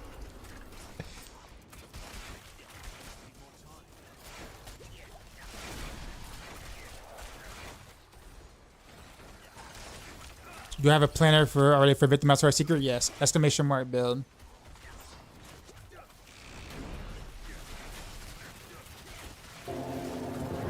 Juggernaut. Yo, Dark Side. With the raid. We just got raided, son. I'm about to do the dance since I got someone to carry. Do. Drop my new beat for these new viewers.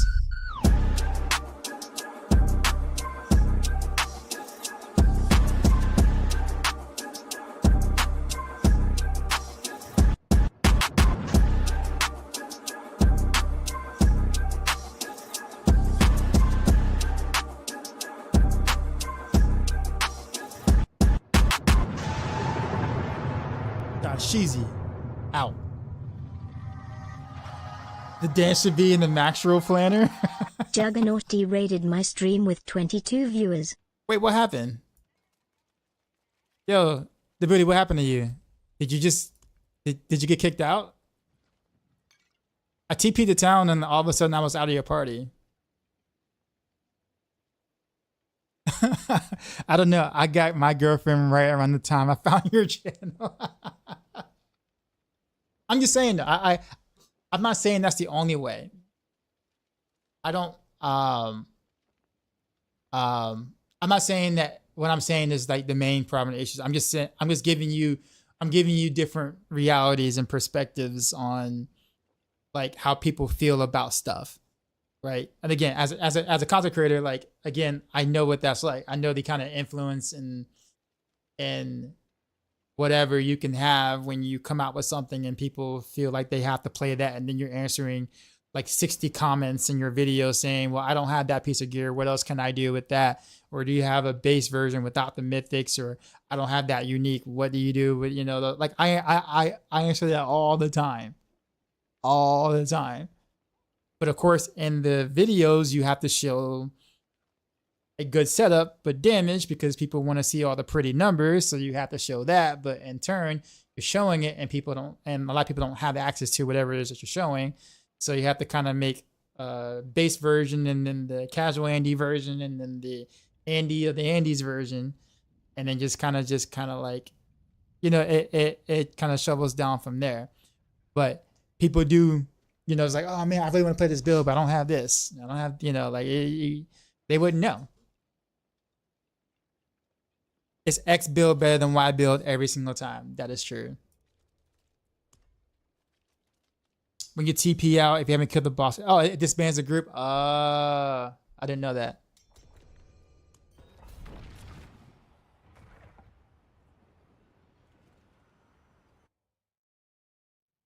The problem is this encourages bot farms and RMT. I'd rather not be leagues behind someone that shut out a credit card. I think that's just going to be the unfortunate reality of whenever there's trading for anything. The room of legacy items. So I say about half my gear is still legacy items.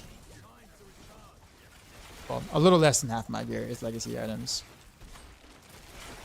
Still. But having legacy items in the rogue doesn't really do much for you.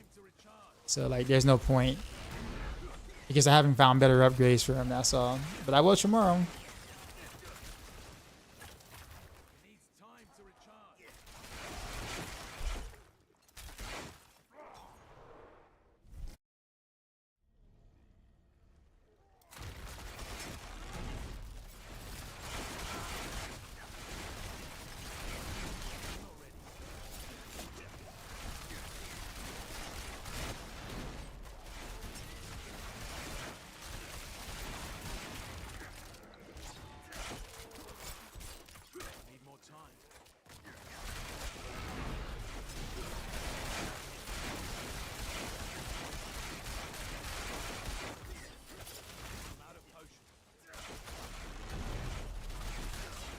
Ooh, that hurt.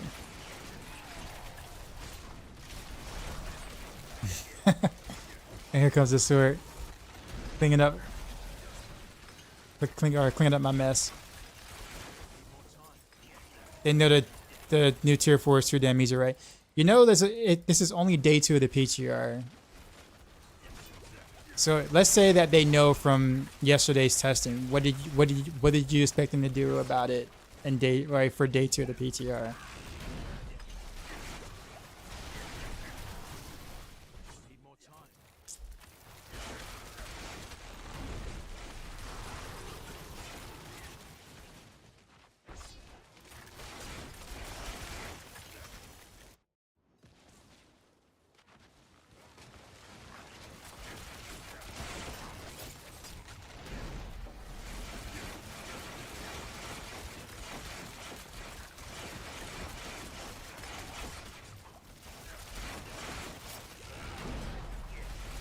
I didn't say everybody gained up, man. I just thought the example you used was a bad example.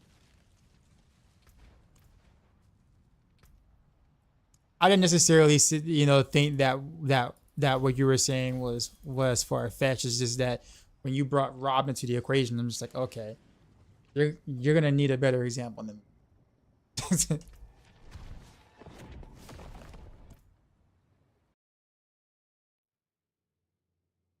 There's an awesome example. No, you don't take someone with Chinese gear as with 0.0001% of power from a legacy gear, and then the ancient grandfather in the slot as your example. Like that's a terrible example in terms of what someone's doing.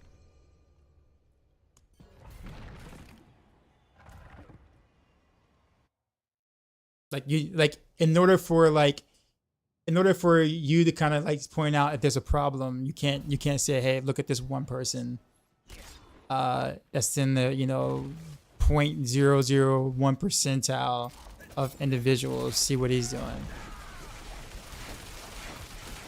That's all I'm saying. Like, yeah, that is all I'm saying. Or all I was saying.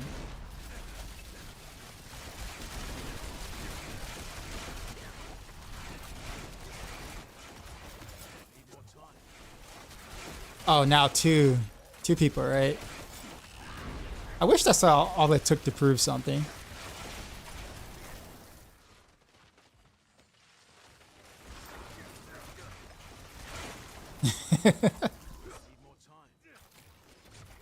But no, like I said, the original example was Rob. Rex doesn't have business slot everything, so that's a better example.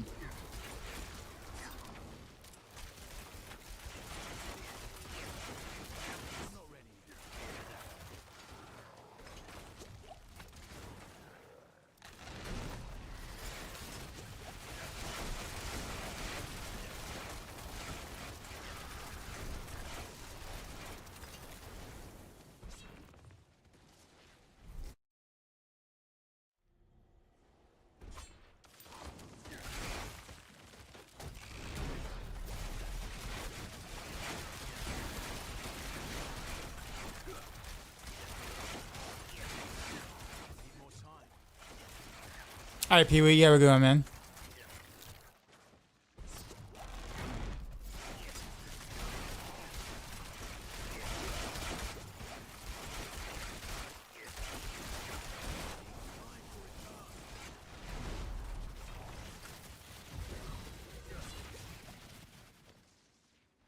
Seems very long to get max Paragon. Yeah, that's kind of the point. It's supposed to be some sort of feeling of progression, so you have something to play for, other than just gear drops. Which is actually what Diablo 3 somewhat did, kind of like decently, I guess. The whole infinite Paragon thing was kind of a mess, and the Paragon categories, were very, very, very outdated. But the idea that like you log on, even if you don't find anything good, you at least felt a little stronger because you Paragoned up a little. And D4 is a cap, obviously, but they're purposely making it longer so you have some sort of sense of progression, even if you're not, finding any item upgrades or a new item upgrade that time around. So it's kind of the point. Like, you don't need to be max Paragon to do any of the content in the game, in terms of, relative to your gear level, you don't need max Paragon. But max Paragon would be more so for like the min-maxers of, oh, well, I still want to do such and such. But it's not required.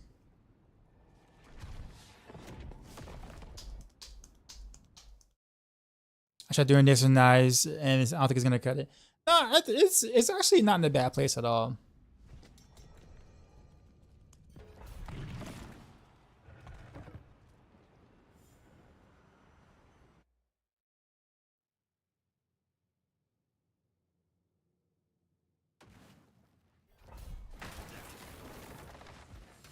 LOL, too easy for piss when you use it as a leveling process. Seems wild to you. You like my transmog? Thank you. I spent a little time on it. The crossbow keeps getting reset for some reason. I don't know why. It's not the right crossbow.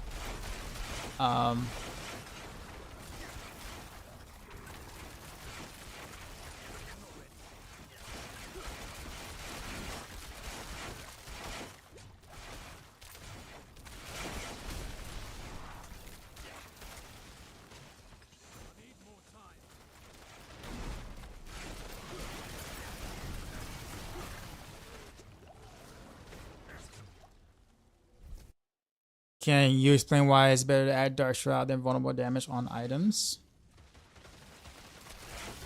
What do you mean? On what build, sir? Because in Season 6 right now, I am using vulnerable damage.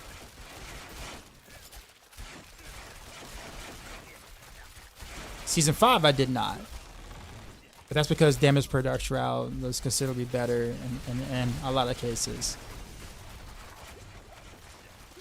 But season 6, you actually do want vulnerable damage if you're going Victimize.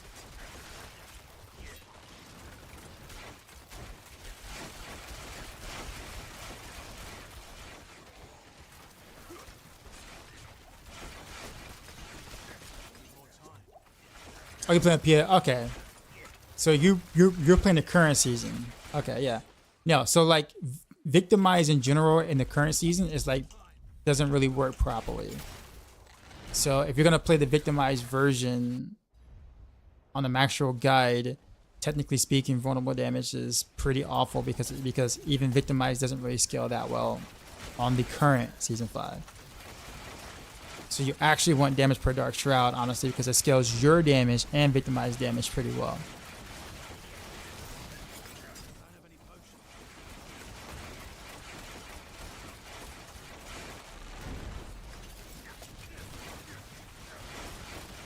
I feel like the only time I contribute is like against the boss.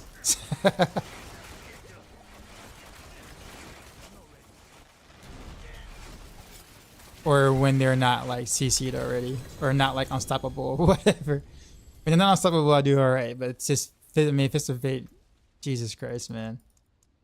All the crazy amount of CC. It's like a blessing and a curse at the same time. Making Hell, appreciate it, man. Thank you for the dono there. I'm trying to see if I can get the. How do I do the thing? By the way, for those who are on Twitch and or on YouTube, if it sounds like I'm talking to someone else sometimes, it's because the chats are different. I have my chat open in 2 different places. So YouTube chat's over here that I'm reading from, like over here, and then Twitch chat's over here I'm reading from. And yes, before anyone asks, I can combine both chats. I know it's possible to do that. But Twitch doesn't like it. And it's technically against the TOS at the moment. And I know there are some big streamers who do it and don't get banned for it. But I'm not a big streamer, and it's easy to just, you know, like rip me from Twitch because I don't really do much for the platform monetary wise, whereas the big streamers, little bit different story. So I just don't take the risk. Does Dark Shroud, damage per Dark Shroud outshine close quarters combat on PTR? Not really, no. No, I'm at least not at the high end. It does not. There's damage per Dark Shroud got nerfed and close quarters combat actually got buffed, and there's more access to close damage now than we have on live. So yeah.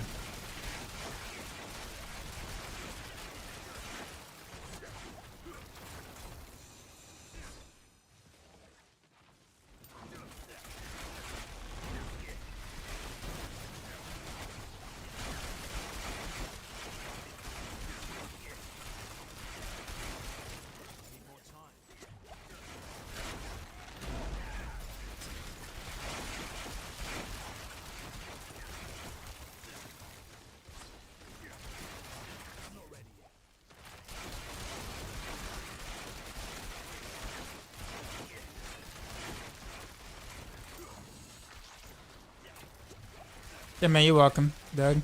Doug, right? Yeah. Oops.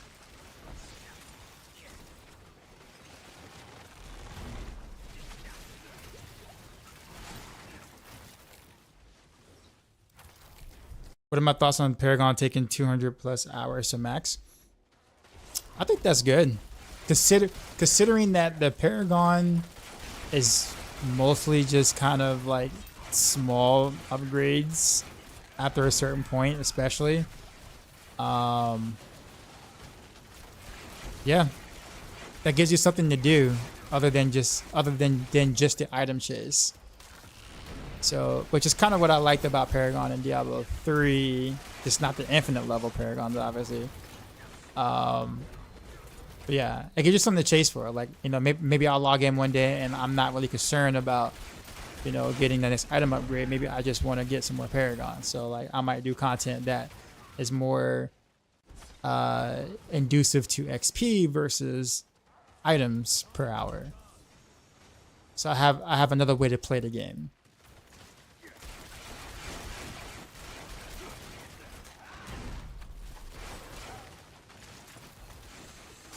However, I guess, and you know, that'll probably only last for what, 2 weeks roughly, maybe for me, depending on how many hours I play. I don't know. I play what?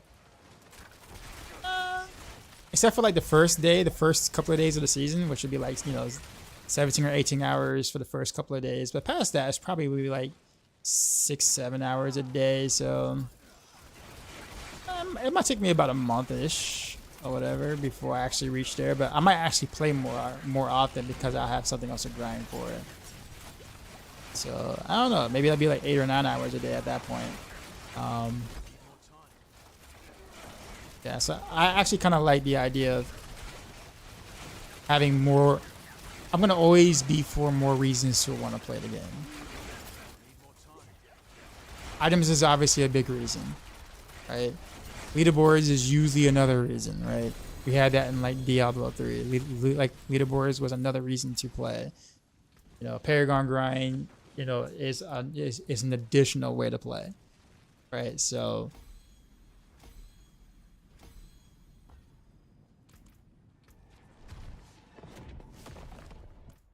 Does that make sense?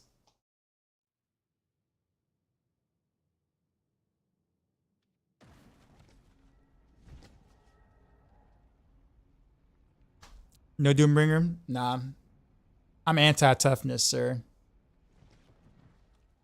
My philosophy is how little HP and toughness can I get away with while dealing the maximum amount of damage allocated from skillfully playing the build that I'm playing.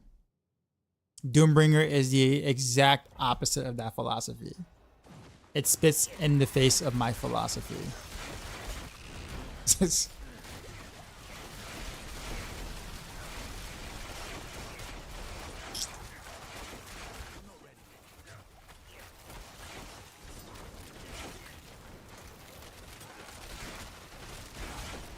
Now, interesting enough, Riptide. I will say this, Riptide. On the other hand, which is kind of funny, right? Because we talk about like wanting the nodes to kind of feel like they have more value, right? Like, you know, be more important and whatnot. The fact that they aren't that important makes the Paragon grind, I think, fair. Because players aren't missing out on a lot of things because most of the stuff is, you know, relatively very minor upgrades, you know, in the grand scheme of things.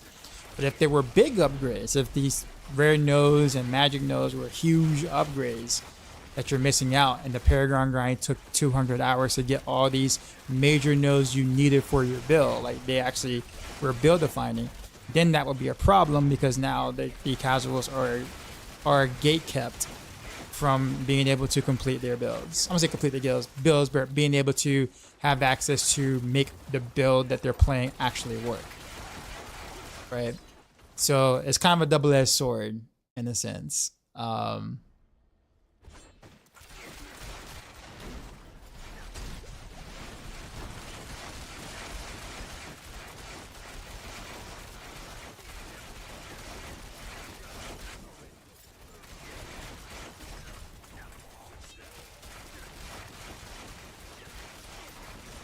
So give you something to work towards that doesn't fail and is 100% reliable. Exactly. That's how I feel about it too.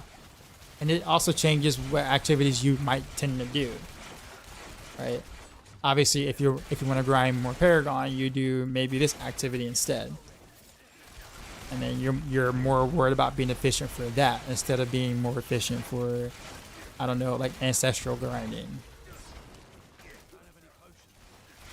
On like the loot. Well, I mean, I think that's also kind of the point too as well, because it's like, you know, you're the higher, you know, the the better your gear, the less likely you're gonna find upgrades every day that you play. So this is a way to kind of make it feel rewarding, even if you didn't find anything cool, or maybe you found something cool but you bricked it because you know tempering. So, but at least, hey, at least you got 4 Paragon points that today. I mean, something happened. So.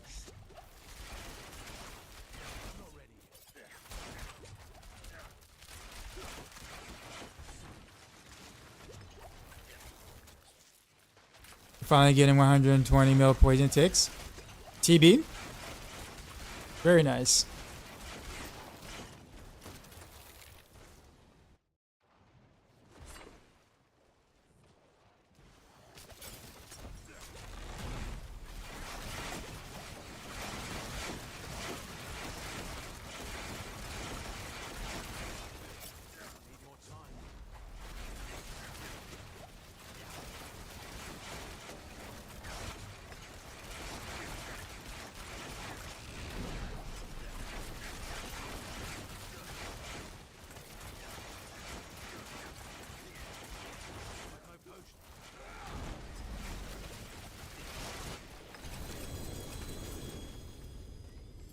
Jeez, man.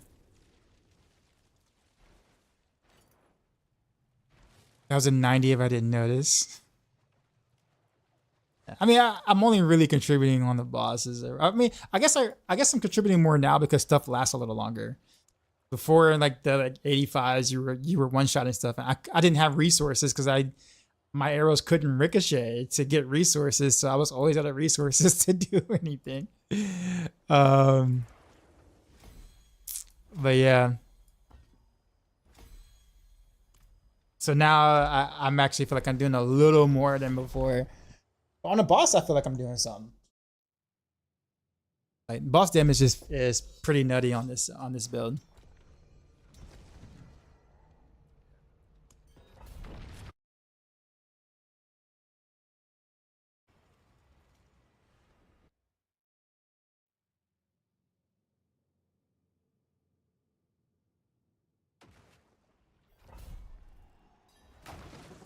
So yeah, I'm doing more than you on the boss for sure. Yeah, so I'm basically the RGK. Is that what you're saying, Devoody? I'm the RGK in D4. I am your RGK. Got it.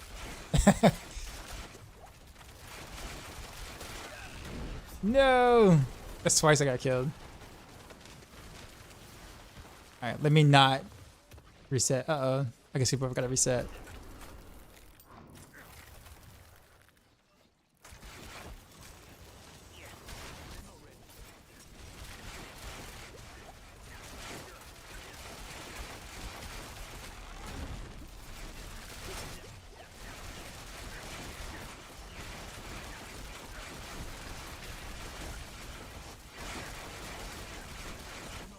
I'm actually doing quite okay amount of damage on some of the mobs.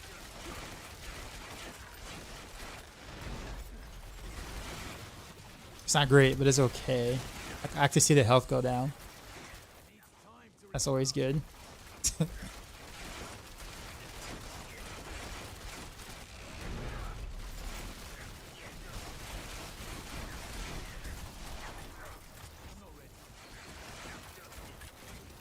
You having a big resource problem, Devin? On what build?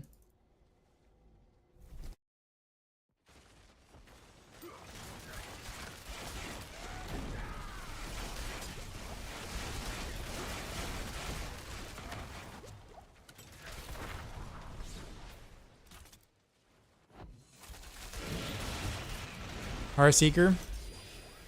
All right. So tell me more about it.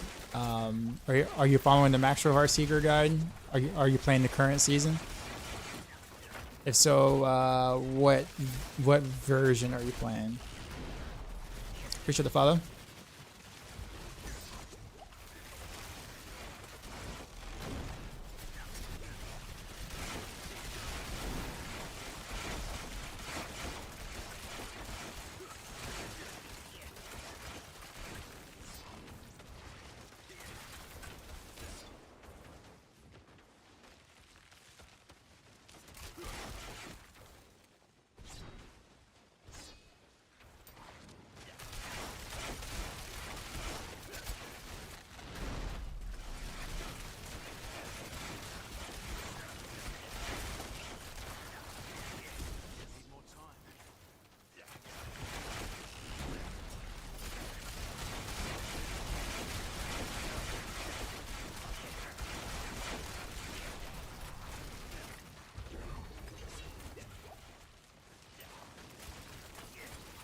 Oh, PTR. Okay, so you're running with that Starless and you're running out. Okay, just equip Beastfall boots for now, and that'll solve all your issues.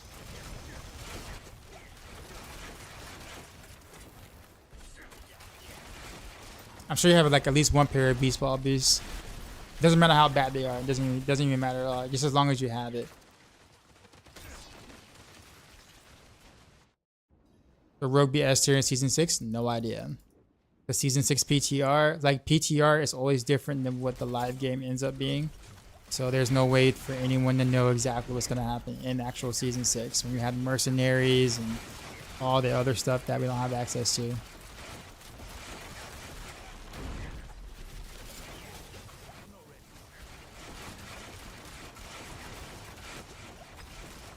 That's for every class, basically. Except Spiritborn, because obviously the DLC character is going to be OP. Naturally.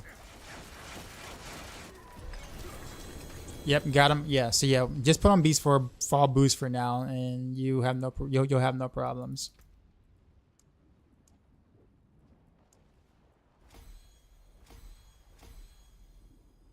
Is Pit 90 supposed to be this easy this soon? Well, you also got to remember that, like, I'm also playing with a Sork that is using a Legacy Winter Glass, which is an extremely strong amulet that got nerfed in Season 6 PTR, but, you know, why use a nerf poor one when you can use the really strong one? So Sorks are just, like, legit blasting through everything. But, I mean, my character can still do a 90, just not nearly as fast as with having a sword though, naturally. But yeah, I think really honestly the challenging stuff isn't really necessarily supposed to be like pits or whatever. They're more so for leveling your glyphs and also getting XP and things. So they aren't supposed to be impossible or nearly impossible. I think the real challenges is supposed to be the Dark Citadel and Infernal Hordes, which we don't have access to either one of them. So that's my assumption. I don't know. I don't know what their philosophy is or what they're trying to do, but my assumption is the Dark Citadel is supposed to be the more difficult thing, and Infernal Hordes with the extra tiers that we didn't get in the current live season is probably supposed to be a little bit more challenging there too as well. So I don't really think, I think with the pit being tied to progression now and difficulty stuff now, I don't think it was they're trying to make it like in a sense where you cannot reach 100. All because, you know, leveling glyphs and stuff, because it is part of progression now. So but yeah, if you're seeing like pit T100, you know, pit tier 100 players over like that, you also gotta understand that they're the ones you're seeing right now are either something is bugged on a character or the build, or they're using a legacy thing that won't exist anymore. But again, there's runes we don't have, and everyone's not min-max, so maybe we'll probably see more pit 100 clears come Friday and Saturday when we actually have good gear, regardless of whether you have a broken build or not. So main status bugged on PTR. Is it bugged on PT? Is that a bug or is that intentional? I heard Ava talk about it, but Ava was talking in the sense of he thinks that that's intentional. But I don't know. I might have misread it. I don't know.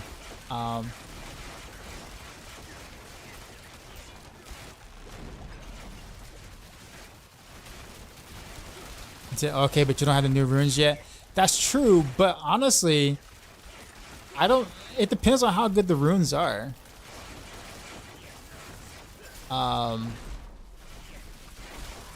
Because honestly, percent dex right now is a very, very strong stat.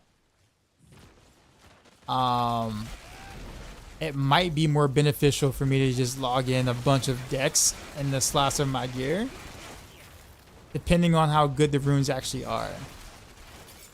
So, I mean, they're gonna have to be pretty strong. I mean, don't get me wrong, I'm still gonna do runes because I mean, runes actually change gameplay stuff. So I mean, for fun, just for pure fun factor, I'm gonna do it.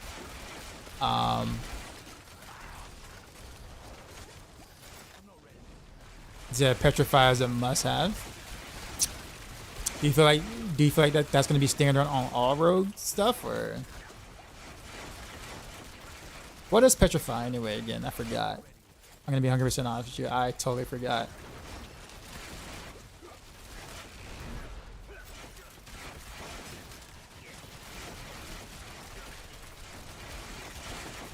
That Paragon leveling up? Yeah, I guess you could say that. Yeah.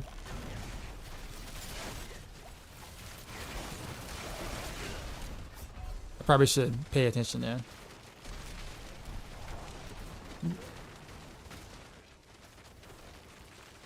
%30 crit damage versus mobs, 50% crit damage versus bosses in AoE stun. Oh, okay.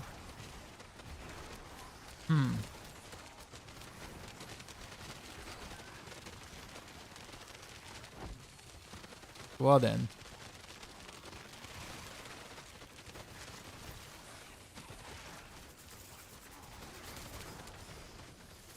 How's Heartseeker? Really good, really good.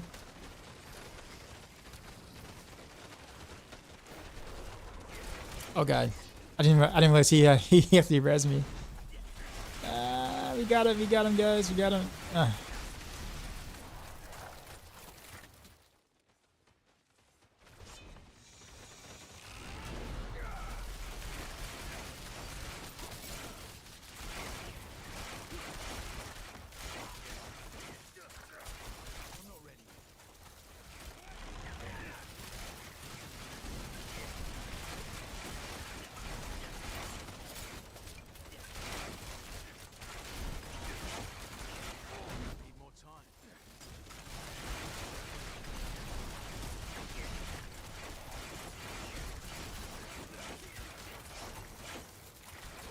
Somebody use Warcraft. I guess you can kind of do both, right? Because I mean, you have 2 slots, right?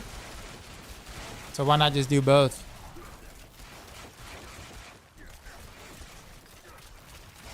I'm totally thinking about taking the not taking damage after, was it not taking damage after 5 seconds? You gain like ridiculous multiplier or something like that. That plays a lot to how I would normally play.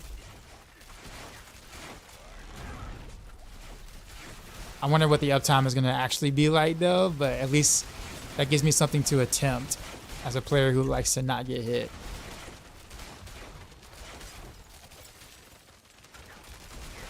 There's a lot of lag.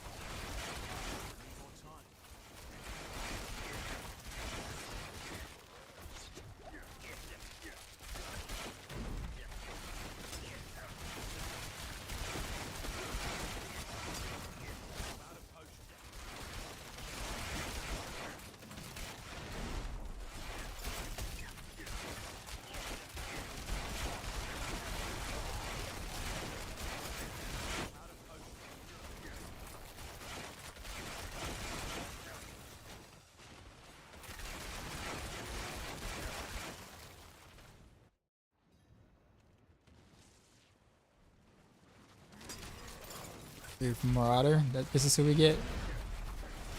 This might be a pretty long fight. Marauder is chunky.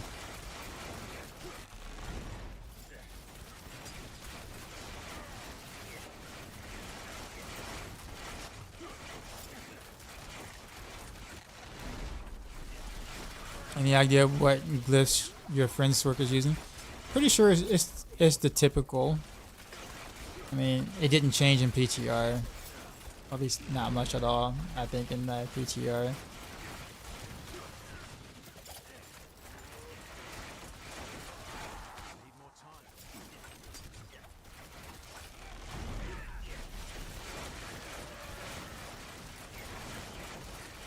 Guess this won't take that long.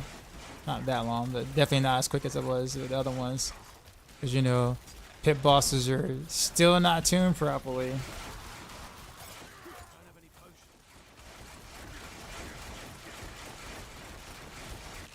Yes, I'm gonna keep whining and complaining about pit woes. Hopefully that'll be addressed in the actual launch of Season 6. Since this is an old PTR build.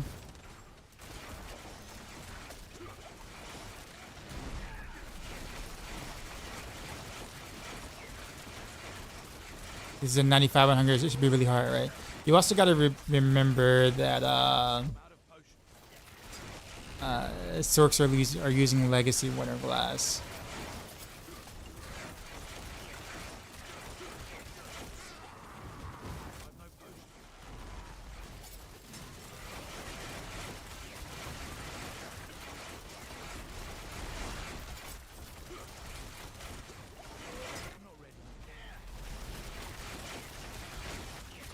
So yeah, the booty kind of makes this look easy, at least on like the trash mob. So my only real value, honestly, is really the big value I have. It's actually on the boss, because my boss damage is actually quite good with the Victimized Heartseeker. But that's really all. That's really it. I'm basically the RGK.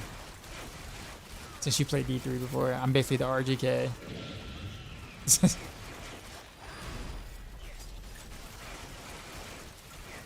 I love complaining. I know very. I know.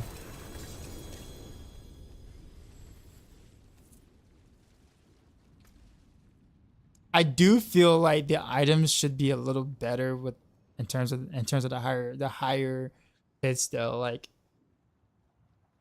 there should be more like a higher chance of ancestral drops. If there's anything like in terms of like there being like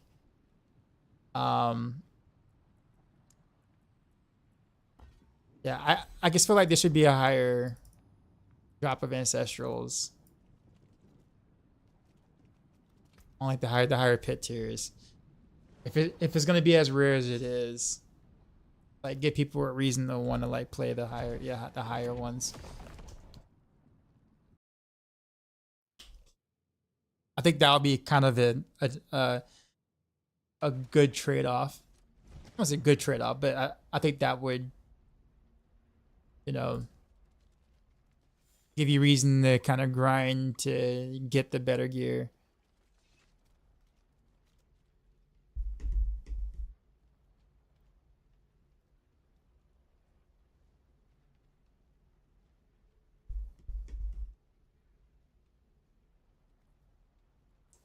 So you said you didn't have a winter glass, so you went and farmed on a PT. Oh, no. You don't want that. All right, the booty. You have a good one, man. Yeah, you don't. Yeah, the new winter glass is a huge nerf because it caps the amount of conjurations you can have out versus what it was.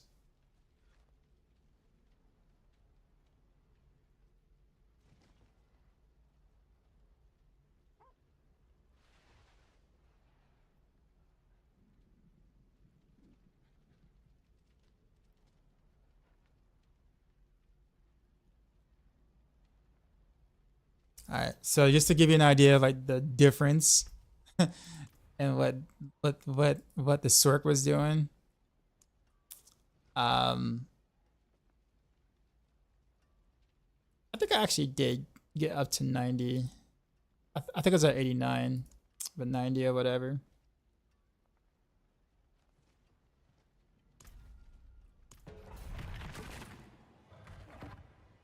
A drop race for Uber's booster on in tiers.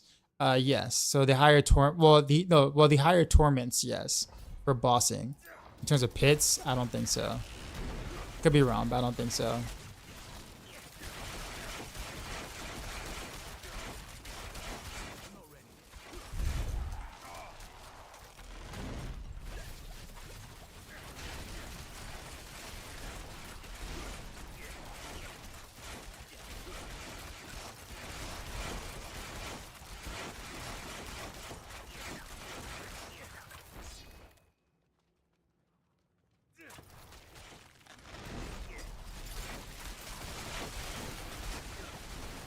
Wow. Okay. That.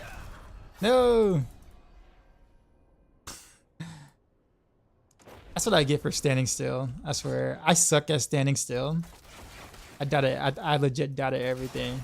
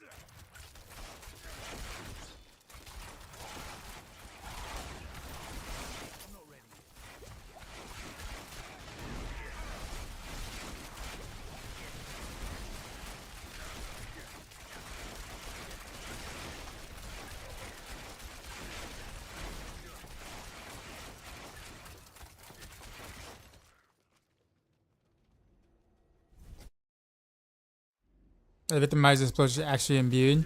It takes the element from your attack, but the Victimized itself can't like freeze or chill them or whatnot. But it does take the element of your attack.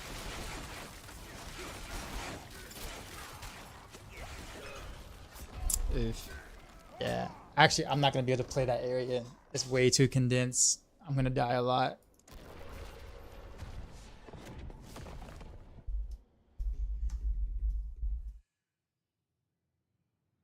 Oh, you had egg glyphs in your lab. Oh, I see what you mean. Morphin times. My bad.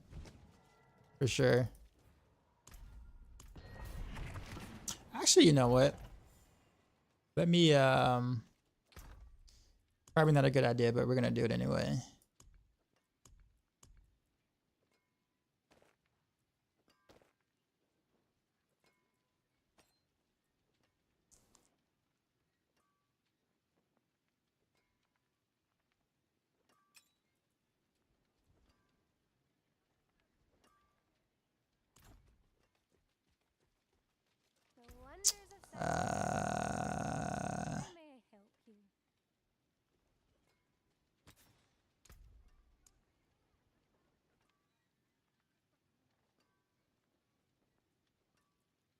I'm just trying to slow the amount of whatchamacallit. Probably a bad idea, but I just want to do it anyways.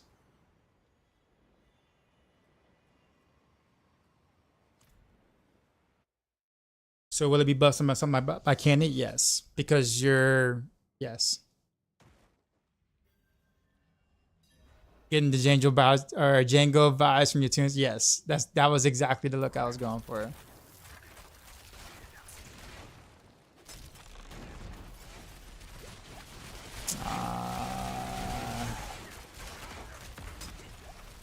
This is bad. Bad area to be in.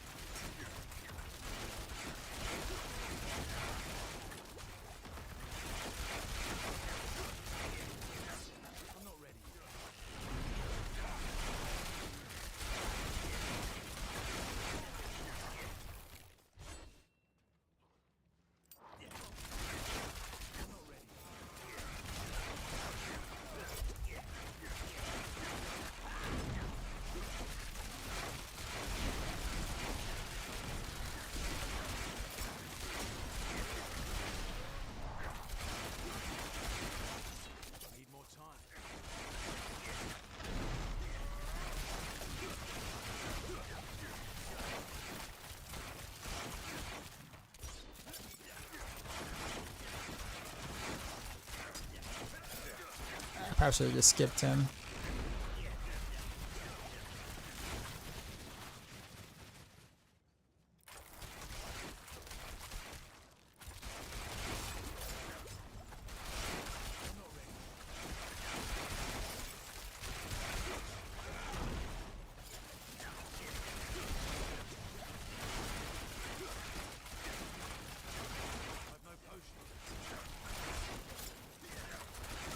I don't know why I went backwards. Why'd I go backwards? Guess I was scared I was gonna die.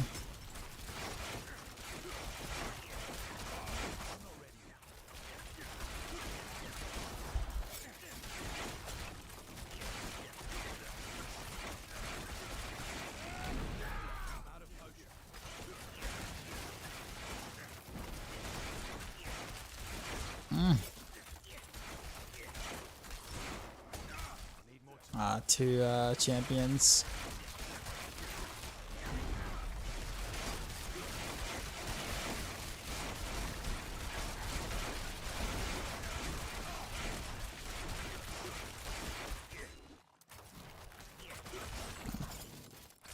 Oh, dude got full HP again?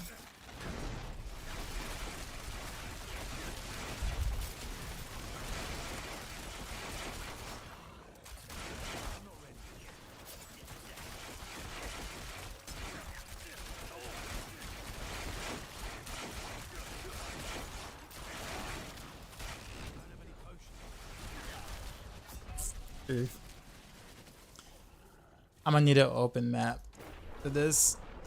A more open map than this. You see what I mean by legacy? I think people kind of see the results, but sometimes they don't see how the results was gotten. I'm not saying I don't disagree with like maybe the you know, the I don't say solution, but kind of looking into it. But I think many people don't know how it happened. It definitely feels a little different. You have died. I have. I think I'm asking Mike about the concusses.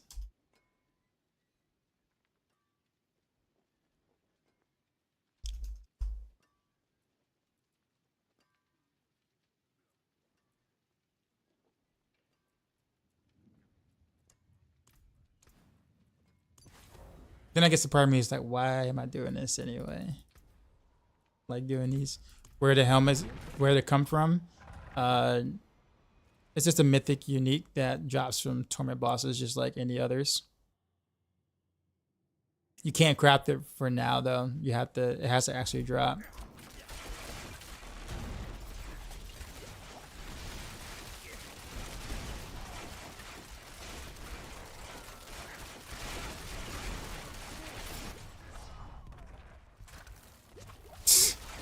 Almost died there.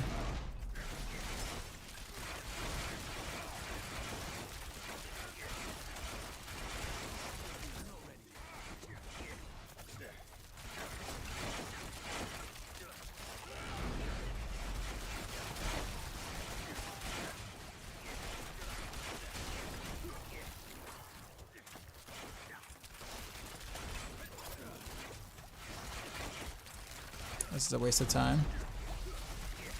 This dude. Wait, how do you teleport and then get full health again?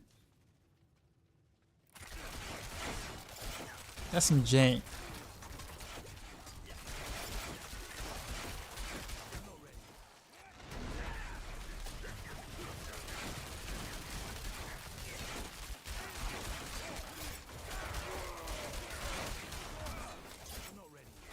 Your row skill any good? Yeah.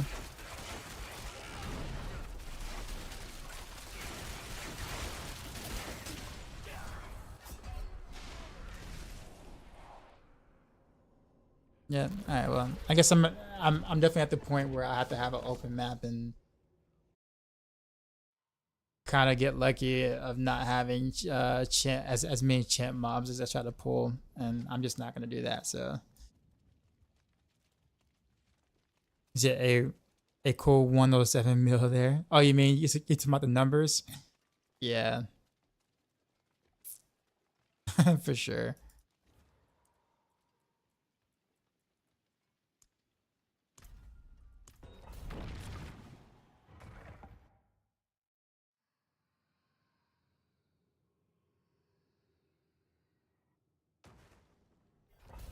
We used to feel good at 1190 without New Year's. And 0 legacy? Probably, yeah. Yeah.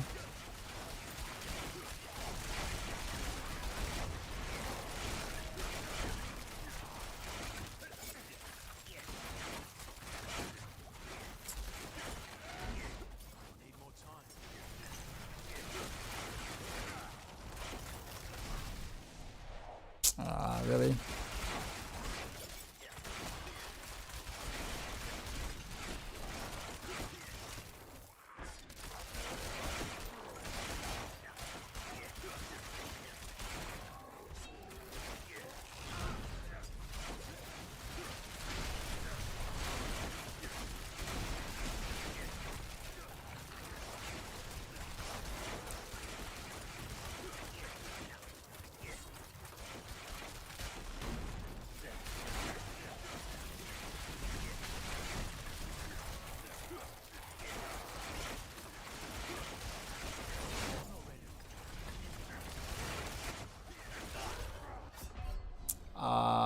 I thought I was on the outside of that.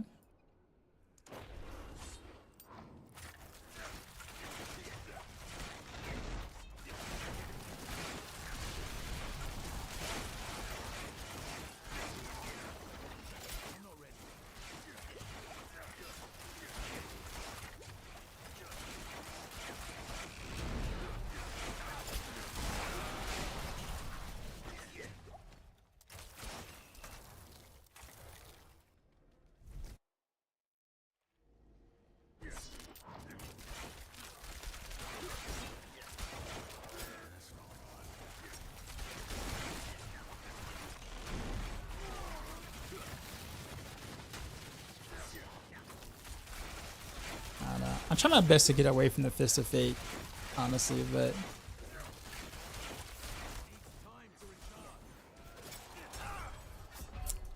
oh, that hurt.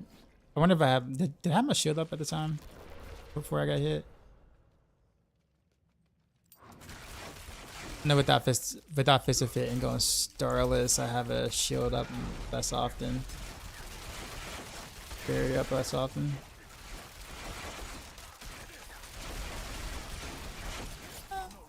Actually, no.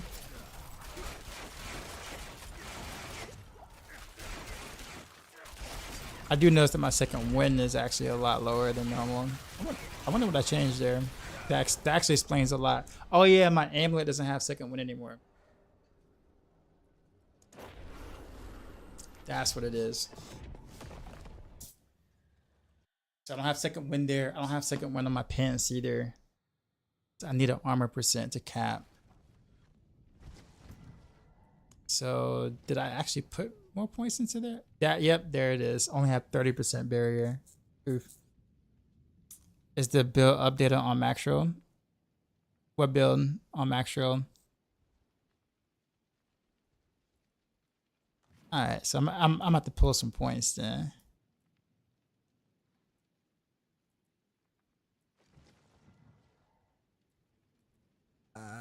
But from where?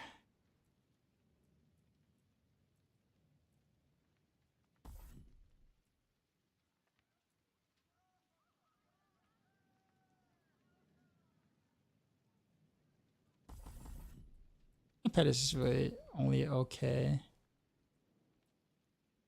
So 45% barrier. Okay, so I would need to do a regular boot then. Can't do penitent grease. Not if I have to have rep whatchamacallit, is the build. Yeah, the build's updated. I mean there really wasn't much discoveries on rapid fire in terms of like the whole rapid fire in general, other than like maybe going damage per dark shroud over crit damage. But I think for like 99% of players, they're probably not gonna do that for it. Unless they're like super pushing pits. Outside of that, everything else is pretty much accurate.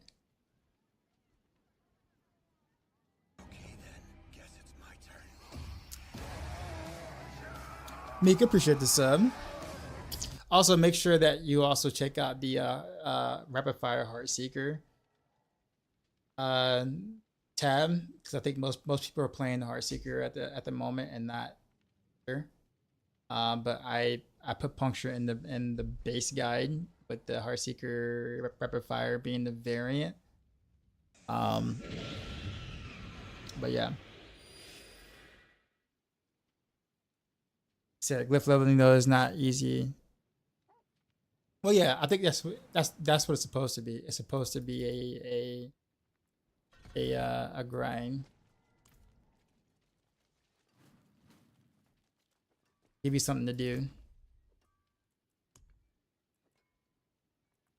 It's like another way. It's another way to like in terms of progression on your character. That's more so the point. Oh yeah, I don't have burial on this either. Oh man, I'm gonna have to wait till tomorrow to really be able to get like price stuffs. I do have barrier generation here, but I don't have any ranks the second one. I had to do it with percent armor. That's what it is. And my amulet, for the most part, kind of bricked on puncture generation, which was a big oof, man. That feels so bad. But it is what it is. It's just what happens.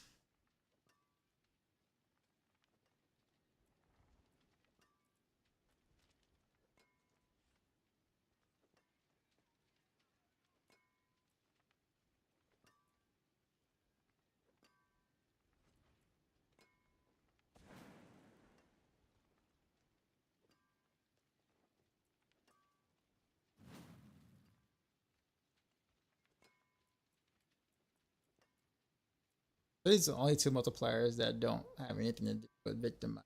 That's okay. Oh, and also the shard, but I need the shard to get no witness legendary. It does have, which does work with Victimize. So I don't really see more else I can really do.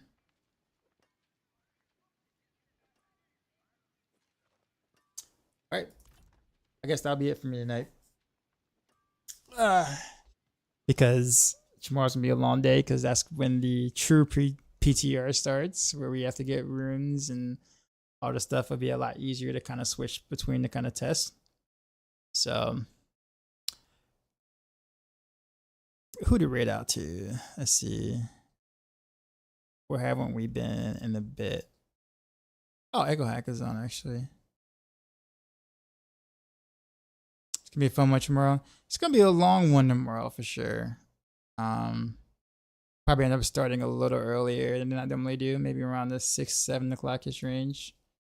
Just because, you know, probably gonna end up being like a 12-hour stream of some sort, unless the runes aren't that interesting. But I mean, I've already built Heartseeker mostly. It'll just be about getting better pieces of what I already got. But I gotta do rapid fire. I need to do Barrage. I need to do Flurry. I need to do, and eventually go back to Dance of Knives. Do some stuff there. Yeah. Probably gonna be a long day tomorrow. Or well, later on the day and the long weekend in general. But it'll be good. It'll be good. But that being said, appreciate you guys hanging out with me and all. You guys can be anywhere else, but you're here chilling with me. And of course, I never took that for granted. So I appreciate it. Enjoy Echohack. Awesome creator. Very good with stream tech. Way better than I am by far. Yeah, have a good one. And as always, till next time.